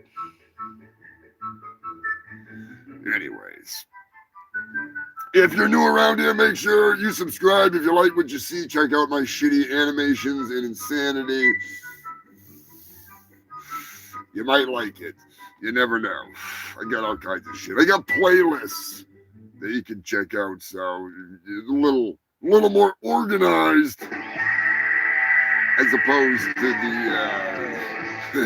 just the whole fucking page.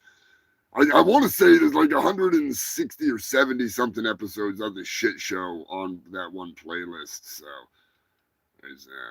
there's a lot. Unfortunately, we have to go to war with Zuckerberg to get the lost footage back, which ain't gonna happen. It's Man Bear Pig. I told you it was real. Half man, half bear, and half pig. That's not Man Bear Pig. It's the bestiality bus.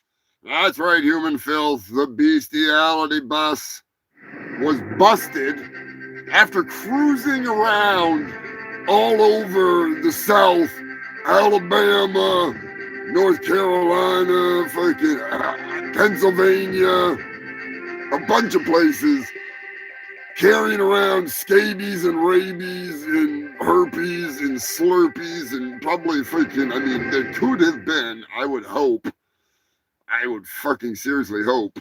That young man was just in there? Mm-hmm. He has AIDS. No one's gonna help me with my problem, lady, okay? I got AIDS. AIDS! AIDS! I got AIDS. AIDS! I'm sure you're familiar with AIDS. You get out or I'll scream. You scream, I swear to God, I'm gonna stick you with this thing, all right? I found it in the gutter. I'm sure you're familiar with AIDS. I got AIDS. AIDS! Yeah, if they didn't have AIDS, they should have. But no, they finally got busted, and they got 250 counts between the two of them. Unfortunately, there was no charges for them showing little ones videos of them balls deep in goats' throats and horses, and yeah, they were like banging chickens out and shit, and like offering people to come fuck their animals, and it was ridiculous. It was ridiculous. You know, I am all about, you know, a little interplanetary, interspecies intermingling, but you know, keep that shit to yourself. You know, keep it to yourself. But these creepers were driving around in the bestiality bus carrying a horse around with them that they were all taking turns on. And they finally got busted. It was a husband and wife couple. Everybody that went and checked it out the first time, they all got scabies. Everybody that set foot anywhere near those people, they all got scabies. I'm not even joking. You can go look it up. It was fucking a rolling tenement on wheels with animals. I need to make the fucking the shitty metal version of the bestiality bus.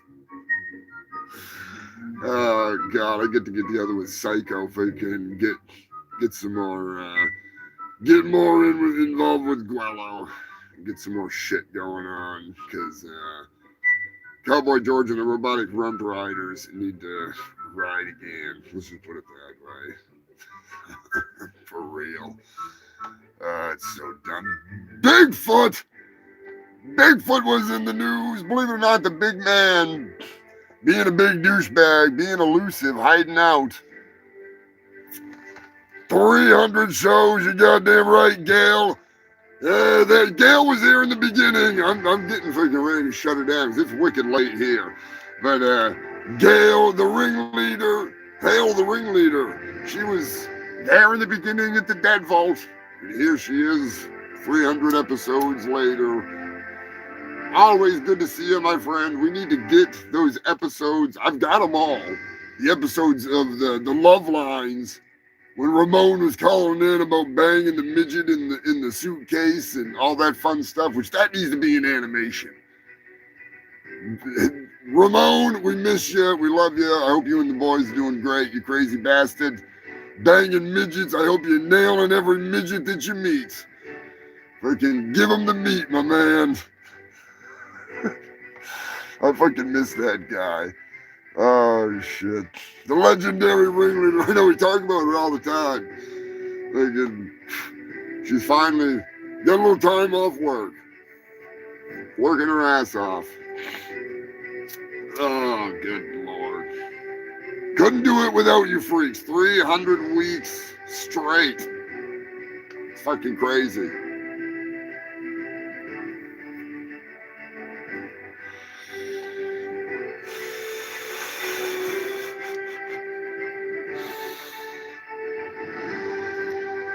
Fucking Bigfoot busting ass, farting in people's living rooms, raping people in the woods. The stories about Bigfoot never end. It's been a wild ride. It's been a wild ride. I know Ramon, he hasn't been around. He's been pretty busy. I need to send him a message. See what in the hell he's been doing. Oh, god damn. Bears, bears, bears. We're going to end it on the bears. The bears. So many bears in the news. Between bears stealing lasagnas and beers. The bears stealing my beers. Stealing fucking chicken wings, ice cream, pies, you name it. They're stealing it. There was a three-legged bear that was stealing White Claw, getting fucking smashed. I think that was one of the other fun things, cranking through the news with the animal news. There'd just be so many dumb things that animals do. Deer fucking smashing into buildings and, you know, fucking up stores and you name it. We've had some fucking crazy shit. Sex dolls mistaken for murder victims. Murder victims mistaken for sex dolls.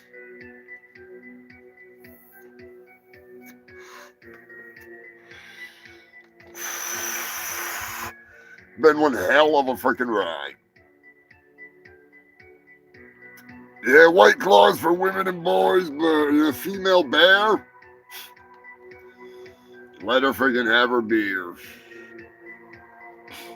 Pound that shit down. I wouldn't drink that freaking garbage. No fucking thanks. No fucking thanks. Hell yeah, Joker. 300 weeks of insanity, to say the fucking least. Oh, god damn. Between you filthy humans destroying the planet one fucking news story at a time, and me destroying my brain one doobie at a time.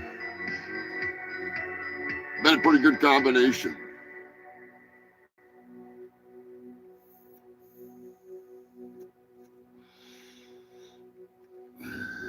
Jack Daniels. Ah!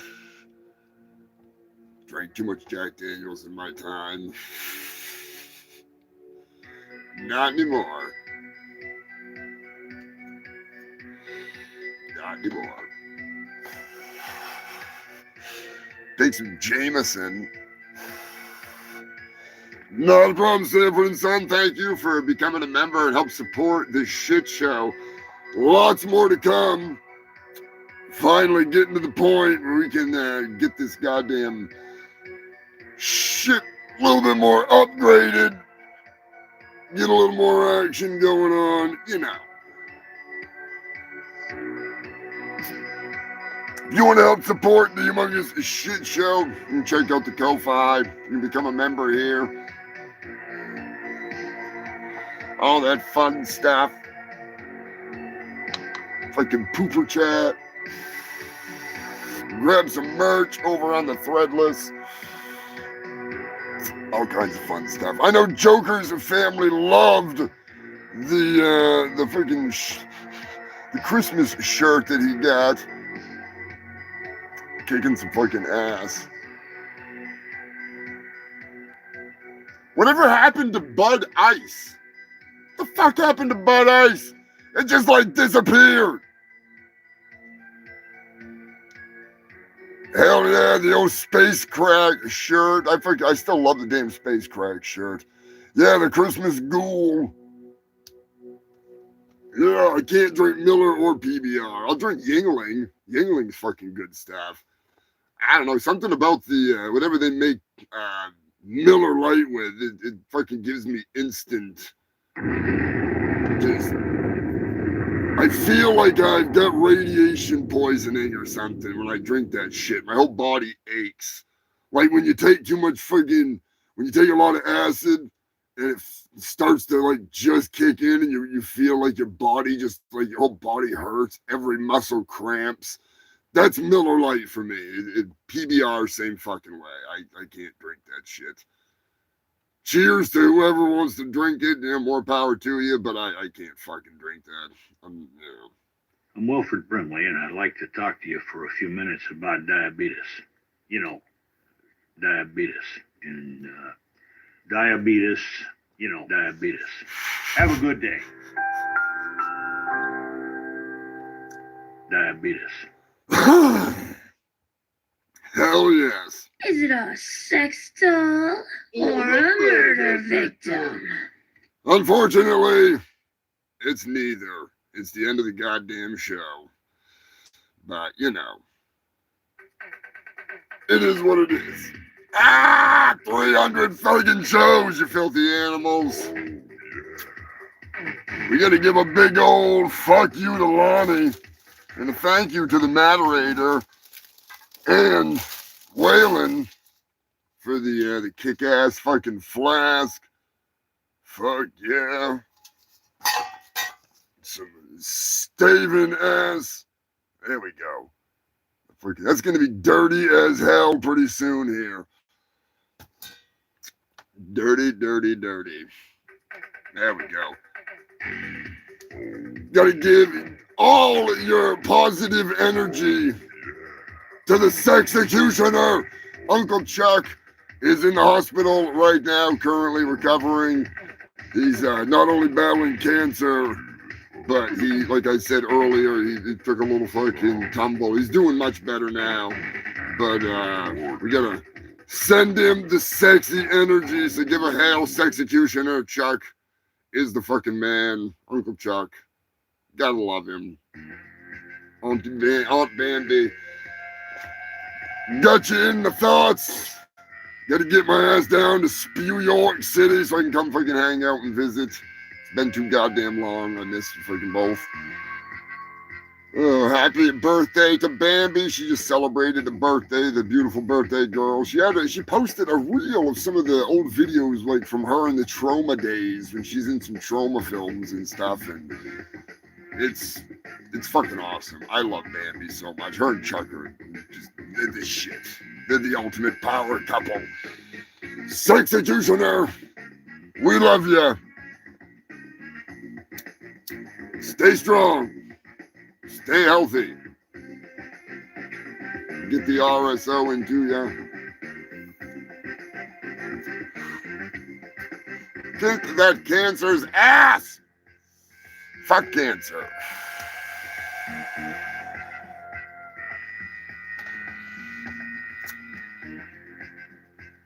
Holy shit. I think we need to play the Fuck You Lonnie song. We need to send it off with a little love for Lonnie. Lonnie's feeling left out, the big fat bastard.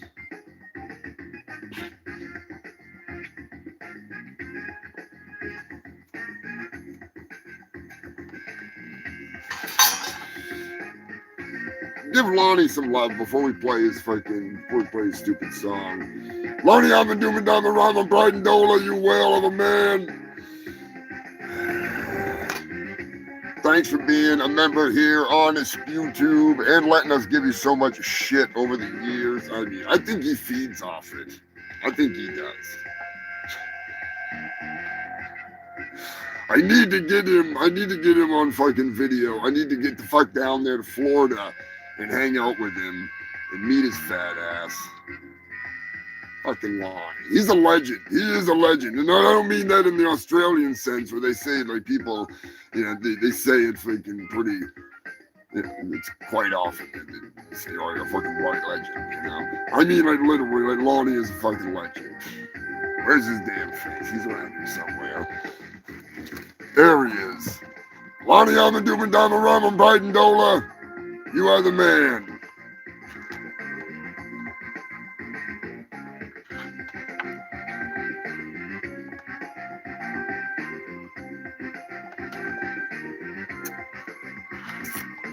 Oh, goddamn.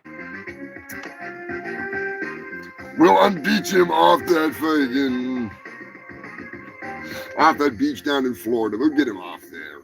We'll get him off. Good old fucking Lonnie. Oh, where is he? There he is.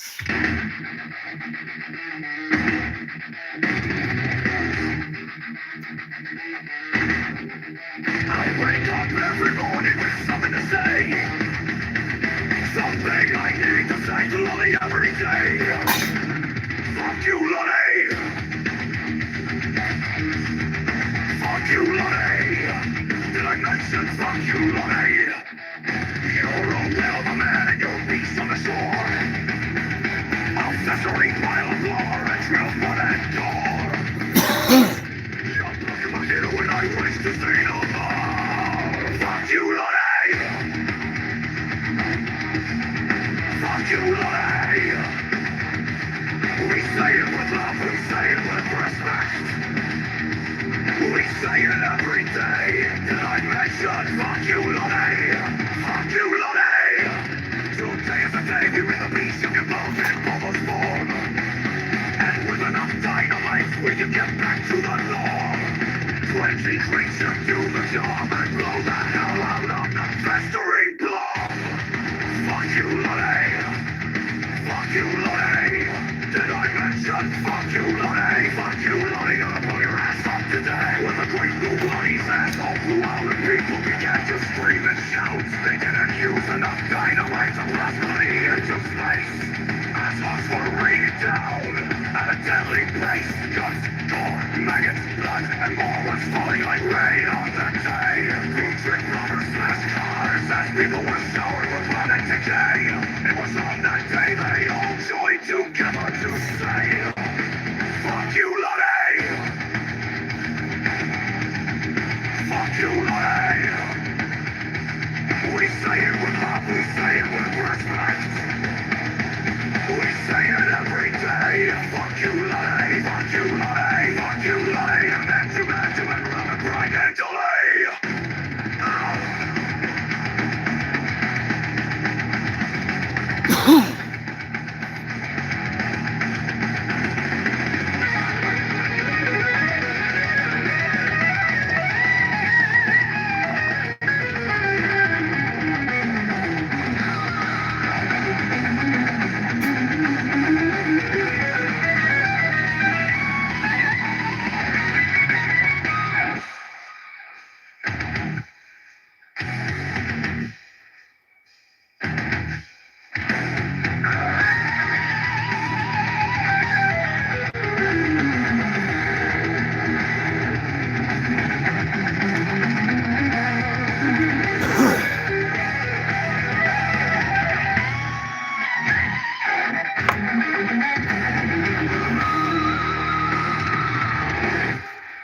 Here we go, human builder, producer Bobby Joe is here to say, it's the end of the damn show. Give a big old fuck you to Lonnie. Hell's executioner. Thank you, Fungal Freaks. 300 weeks of madness here in Antarctica. Couldn't do it without you, you filthy bastards. Give yourselves a hail. Thank you for tuning in, as always. Ah, shit. I am your host with the most STDs, the fattest doobies. Yeah, I got one left out of the freaking 8 that I rolled. I am Humongous Fungus of Humongous, honorary scumdog of the universe, your host here in hell, host of the Humongous Shit Show. Stay safe, stay stupid, keep it between the mayo and the mustard, you filthy animals, unless you're going to Brown Town, and in that case, wash up when you're done. For fuck's sake. I'll catch you next week. Hail the Fungal Freaks! 300 fucking shows!